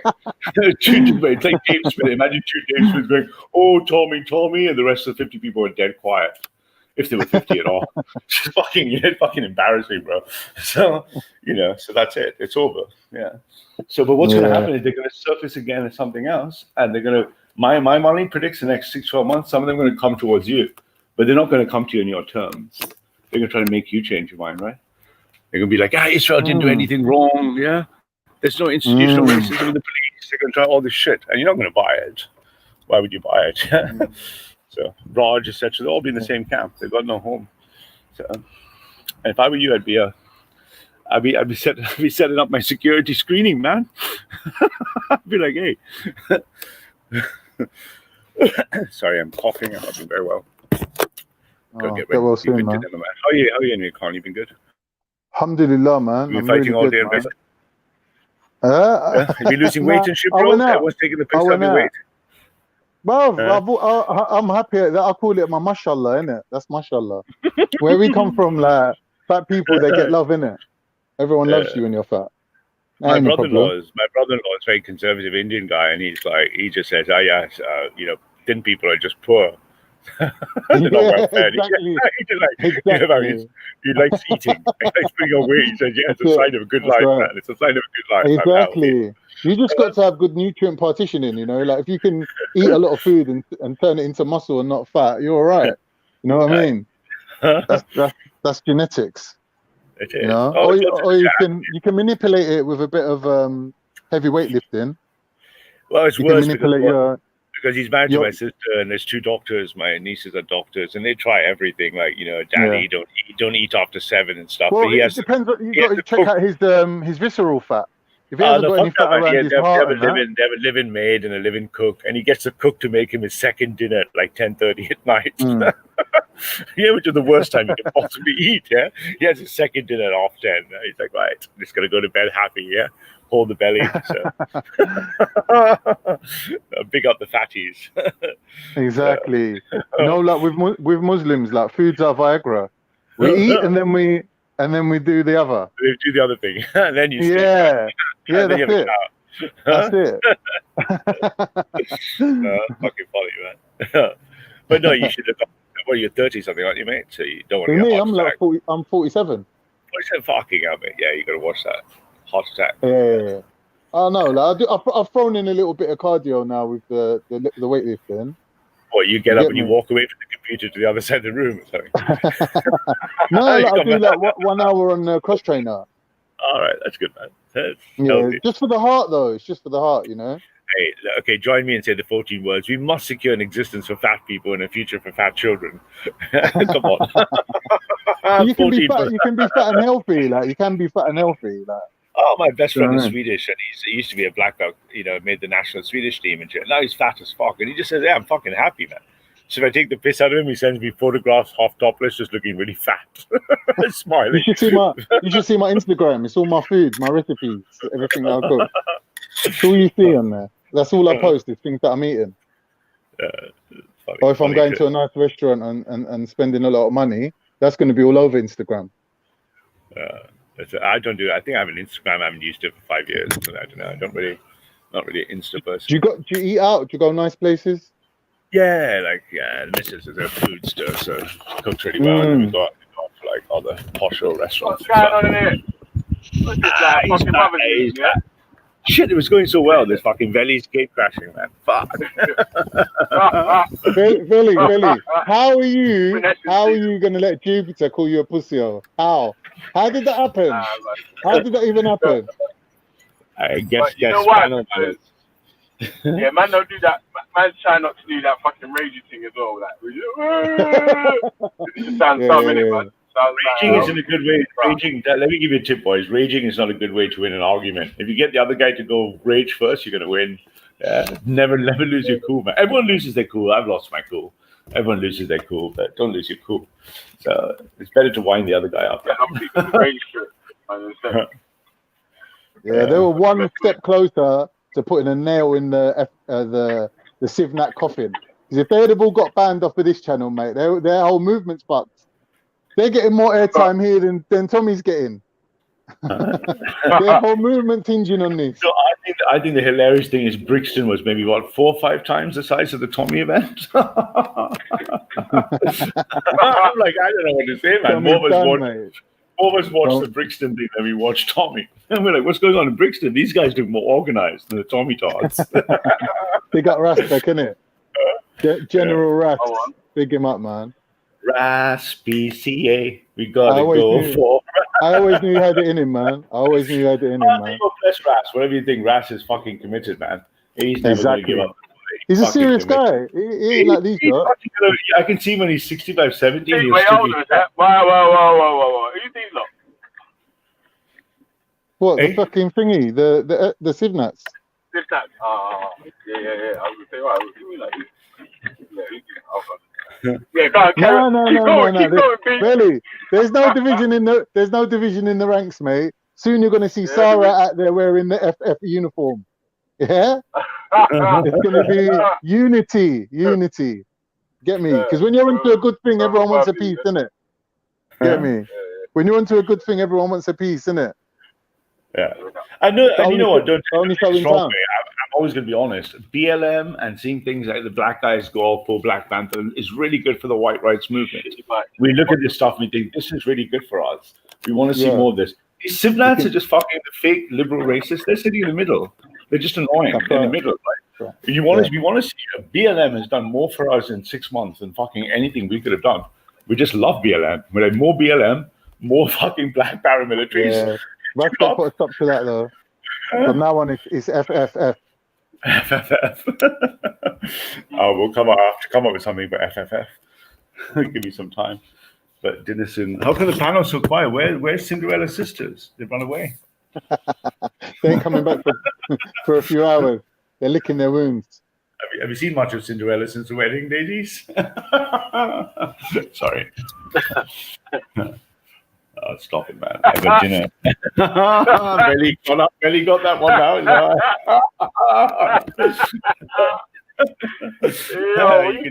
Wait, are you saying Wendy and Jupiter are the ugly sisters of Cinderella? Yeah. All I said was, have you seen much of Cinderella since the wedding, bro? That's all I said. What can you say, man? But yeah, the two, man, you know what I mean? Yeah, I know. It's good to have confirmation. But yeah. So what is happening with FFF? Are they going to do more? Are they going to do regular ones, or is that one time? All them kids have got jobs now, innit? Security jobs. All right. Interesting. I'd like to see more of that. We'd like to see more black militant marches. I think that would be really good. Yeah. I want to see more people getting trained. More training. More training, more jobs. More training, more jobs. Yeah, God bless you, Khan. He's sitting there. He's got his tub of ice cream. He's on Valley Shore all day. He's like, yeah, I believe in more training, mate. Wait, he's got the caramel choo-choo ice cream. Just think about this, Ralph. Every single person you saw out there was SIA trained. Yeah? Oh, yeah. Background checks done, everything. Yeah, well, you need that for security, isn't it? So. Exactly. We're watching. We in the real right are watching with great interest. So it's good to see that. More BLM, we're expecting more because look, the election is going to be in 6 months, so we expect BLM is just going to just raise the game. They're going to double down every 3 or 4 months. If there's another couple of what's his name called? Freddie Boyle. What was his name again? A couple more of them, and that would just be they're just going to go mental, right? They're taking over Seattle, Portland. So the next 6 months, I just see a pattern of escalation. They expect more black response, more and more increased response. So, yeah, and eventually people like Sarah Garvey, I don't know what the deal with Sarah Garvey is, but he's got to fucking grow a pair. Yeah, so hopefully, yeah. I was a bit disappointed. I watched 4 of his videos now after I talked to you guys. He's a bit wet, mate. Yeah. He's not like a shock. But here's the thing, yeah. If Sarah was to grow a mustache, yeah, he could be. No, at least have enough testosterone to grow a moustache, right? That'd be a good start, yeah. He could be the Fidel Castro to respect Che Guevara. Together, they would be a formidable force. You seem much more interested in the imagery and the production value. He kept looking at his white shoes. I was like, this guy's like too much of a poser. He's not like, But what about you think of Auntie Shaka? Auntie Shaka wouldn't do that, right? He'd be like on message 24/7. He's on message. Yeah, he's on message all the time. Auntie Shaka? This brother's so slick. I'm fucking funny, bro. What can I say? I'm fucking funny. You didn't know I called him Auntie Shaka. He's been blanking me since I called him that. But even Shaka wouldn't go off message. Lots of other people wouldn't go off message. And what's happening is some boys in the right are looking for they want to debate some proper black names and so they want to debate a bunch of people and shit. So yeah, I don't know who to bring on. Like, who's going to be a real fucking spoiler? I thought maybe Jedi would be good.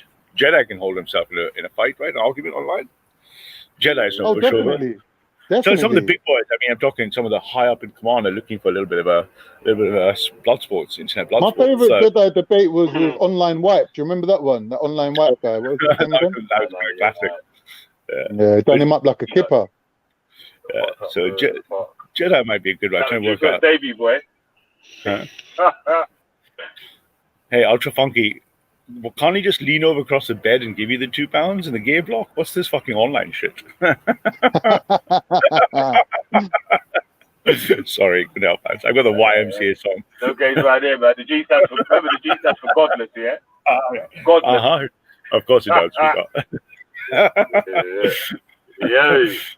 I'll tell you what, Benny. I'll tell you what. One thing, Benny, you got the best icons. You know that guy with the popcorn, the red one? That's fucking good.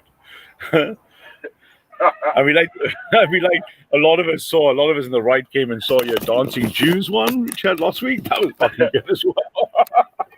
Some of the boys nicked that one. It's a good one too. The popcorn one is good. Yeah. Shit.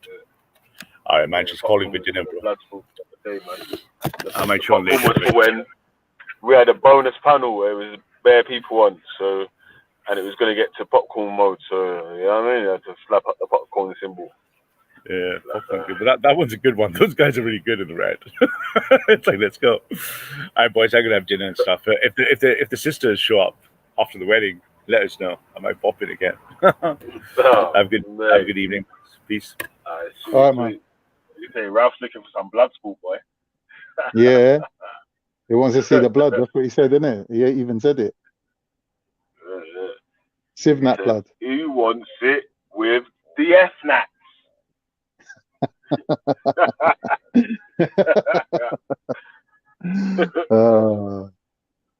Well, these are the times to be alive, mate. We're the eyewitnesses. This is all going to go tits up. It's going to be mad.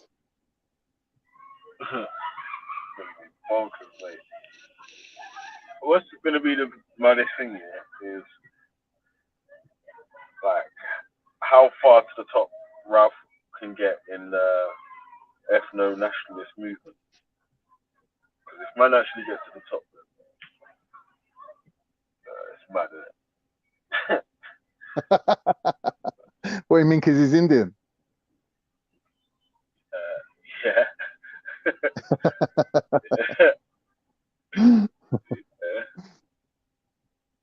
I've heard Arsenal singing tunes about Indian people to Liverpool fans and shit. You know what I mean? Yeah, but big up yourself anyway, man. Yeah, man. Where did everyone go, man? They all went off for dinner, I was like. Tea time. Yeah, everyone's going. Me and you the bad kids. Remember when you was on road? And all your mates used to go in for dinner and you just stay out. And you're still out, innit? That's when you know you're the real bad kids. Ouch. Yeah, you're a bad youth, yeah. This is it, you're a bad youth if you're not allowed to know what's you up. Yeah, that's nah, man, you're not allowed in my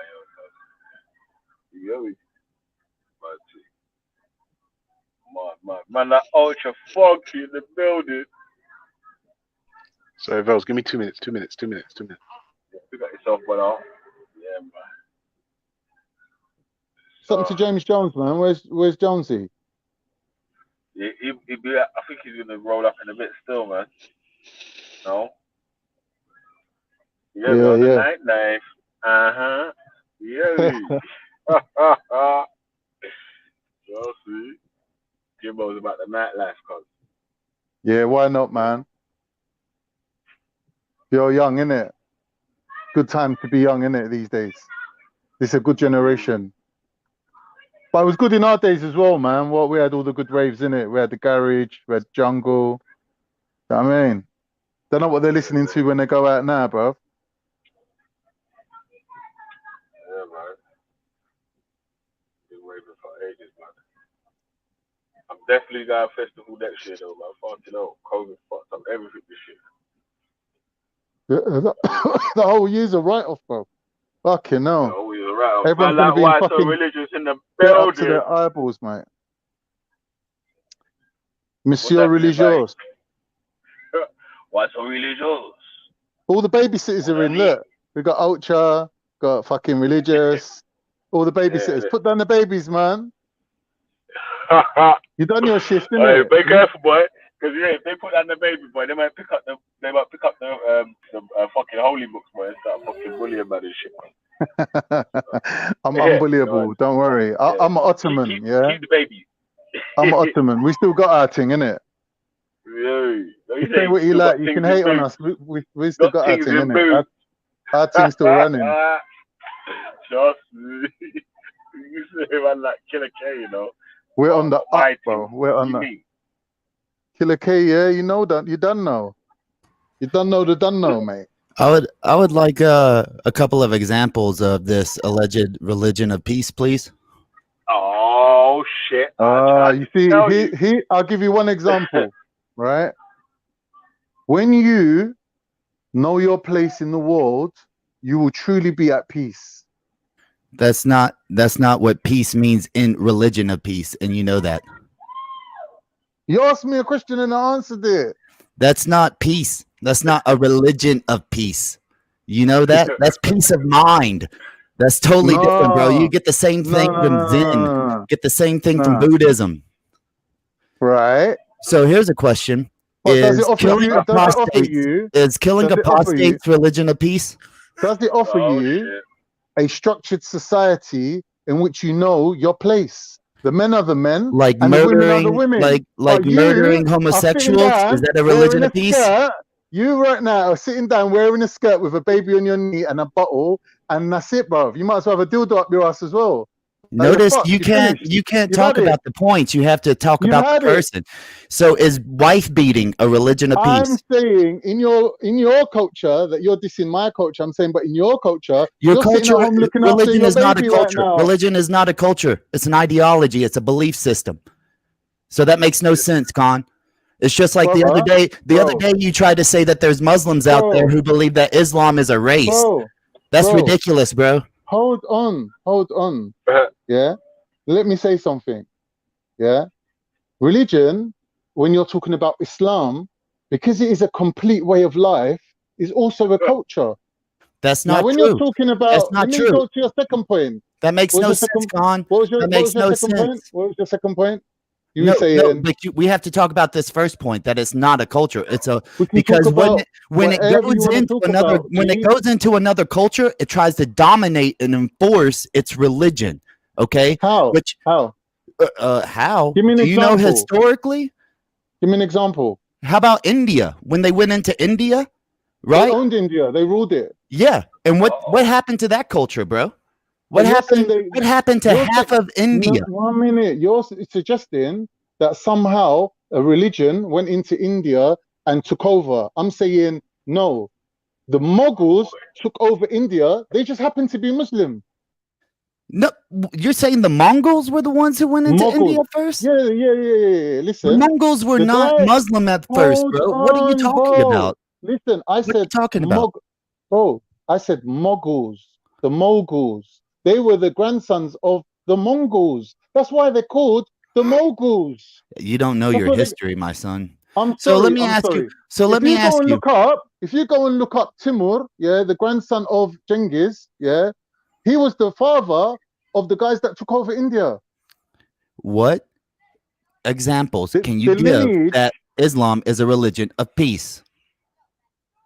Because it brings you peace. But yeah, if peace of mind means killing apostates and murdering homosexuals, then that's not really peaceful, is it? That's just your peace of mind of how you feel towards a certain group. Is that wife not peace, beating. Though? Wife beating is not peaceful towards the wife. Bro, I grew up, in this country hearing about, tell your sister not to date black guys. They beat him up. They beat up their girls. I've never seen that happen once. Congratulations. Now you're saying about Asians. Now you're saying about Asians. Asians beat up their wives. No, I didn't say anything about Asians or race. But it's the same. It's the first thing you lot didn't say about anything anyone. about it. They're wife beaters. They're wife beaters. Didn't say anything about it, dude. I said that the religion allows for it. Now, and you can't deny that. You would try to. You try to obfuscate. So here's the thing. Is it peaceful for a 9-year-old girl to get married off? I don't know nothing about that. Without her decision? I don't know nothing about that. Oh, okay. You don't know anything. Obviously, you don't know about Muhammad's life at all, do you? I don't know. Like, I'm hearing this from you. What are you saying? What happened?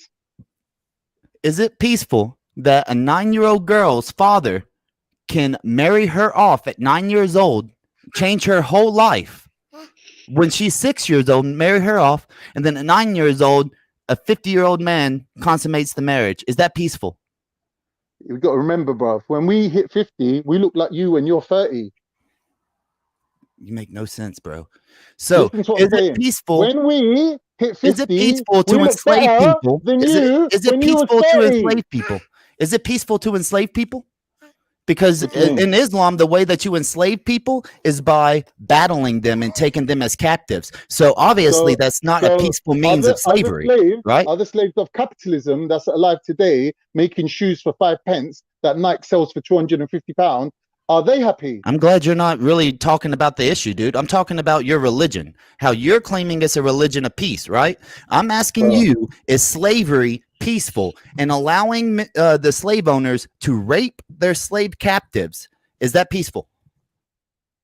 Putting people into servitude rather than putting them to the sword as war captives is peaceful. So that's the only two options? That's peaceful in your mind, is having two options of either putting people to a sword or enslaving them and possibly raping their whole families. Because the whole basis of it is you should only have defensive wars. Nope, that's not true. And if you knew anything about like in Bukhari, the lifetime, Al-Bukhari has a whole section. Al-Bukhari has a whole section. And also the Reliance of the Traveler says that jihad is offensive once a year. Muslims are supposed to go in jihad once a year. That's Reliance of the Traveler, my guy. In the lifetime of the Prophet Muhammad sallallahu alaihi wasallam, did the Arabs even leave their own land? They conquered the land, bro. Bro, did they leave their own land? Did they leave what does that have to do with anything? Muhammad said, well, firstly, you need a little context about what Muhammad said, right? He said that he was going to conquer Arabia, and his plan was to expel all the Jews and Christians or make them into Muslims. So he didn't have this idea of a global Islam because you know why? He was a flat earther. He didn't know how big the earth was. Muhammad was a flat earther. Yeah, he was. Oh my he said that the sun every night went under Allah's. He said the sun went under Allah's throne. He said that the sun goes under Allah's throne every night and asks to rise again, dude. No, Mike, leave it. He's not worth it. He's not worth it. Come on, leave him alone. Leave him alone. Leave him alone. Get off him. I mean, honestly, you haven't said anything that is actually peaceful. You said that it gives people peace of mind that they kill apostates and homosexuals and beat their wives, but that doesn't mean that it's peaceful. You know what I mean? But where I'm from, everyone's in peace right now. You know, if Islam is a religion of peace, tell me how peaceful Shias feel inside of a Sunni land, or how peaceful Sunnis feel inside of a Shia land, or ask me how peace. Tell me about the peace that goes on between all of Islam and Sufis. When I went home to the motherland, there was Jews, there was Christians, there was Shias, there was you name it, yeah, they had it.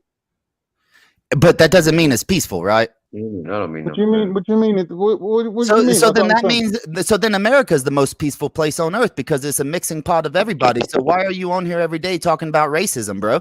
Because you come to America and there's all kinds of religions, all kinds of races, and now you're saying, oh well, I'm hearing this Islam from is you. I'm hearing this obviously from peaceful. I'm hearing this from you, yeah, the man who's sitting at home with his baby on his knee. But when Tupac says it, I shouldn't listen to him. You're saying, don't listen to all these people that are saying America's a shithole, America's racist. Like I shouldn't listen to them. What I'm doing is I'm using your argument against you. You're saying that you went to the motherland and that they had all these different religions and different peoples, and that you believe because they were living there that it was peaceful. That's the same thing in America, bro. Tons of people, different people living. That does not mean it's peaceful. It means that there can be contention, bro. Hold on. Let's take them one at a time, right? Starting off with the Jews. Did they or did they not have their golden my question era? about what is peaceful about Islam? You never answer nothing, man. You just jump and jump and jump. Yeah, you're not answering shit, Con. Golden era under Islam. Did the Jews have their most prosperous time under Islam? Yes or no? No way. How can they have how can you compare? How can you compare? How can you compare Jews living in servitude, paying the jizya, to when they actually ruled Judea? How can you compare the two different times, bro? The jizya is actually a tax break. They don't pay what Muslims pay. No. The jizya is an undetermined number. The zakat is at 2% standard across the world for Muslim scholars. But the jizya is not a set number. The jizya can go up and down. Muhammad taxed the Jews. Muhammad taxed the Jews at Khaybar 50%. Let him finish. Majority of the time, Muslims didn't even enforce the jizya. People live in tax-free. That's not true, dude. Look at the pack. Look at the pack of Raj will Uthman. tell you. Look at the pack of Uthman. Raj will tell you. You don't know this, dude. He told me. He's the one who taught me that. You're the sugarcoating, bro. Somebody Here's else the thing. teach you that. Zakat. I don't know what you're talking about. Zakat is Listen, not. If you've got a problem with how Muslims treat non-Muslims, then maybe you should think about becoming a Muslim. Let him finish. You're coming with a Muslim fact. Here's the thing. You're trying to say that jizya is less than zakat, which is not true, because jizya can be any number that the ruler decides to put on the people. Since Muhammad, and they use this as the source, Muhammad raised the jizya of the Jews of Khaybar to 50% of their harvest. So that just dispels everything that you just said. Now, when you're talking about zakat, there is nothing peaceful in zakat. Okay, it's just the concept of everybody has to give from themselves into what would be considered an Islamic state. Don't you pay tax where you live, though? Yes, but that's not an idea of peace. Taxation is not an idea of peace, bro. Oh, so when someone says the religion of peace, everything in it, included war, has to be peaceful. Is that what you're saying? I'm asking you to give examples of how it's a religion of peace. I did. I already told you. You gave me one example that is peace of mind about murdering apostates and homosexuals, bro. That's not peaceful to everybody. I don't know what you're talking about. A religion? Honestly, don't. So you don't know that Muhammad said if you find a person living like the people of Lot, you are to kill the one who did it and the one whom it's done to. Who were the people of Lot and what did they do? They were gays. Yes. So Muhammad said to kill them. So there you go. I just told you. And then you tried to deny it right now. Just 10 seconds ago, you tried to deny that you didn't know that Islam talks about killing homosexuals. What happened? Bro. What happened to Lot? What happened to them? Did God not punish them? Not the point, dude. And actually, Muhammad saying, do what God done, because God's telling us what to do, and you're saying, no, that's bad. No, God didn't tell you shit. Muhammad told you to do it, bro. But what happened? Muhammad said it in a hadith. Muhammad, which does not mean that it came from God. What happened to the people of Lot before Muhammad? Stop looking for excuses. Allegedly, the city that they were in got turned upside down, whatever the fuck that means, and then fire and brimstone. I want to know why Turok's playing like he's Bitcoin. Huh? No, but you're not answering nothing. Why Can you you being play a black? side man? Yeah, but Why you being a side man? Why you being a side man? Let's play back from all the answers that you've answered. Let's play back with everything you've answered with. What do you mean? Every answer when the man asks you, we should rewind it and listen to your answers. What you've actually given. Listen. I ain't got no argument. I'm sitting on the panel. Yeah, but you should just be a Christian and I'm done. You're more Christian, man. I'm sitting on the panel, chilling, right, in my condition of peace. Yeah, thank you, Allah Ta'ala. Yeah, and this guy's coming and trying to disturb my peace. You sound like a bitch, bro. You know what I'm saying, man? That sounds so cold. There's a guy with a baby crying in the background. Mr. Mom. Mr. Mom. Oh, shit. Oh, my God. Oh my gosh, Khan. Don't be mad at me because you can't You find need your to penis stop under all hanging your out with the fat, bro. Pan-Africans, Khan, man. Now, tell me, is Islam a religion of peace towards me as an atheist? Is Islam a religion of peace towards me as an atheist? But I got more kids than you. Oh, wow. Is Islam a religion of peace towards me as an atheist? So if we were in an Islamic country that is ruled by Sharia, would Islam be a religion of peace towards me as an atheist? Bro, you got to do for you, innit? I'm doing for me. A religion of pieces. So there we go, dude. It's for you, which means to you, it's peaceful to murder homosexuals, kill apostates, beat women. But to the people that you are affecting, it is not peaceful at all, bro. Just admit it. Just admit that it's not peaceful to the people that you are affecting that are not Muslim. I don't understand. Like, I've never killed a gay man. I've never hurt a gay man. But you would support it, right? I'm sure you bruised up. I'm sure you bruised up a couple. Do you support that Muhammad said to kill them? You're not even letting me speak, man. You're not even letting me speak. Because you're just running around you're not even answering questions, bro. You're ever kidding gay men. Do you support Islam's position? Do you support the position of Islam to the murdering of homosexuals or apostates? I do not agree that that is the position of Islam. How? Okay, you just admitted that Muhammad in a hadith said to stone, to kill people who did the things that Lot did. I didn't admit nothing. I'm And then you answering said, your question. You said, what did God done to that city, Lot? Yeah. So you agree with with it? And he said not to Islam. So to God, gayness is good. Right. Inshallah. So are you denying the hadith that I brought up to you that Muhammad said to kill homosexuals, to kill the man and the one who does it? Tell me the hadith. I'll go and look at it. Once I come to a conclusion, I'll let you know. Yeah, but you said you think gayness is not. You can't expect me to know all these hadiths, bro. Yeah, but you already said God. You already said God mashed up the city of law. These are the most basic hadiths of the faith of Islam because it teaches Muslims jurisprudence. I didn't realize that you was a scholar of Islam. Well, congratulations. You just noticed it, bro. Wow. Really rate yourself, don't you? Hey. He's good. He's good, you know. Dude. Nah, he's funny. I give him that. Here's the thing. Your only argument against people like me who are well versed in Islam is that you don't know the hadith, which means give me the hadith. I'll study it. I'll study it, and then I'll come back and I'll talk to you about it. You're just putting it off, bro. You're just putting it off because you're hoping that it never gets brought up again. But you know that there are people. You know that Islam talks about killing homosexuals. You know that Islam talks about where. You know that sheikhs and scholars say that. I just gave you the hadith, bro. No. Read the hadith first, then. Okay, hold on, dude. I might have to get off at a moment, but it says something about the people of Lot. If you see anybody like the people of Lot, kill them. No, but he's paraphrasing. I'm sure he didn't mean that. It exactly says that. Yeah, but you already said what God done to the city of Lot. So what is the problem? But that's in the Bible, though. And the Quran. Hold on. You have to offer and Lot is very near to Medina. You know, do you know how near Lot is actually near to Medina and them places? Lot is very near there. Everything's near everywhere. It's a stone throw away. Everywhere's near everywhere, bro. Where's far? What is far? There's a stone throw.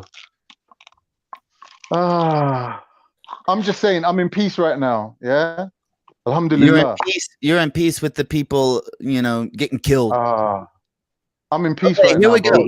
Valley, let me He's screen share. in the mana. Valley, let me screen share. So this is just oh, did I delete it? Oh no. Am I not on here anymore? No, yeah.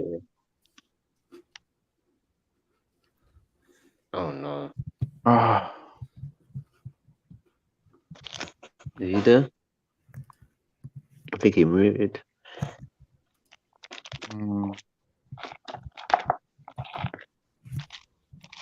Yeah, trust me. That brother was on point. Yeah. Okay. So Valley, let me screen share.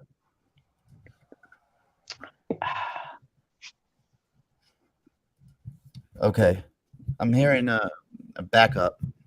I don't know if what's going on here.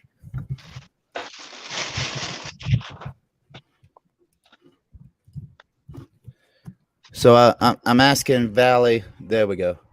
So this is Hassan, which is the second level, and it is allowed. It is permitted. The messenger of Allah said, whomever you find doing the actions of the people of Lut, then kill the one doing it and the one it is done to. All right. So what is that referring to? What act is it referring to? That's homosexuality. You know that. What you mean anal penetration? It doesn't matter. No.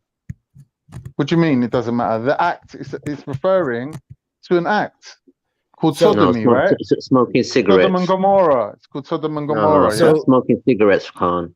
The point here is that it is saying Hold on. whomever you find. No, you're not listening, bro. Yeah, you're not going to be at What do you peace. need to hold on with? If you want to find the peace, you have to listen. Why? Because I'm prepared to help you find the peace. Even a baby. I will never be able to find peace by saying that homosexuals must be killed, bro. Like that's your peace. Do you acknowledge that it's not only homosexuals that commit sodomy? In Lot. Where is Lot? What happened in Lot? Now, firstly, are we talking about this or not? The Quran. What was a lot going on in Lot? What was a lot had a lot of? The Quran does not mention it as sodomy, bro. It said that it took on they took men as partners. Okay. Right. So that does not mean that it was sodomy. It could mean that they were doing oral to men, right?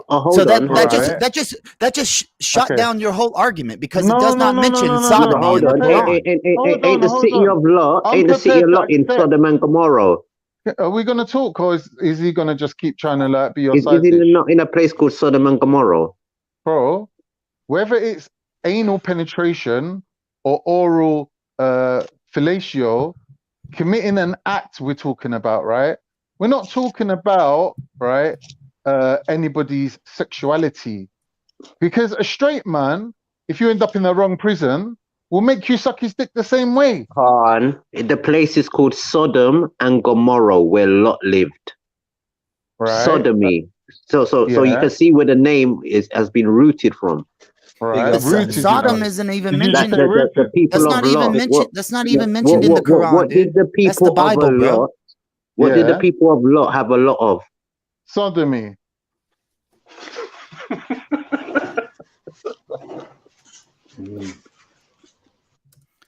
Khan, so I just showed you that your religion accepts the concept of killing homosexuals. No, wrong. So it accepts a punishment for people who carry out homosexual acts. And that is the for being a homosexual, right? No. Or even being bisexual. No. Yes. No.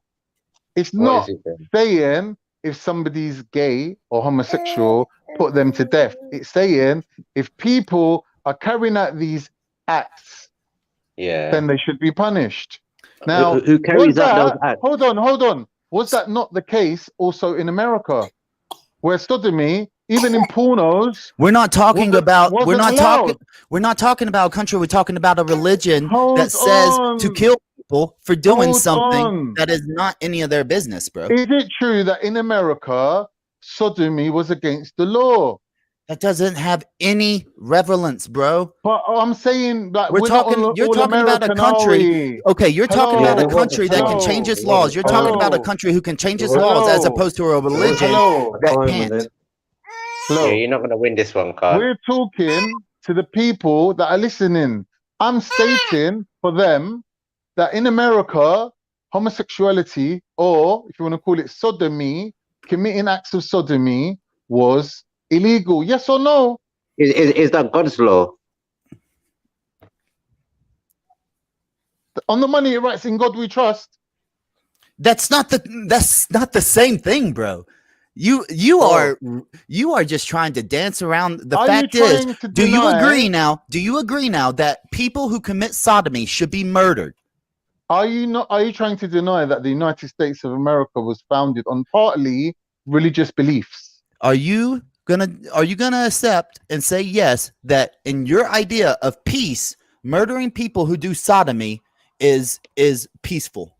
I honestly feel that I've given an adequate answer. No, you haven't. You haven't said earlier. You said, "Give me the hadith," blah blah blah. So now that I gave it to you, so you believe that if somebody commits sodomy, technically sodomy is even fellatio. Okay, so are you saying anybody who does this, okay, deserves to be murdered?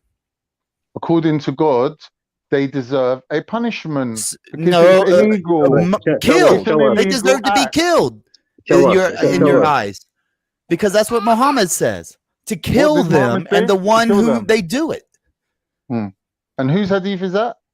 That was, I just put the hadith on there, dude. It's Come Hassan. on, It was in Carl. Al You're Jamad. not a Muslim, Khan, man. You're a fake Muslim, man. Is that a Shia? Is that a Shia hadith, Hassan? Dude, that was Sunnah.com, which is a Trust me, Sunni. you'll get Sunni Ayat the Chinese dude. Muslims. What are you talking about, Khan? You just got embarrassed, bro. Change your name Well, I again. don't know what you're talking about, bro. Like, I just disproved you. You're saying You did not. people are getting killed for their sexual preferences or their sexual orientation. And Yes. that there, what you just read out, says if you catch them doing it, number one, and number two, it doesn't specify kill the gay ones. But Actually, kill the straight ones. it didn't say if you catch them doing it. That's not what What's it the say? hadith said. It says if you find.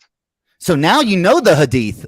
Huh. No, you That's said that weird. you Just a read it. moment ago, you were like, well, it says this when it really doesn't say this and You're that. the one You who just read it to fucking me. memorized it instantly, bro. You read it to me. Khan, you are deceiving the shit out of people, bro. You are deceiving people. Whomever you find doing the actions of the people of Lut, then kill the one doing it and the one who is done to it. Now, my question is, why are they supposed to be finding these people? Is it allegedly that people are out in the streets committing sodomy like crazy? You spot them a mile off. Oh, he's gone. Is he gone? Yeah, he's run off. Yeah, he's not a proper Muslim, man. The thing is, I asked him to name what is peaceful about Islam. He said that it gives him peace. That's peace of mind. It's not peaceful towards the people that are like me, an atheist. If I was an atheist in Saudi Arabia, it would not be very peaceful for me. If I was a Shia, if I was a Shia inside of a Sunni land like Saudi Arabia, I would not be peaceful. It would be very disruptive to my Won't be a life. quiet drink, no. All he had to do was give something that could be considered peaceful. He even tried to say that jizya is less than zakat. Zakat is allegedly 2%. Okay, you won't find that in any source of Islam. That's just what Muslims have come to agreement on. And part of that reason is because the jizya is so high, they can make it whatever they want. So they conquer a land, Muslims have to pay just a small number, and then the people who are paying the jizya are paying half. Yeah. True. Hello, can you hear me? And Carl is trying to be naive. Can anyone hear me on the panel? Am I talking to myself? All right, I'm gonna get off here. Y'all be safe. Oh, big up, sir. Have a good night, day. And are you there, Turok? Yeah, big up. Oh, big up yourself, man. And big up Yeah. Ultra. Funky. Yeah, Khan was doing some Where's Ultra? Is Ultra? Ultra, you got your mic on. I'll big up Ultra anyway. Yeah, man, just got up. Oh yeah. Was it 9 o'clock in Australia? Yeah, just going. No, it's just hit. So was it 7? It's a bit of a. Oh wow. Earlier, yeah, man. So what? I missed half. I heard a lot, and then I heard something about something, and then something else, and I wasn't too sure. What were the? Well, Khan was trying to dodge the questions, and yeah, basically. Been good dodging though, I can't lie. Dodgy. Yeah. Oh, okay. Interesting. Yeah, it's a powerful topic today. When you look at certain things that's happened today, and the topics what's been taught and how people's react, it's shown a lot today. See, I think this is the problem, Turok. I think all the arguments are good. Most of the arguments that are here on G Block are, some are long and drawn out. Some are really good. It's really good. Yeah, but some really good shows. Conflicting views. It's really good to hear people's point of views. But I think what happens, like I was saying about 8 hours ago, was it 6 hours ago? Yeah, something like that. That what happens is there's you get a book that has a whole, from the start to the end, has the information on that subject. And there's some people, not a lot of people, like to read the book from the beginning to the end, and it could take half a year, it could take a year, 6 months, 3 months. Wow. But then they go through it, they live by it and do this and that. And then there's some people that get a book, open up that book, read one page, skip 5, 10, 50 pages and read another page and think, wow, I know everything about what's happening here now. I found this verse that's conflicting. They read it out, but they don't read 10 to 15 verses before, 10 to 50 verses after, because books are like a story. There's things that happen in life that lead up to something, and there's reasons, and then there's the reason sorts itself out, and then you can go back and it's predated from that reason to this reason to that reason. So I think that's where you can, the biggest problem is with information is that you see something on TV, and I think, someone done this and this, or therefore, instead of looking at, it's like going on trial with half-cut information. And I think that's where people get in trouble, is they see one verse or something, and all of a sudden they believe that's the facts of life or something. Oh yeah. Well, would you agree with that? Or yeah, in a way. Well, it makes sense. Like, yeah. I think a lot of people are just like they make statements more than actually. Exactly. But if I said to you, Turok, I saw something and I said, Turok, look at this. These people, they've done this, this, and that. And you'd go, wow, really? That's so true. Look, I can't believe that. But there's a history. There's like a 15,000 year history of those people from the end to the beginning. And unless you know that history and go through it thoroughly and you know it, then that's just a blank statement that doesn't make any sense. True. It doesn't make sense. I mean, I've heard people explain a lot of things. You can't, like, that's why I never really ever really got into the Islamic debate, because I don't really know a lot. I know a few things, but I never get on those sort of debates because I don't hardly know anything about it. I know origins of it and this and that, but once I go down that road, it would be easy for me to get burnt out, because you know what I mean? Yeah, it depends who you're talking to be honest. Yeah, that's true. I like I said, I've debated one one Muslim, and we got along really well. I had a good laugh at the end of it. That's because I don't think we were just taking each other's point of views and just trying to understand, like, okay, and reasoning and things like this. I think you can debate, but you need to reason as well. If you come in hard and just say, this is what happened, like, this is what they done, this is what they done, this is what they done. I said, well, what do you want me to do? Jump on the boat and say, yeah, this is what they done. But there's a whole history, there's reasons that things lead up to things and why, outcomes, sources, information, you know or you don't know. And I think that's where, like, the title of the show, like, I thought it was a really good title of the show because it shed some light on that. If you come in half cut, you can lead people to believe something is untrue. Like, say, I can lead people astray from Christianity and Islam and other religions if I just pick out one or two verses. The person that doesn't know will take those verses, oh yeah, that's true, then all of a sudden they'll hate that religion or that belief, but that's all that person told them. They don't know any better. They haven't gone through the history. They haven't gone down through the scriptures or this and that. They read out a couple of verses, and that's supposed to be the be-all or end-all of everything. Like, it doesn't make any sense. And I think there's a danger. There's a danger in that. Because more and more each day, we're finding out that people that they don't really, I don't know, they don't really analyze things. It's more of a statement and like a fashion in a sense now. I think they want to analyze. I think you're right. They don't take the time out. There's a lot of verses in the Bible that are conflicting. For example, Lot. That's a conflicting argument, but I've debunked that. I can debunk that now. There's a lot of other conflicting statements where people see it and straight away, oh, these people. But if you just take your time and go back, read it properly for what it is, and then you'll soon see, if you put it together, it makes sense why this happened, that this and that, it all comes together. But if you just see the verses that you get a bit upset about and go on a tangent, then you sort of realize, oh, you just really, something's happened in your life and you're just picking out things to,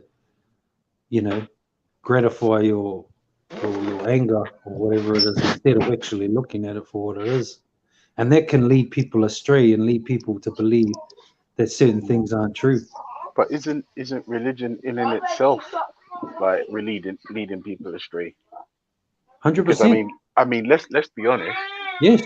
Religion is like fairy tales for grown-ups, and like, yeah. But check this out.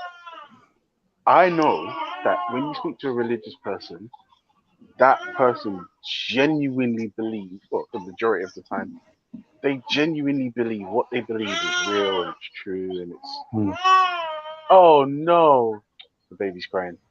But from somebody who's not a part of, say, your religion or the other guy's religion, we look in and we think to ourselves, my goodness, you are all grown-ups and you behave like children. Uh-oh. Wait, I've got to go, man. The baby's crying. Yeah, yeah, so big up, Ultra. Yeah, so Turok. So, yeah, man, I just think, like, that's all really, because I've heard you have debates, and I've heard you debate other people, and other people debate you, and I think the reason why a lot of these debates end up in arguments is because no one is really, like, I've heard you say, okay, in regards to, say, your people, your people originally being in Africa, and people say no, Africans came here and there. Yeah. When you don't go through the information step by step, you don't have the history and the dates, and then you may not have something that the only reason it gets to the confrontation side is because no one is actually, we're amateurs. No one is bringing the times, the dates, the places, and that's where we start to conflict, because then it turns into from facts to just what you believe. Yeah, I believe this person went there and this here. I believe he got on a boat and went to Iceland.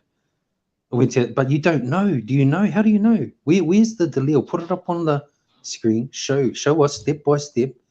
But it always ends up into a long, drawn-out argument that ends up in insults, and then a whole lot of confusion, like Nimrod, and then it just gets out of hand, kind of thing. Yeah, true. You hear me? So I've heard your arguments. Some of them are really good, actually, and I've heard people that argue against you, and they're pretty good. But the fact of the matter is, I can't take anyone's literally, because sometimes they say something that's so good, but then they fall because they've only got that one bit, and then they fall and they're well away somewhere, things like that. You know what I'm saying? Yeah. Yeah, no, that's so true, man. Because what I've noticed that people like echo chambers, nobody gets to pull them up on anything, and it's like the minute you pull them up on what they've answered with, it's like they hate you now. It's like, why are you stopping me? Why? I just want to say Exactly. And I've been exactly. And that's what, you know, when Valley's show first started, it started off really well when he first, like I never really, you know, I didn't like G Block, you know, Godless Block, obviously. But then I realized there's some really good debates happening on here, and they actually, a lot of the people that debated actually, like when Rob Speaker's Corner come on here, a lot of people didn't like Rob, but you have to admit he had some good information. He was saying things that made sense, even though there was a lot that didn't. At least he brought something to back his in a long chain of events. Even though I couldn't say I could debunk Rob, but I could bring information that would derail it. But I would say that then what happened is, when people, it's all right for people to people jump on, have last mix stand. That's fine. That's just YouTube. But I think a lot of intellectual debates are happening. I think when people come along and say, no, well, this is a piece here, and this is I think it gets long when it's just the conflicting opinions rather than facts and details. And I think when it's misleading, because if I say something about Christianity that is false and I just believe instead of showing or proving through the Spirit, then people are going to think, oh, Christianity sucks. No, it's not. They've done this instead. No, you don't know the history. Like you just took someone's word because they cherry picked this out and didn't go back, and then it's going to turn people against it. That's why I'm saying it's dangerous. Like, if, you know, giving disinformation on anything, regardless if it's religion or other topics, is you can focus other, like media, like in the media, like, hey, you got all this far right, left, and all that. They pump it out there, and people believe it and say, oh no, we got to hate all the white people, or oh no, we got to hate all the black people, or oh, we got to hate all the poor people now, oh, we got to hate all the this people now, because they just believe what they see. They just believe in it. And then when you go and study it, you think, hang on, that's not true. You know, I just spent 60 days reading this about what you said on the news, and it's not actually true. And what's going on here? And there's a danger. There's danger in it, man. And the social media is just pumped out so much bullcrap that everyone's running around like, I would say, like phone zombies, believing everything they hear. And it's turning people against each other, confusing people, and we're all out here fighting each other for no reason at all, because idiots won't find the true information or won't break it down step by step. Yeah, because it's like it's even with the reparation march happened in Brixton on Sunday. Was it Sunday? No, well, I remember what day it was. What day or 2 days ago? Yeah, I think Valley went to it. He recorded a couple of 1 minute flicks or something. Yeah, but what's it? It's like nobody's actually talked about the actual people that organized it. Like everybody's just talking about all the excitement that's happened at the march, little other things, other organizations. Nobody's actually, and it's been like that really and truly. Actually, it's only about maybe once. Okay. I think that's maybe about 2-3 years ago where they actually tried to highlight the people. So, oh yeah, they had a march. But I've noticed they go well out their way not to highlight the actual people that organizes these marches and had this march going on for quite a while, but everything else, you couldn't see the tactic what's being played of diversion and certain things like that. I mean, I didn't mention too much on that, but I know what you're trying to say is that in regards to that, there could be people that are in that don't really know what are you saying that's behind it, and what's, you know, there were people riding out for a cause that hasn't got, that they don't really know what's going on, kind of thing, eh? Kind of. They didn't even get mentioned. They didn't even get mentioned in the newspaper. Nobody took no picture of them. They took picture of other people, other things.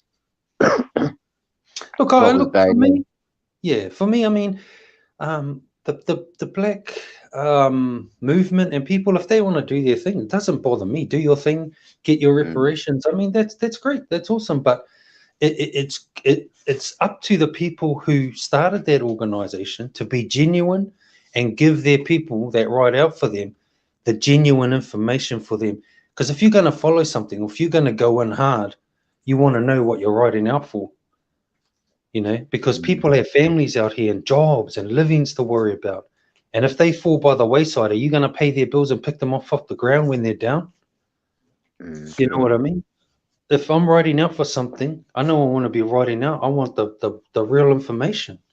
I don't want someone to just jump in front of me and sing a song and tell me, yeah, kumbaya, and it's all going to be fine. And then I end up in jail. Like, it don't make any sense. True. Yeah. Very true. Because one thing I do know, nobody ain't gonna pay my bills. You know, no one's gonna look after my kids. You know, if I ride out and get killed, is their organization gonna look after my family? No. Exactly. That's all I'm saying. And this is the thing, like, it was for reparation, nothing else. That should have been the main objective. You know what I mean? I just think the main objective is, before you get into anything, make sure you know what you're getting into. You know? Don't just jump on the bandwagon and think, you know, like Bob Marley said, everything's going to be all right, when it ain't. Because it ain't going to be all right. That's all I'm saying. But yeah, man, big up yourself anyway, Turok. Big up Ultra. Yeah. Big up chat. Like and subscribe the show. And jump on the panel, man. Someone jump on and give me that smoke or something. Yeah. Big up everybody. Yeah, I think the people killed off the show, man. Yeah, killed off the show, man. All of this rowing, not getting people to talk, it just kills off the show. I think it has its place. Like, I'm not, like, I would say, I don't want to be a real, you know, a party pooper and say that, you know, because obviously we're human, we're going to have arguments, and I think it's good to have a bit of conflict. It does make a show just for the show's sake.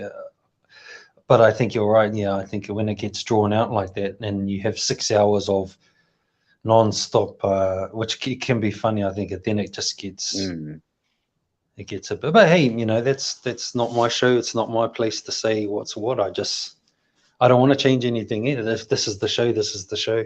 No, but it's like you complain, there's some people but you don't like.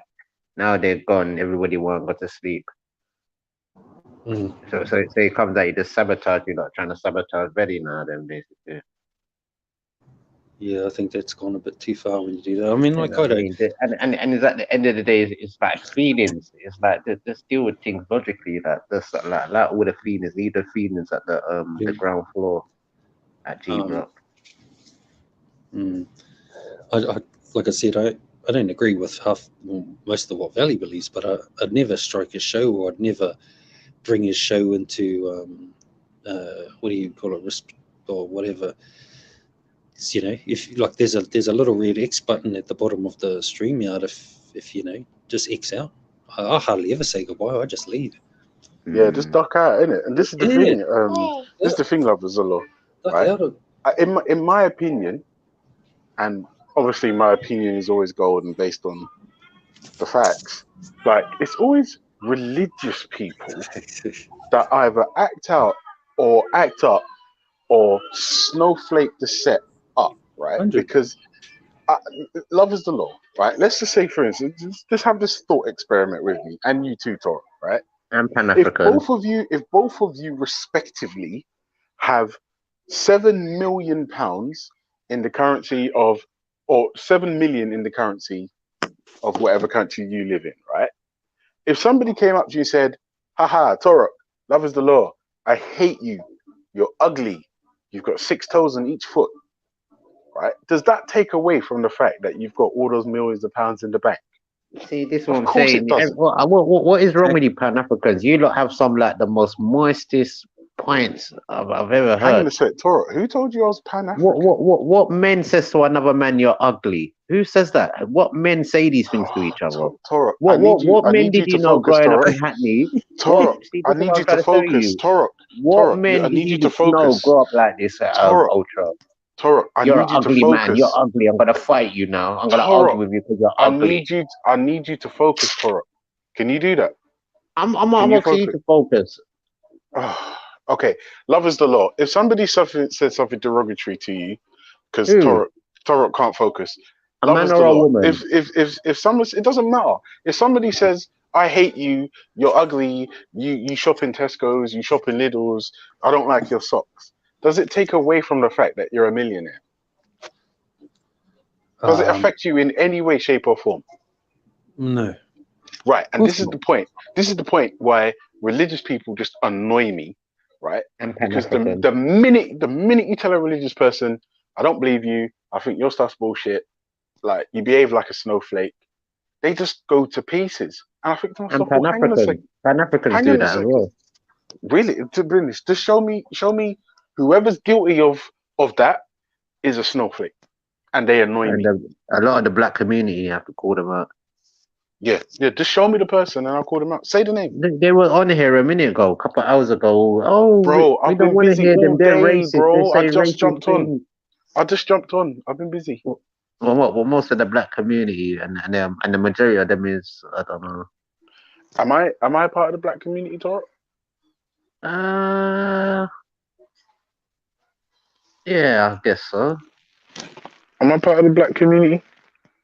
Yeah. I just heard that. Yeah. Oh my God, she's vomiting. I thought, baby's vomiting. Tor, I gotta go. Hold on. Yeah. So, I mean, Ultra. Yeah, obviously, Ultra. You made a good point. I mean, you said that. Obviously, no, it doesn't change. Yeah, but what does that make? It don't make sense to me as a man. That.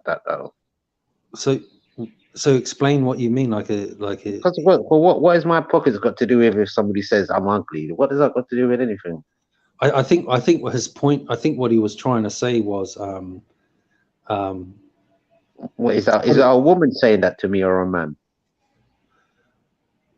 Because if a man say that to you, are you gonna be? You know what I mean? This is what I'm trying to say to these people, man. Some of these things they're not really thinking.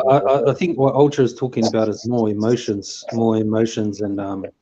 If a man said that to you, you're gonna turn around and say you got £1 million to make you feel better because the man think you don't look pretty. Oh, big up Freddie.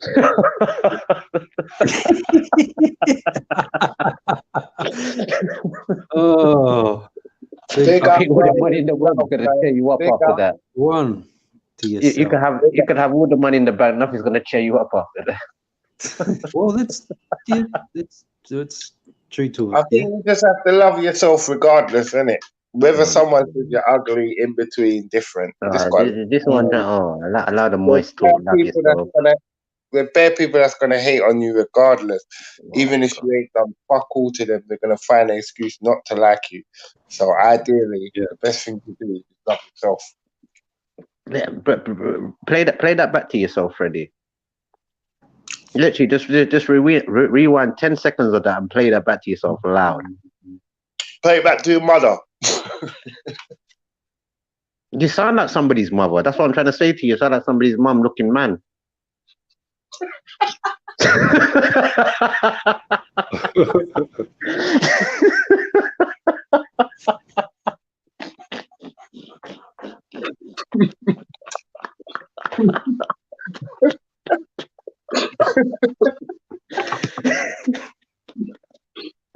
So you're a fool, you know. That's a bad idiot, man. Yeah. Oh, I laugh. You have to take bad things and laugh, you see me? Oh, big.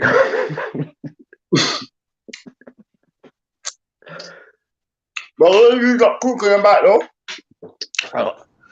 I'm just saying that there's people being snowflakes, not being real. I personally think men need to be men, women need to be women. Forget about the black and white thing, because at the end of the day, you're man and woman. We all have parents, we all have brothers and sisters. When we lose somebody in our family, we're all gonna feel fuck up. So I think we need to get back to being men and women. I think the key maybe is to stop listening to false information.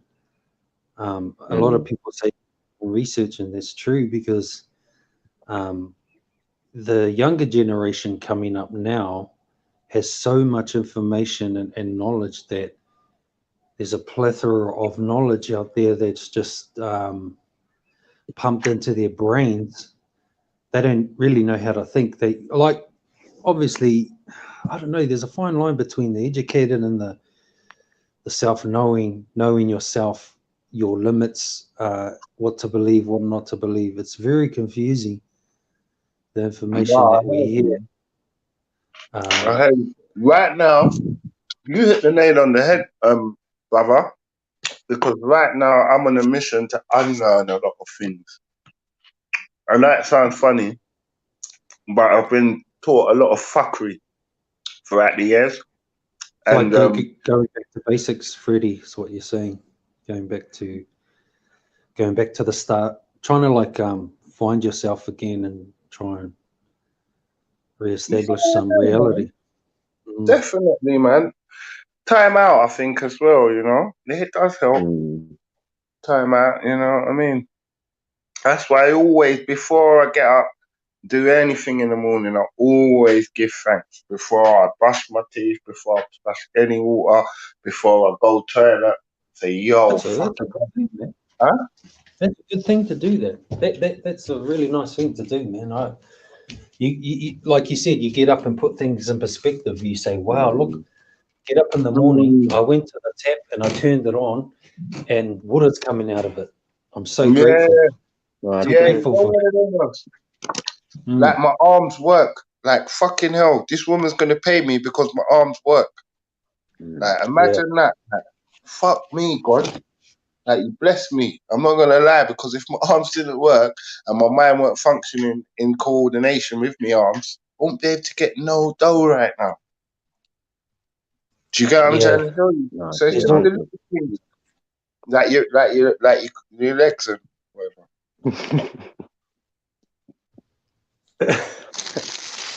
That's true. No, 100. I know it sounds funny, but trust me, bro, man. No, for real.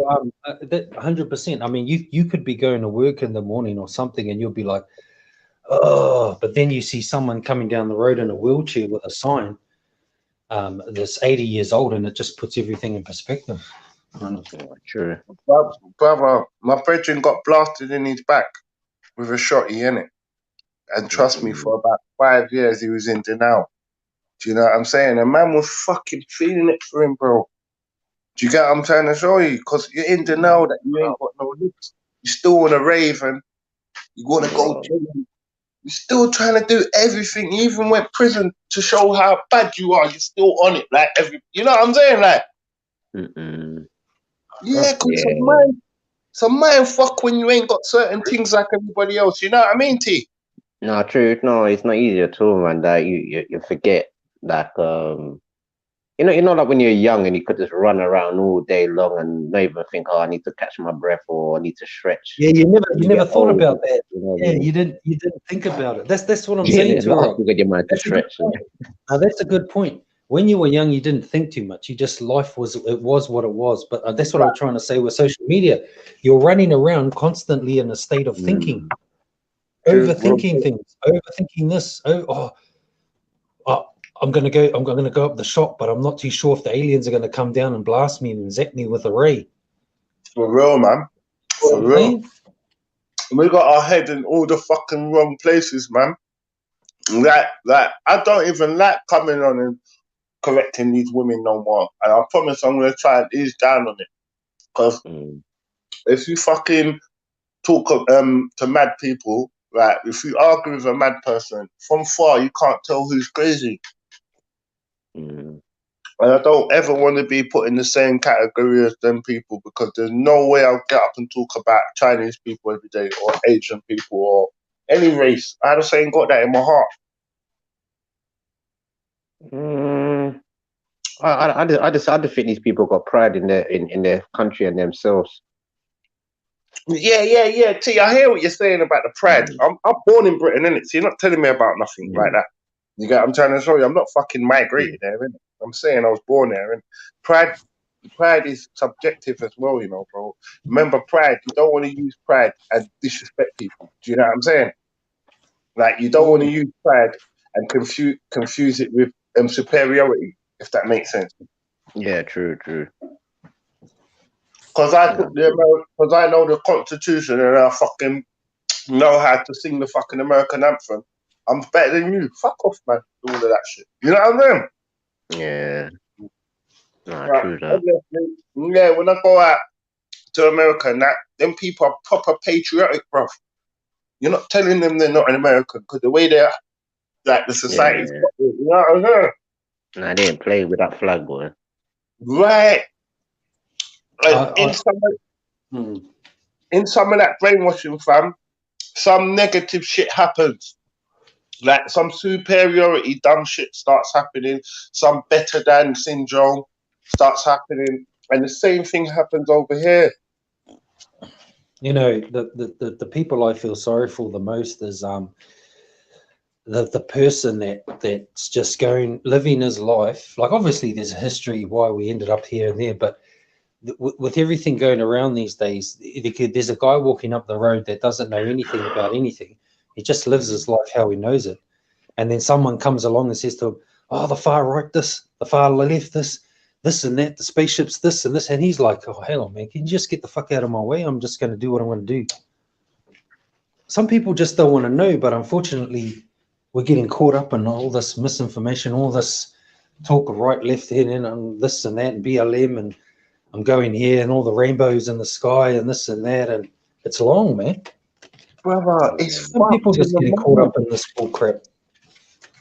Hey, brother, listen, if you don't pray to God, yeah, bruv, and you don't want nothing to do with him, guess what? That's fuck all to do with me.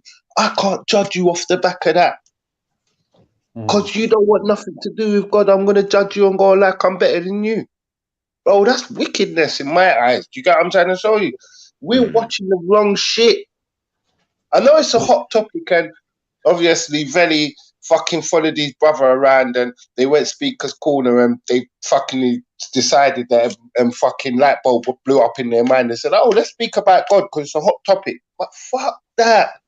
It's not really relevant to get man shopping from Asda. Living Good's going to get man shopping from Asda. Do you know what I'm saying?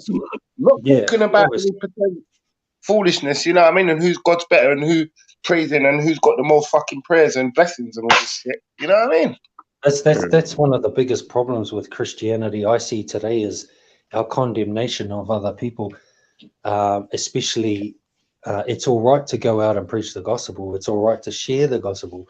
But what Christians have to understand is John 3:17, talking about not to condemn people, but to try and save people. So there's a lot of preachers that go out there and they say, well, you're homosexual, you're going to hell. Well, that's fine. There are truths there in the Bible, but It's not the way. It's not way we were taught to do it. It's not about condemning people, because when we condemn people, we condemn ourselves. We condemn Religion ourselves. suffering from that big time right now, you know, bro. Every religion, bro. It's not Christianity, you know, bro. It's every single religion. They're suffering from God complex. I am God now, innit? Because I've read a bit, and I know a bit more than you. I'm more superior than you. I've elevated myself as a prophet position, right? You get what I'm trying to tell you? That's what's going on now. No one's really looking and having no conversation with the Most High again. Yeah, it's a point scoring system, man. It's all about point You know scoring. what it is. You know what it is. That's what the turn off is in religion, and that's why some people don't want nothing to do with it. But Do to you be know what I mean? honest, though, And I can definitely understand it. But do you think, out of men or women, who do you think more believe in God? But I'm not even, because of all these children, I can't go down in that. Because then you'd have to say who believes more than women are disabled, or you know what I'm saying? It's just the list goes on. So all these children, and it's either you believe or you don't. Do you get what I'm saying? That's how I've got it. The reason why I say that, when I look at, like, say, my grandparents, people, you can tell, like, when the women get into a certain age, they're very more religious. But And women it's are like, more faithful than men naturally, though. Just in natural. I don't know about that. This is what I'm saying. Like, You already put that one already. Nah. What I'm saying, I'm not saying faithful in terms of like fucking like sex. I'm talking about faithful in terms of because obviously I bear children, innit, and I've got a baby, my man. Not a baby, my wife and a child, and so obviously it's like boom now. I've seen the whole cycle, innit, and the cycle is maternal for them, and our cycle is obviously go out and get it, gather a hunter vine. You know what I'm saying? Go out and make bread. You get what I'm saying? So that's no, but it's both, innit? Vice versa. When you itch, they want to itch as well. It's both, innit, really. A woman won't hitch on you. A woman will hitch on you. Cycles, I think. How do you mean? A real woman will never hitch on you. A real woman will hitch on you all the time. Like, you can fuck off. No. I said if a man's got an itch, it's like the woman's got an itch as well, innit? Like they both feel horny. They're horny, innit, basically. Yeah, no, I'm not talking about sex. I'm talking about holistic now. I'm not. Sex is not even on my brain, Turok. It's a holistic thing. I'm talking about bearing children. Is not sex, is it? Something else. What, like what staying in home with the children, or? Yeah, I'm saying like a maternal. They've got that motherly maternal. They've got that mother nature instinct. What a man ain't really got. A man just got like a more. I can go out here and do my thing, and I don't think so. You know, I think that's how society has programmed people to think. Well, I don't know, man. That's just my perception of it coming through. You get what I'm saying? I think that women are more loyal to obviously something, whatever there is, because they've trained to be low throughout the years, isn't it? They're more conditioned to be that way, where men are more conditioned to be the other way. Yeah? That's what I believe. In what way, though? You never just hear him say Rasta, man? No, I know you say, but you're saying like they're not loyal. Like, in what way? What do you mean? I don't get what you mean, because I just explained myself to you, innit? No, I'm just saying that I think it's equal, but what's happened now? TV, media has painted one better than the other, and as men, it's like we're genetically sympathetic to women, whether we like it or not. Yeah. Listen, I hear you, man. I hear you. All of that, bro. Society's gonna play the role, innit? And break down what they've got to break down and change what they've got to change. The other day, the BBC just announced that it was the first same-sex kiss on the children's program, innit? Do you get what I'm saying? So we know that the world's changing for the worse sometimes, not for the better. And another reason why I say, I think, not to say that men ain't loyal, because when you think about it, there's only probably, I don't know, a few pimps, but there's so many squares. No, that's in your culture. That's not in black culture. I'm just saying in society, man, woman, wherever it is around the world, There's only a few pimps. I've never been taught to ever look on a woman like a square or anything, or a hook or in a hole. Not men. I'm talking about men here. I'm saying there's a few pimps, men that actually could let women. Hold on. This is what I'm saying. I'm just saying there's only a few men cut from a certain cloth that can make a woman go and do derogative things, and they're happy to be around that woman. You know, because you always, I try my best with you, bro, and then you go off on some crazy shit. Just stick to topic, man. No, but I'm explaining. You know, I'm trying to be true with you, and you just. But this is what I'm trying to say. There's only a few pimps, but there's loads of squares, and I'm not to say none of them are good or bad. Why do you do this? Why? Yeah, guys, just I'll give me. give example. I don't say feelings. I deal with examples. Just chill. Don't worry about it. Love is will come true, man. No, because what I'm trying to show you, not every man could be a pimp. Ultra, you've got something to say. You're a father, innit? Yeah. I don't want to hear from this man no more. A little bit. Which one? Oh, you don't want. Yo. Freddie wants. Yeah. You guys, wait. Freddie don't want to hear from you. I saw Velly and Yeah, but what men say these things? They don't want to hear it. They don't want to hear it. What men say these things? Freddie is a lot bigger than I thought. We're talking about men's issues now. We're talking about men. Bro. I've seen the size of Freddie. He will lick you down, if we're women, if it was women, what I'm trying to say to you, if this was a woman's topic, I'd give him such a fucking bear hug, you see? If this was a woman's topic, women be all over it. As men, we're talking as men now, and he said, "No, shut it down." Why am I gonna talk to men about maternity, women are the mother of the earth, and they've got maternal instincts, and then you're gonna but I'm trying to show you that there's only a few men. Yeah, but I'm trying to show you that there's only a few men in the world that are disloyal to women. The rest of them are actually loyal to women. You're all over the place. Probably you're like. I'm saying to you, it's a simple thing, Freddie. If you calm down, I'm saying there's only a few men that are actually disloyal to women. The rest of them are actually loyal to women. Arguments are crazy, like. I don't know. Your arguments are whack, man. Your arguments are whack. That's why I'm laughing at them, and this is why you can't actually debate or actually have a conversation, because your arguments are whack. And it shows that who's the real man who can conversate and talk and actually talk about the real issues. Well, so what are you saying, Ulch, man? Everything cool? Did you clean up after the you and that, man? Yeah, she vomited all over the missus, man. Like properly. Yeah. See, look at that, man. Yeah, that man. If you got in time machine 20 years, we'll be hearing this right now. Yeah, it was bad. Yeah, I can imagine, bro, man. I can imagine. But the crisis is now averted. Everyone's chilled. We got a little lamp on. You know, we're settling the house down and that. Yes, man. Oh, the blood clot, man. Kids start wrap it up now. Yeah. My 13-year-old, she's on her phone. She thinks I was born big. Have gym jams. Everybody got gym jams on though, yeah? And flexing right. All right. Yeah, look, all right. Say no more. Look at these. Huh? Hard. See nothing. I got these for Christmas.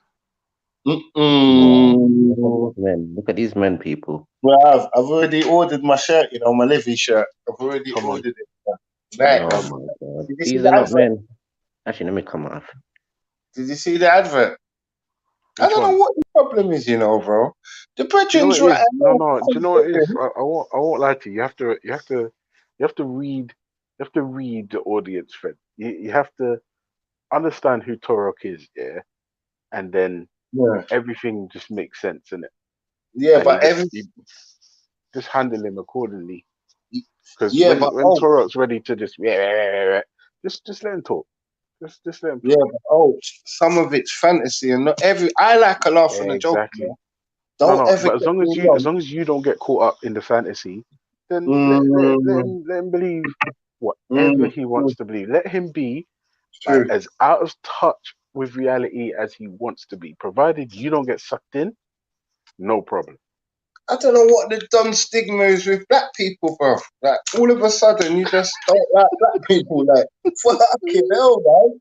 Like, all of a sudden, you're just on black people for some reason. Like, and I'm trying to just see with you, because I know you're a little confused, brethren. You get what I'm trying to show you? Like a Ralph typed on. You're like a Ralph typed on the cover. Because black people Right, probably you know, think listen, you're let me like, tell you something. This is another thing. You see Ralph, yeah? He's I know what think happened to Toro. I told you after. he's a troll, bro. Ralph is a troll. Ralph is a troll. And I don't know if people are not seeing it, but he's a troll. Like, and I don't understand how people just get sucked into Ralph's nonsense. Like, he's a troll. That's it. And from the time you can clock that, wait, we did. Oh, okay, yeah, that's it, man. Ralph, all of these people, easy. No, Ralph is definitely a cokehead, isn't it? We know Ralph's MO, innit? Ralph is a full cokehead, isn't it? That obviously don't like black people for some reason or another. Do you get what I'm saying? And he comes on and he says, "This is my favorite chimps channel," and he chats his shit and then he cuts. Do you get what I'm trying to tell you? No, So but that's exactly the point, Freddie. Think about what you just said, right? Yeah. Think about just how flippantly he'll come out with this nonsense. There's a reason he does it, and I'm not falling for it. I don't think Turok smokes coke though. I think he got boxed in his face bare times. You see, whatever end you come from, you got wrapped up so many times. You just don't like black people no more. Like, you love us, you love the culture, and you love the songs, and you love everything. But on God, I think you got boxed up, blood, and you're just resentful now. No, Turok believes in God, bro. Turok believes in God. No, I know he believes in God, but I'm saying I think a couple black men beat him up when he was in school. Oh, And yeah. That tends to happen from time he's to time. never been able to get over it. They took one or too many lunch monies from him. They Do you know what told the him to funniest take. thing is? The greatest thing you could ever do is stand up to your bully. And as soon as you have that experience, yeah, like there's no turning back. As soon as you stand up to that bully, yeah, man, that type of empowerment there is liberating. No, he never got a chance, man. I'm pissed, dude, but I would have stood up for him. I would have stood up to his bully for him. No, it has to be you. No, you I have to would do it have on done your it. ones. Nah, look, because where we come from, you know, it's mixed up. Happening like a melting pot. You can't say, yeah, because you a Turk or whatever, you're not going to stack up for him. You get what I'm saying? If he lives on the road, No, I hear that. But you know what it was for me, right? For me, it was different because, like, my bully was in high school, right? And as soon as I left high school, it was college, and like the caliber of people that were there just went up a bit, and then as soon as I hit uni, the caliber went up again, and it was like I wasn't in the hood, so I never got mixed up. I never got mixed up in madness ever. Fucking hell. I had one youth that tried it with me. Because remember, I never got expelled, you know. I was a rude youth. I went prison, in school, everything, but I never got expelled. Like, they always said, you know what, you can come to school and take the lunch and cut. Take the lunch. Hold on. Hey, where's the lid for the cheese? No. All right. Yeah, I was never ultra rude to people. I was never like rude or bullying people. That weren't really me. I was just gonna hustle the fuck out of you. You know what I'm saying? Like, you owe me for cigarette, you owe me for weed, you owe me. I bought 40 Thunderbirds, you dragged 2, you owe me that.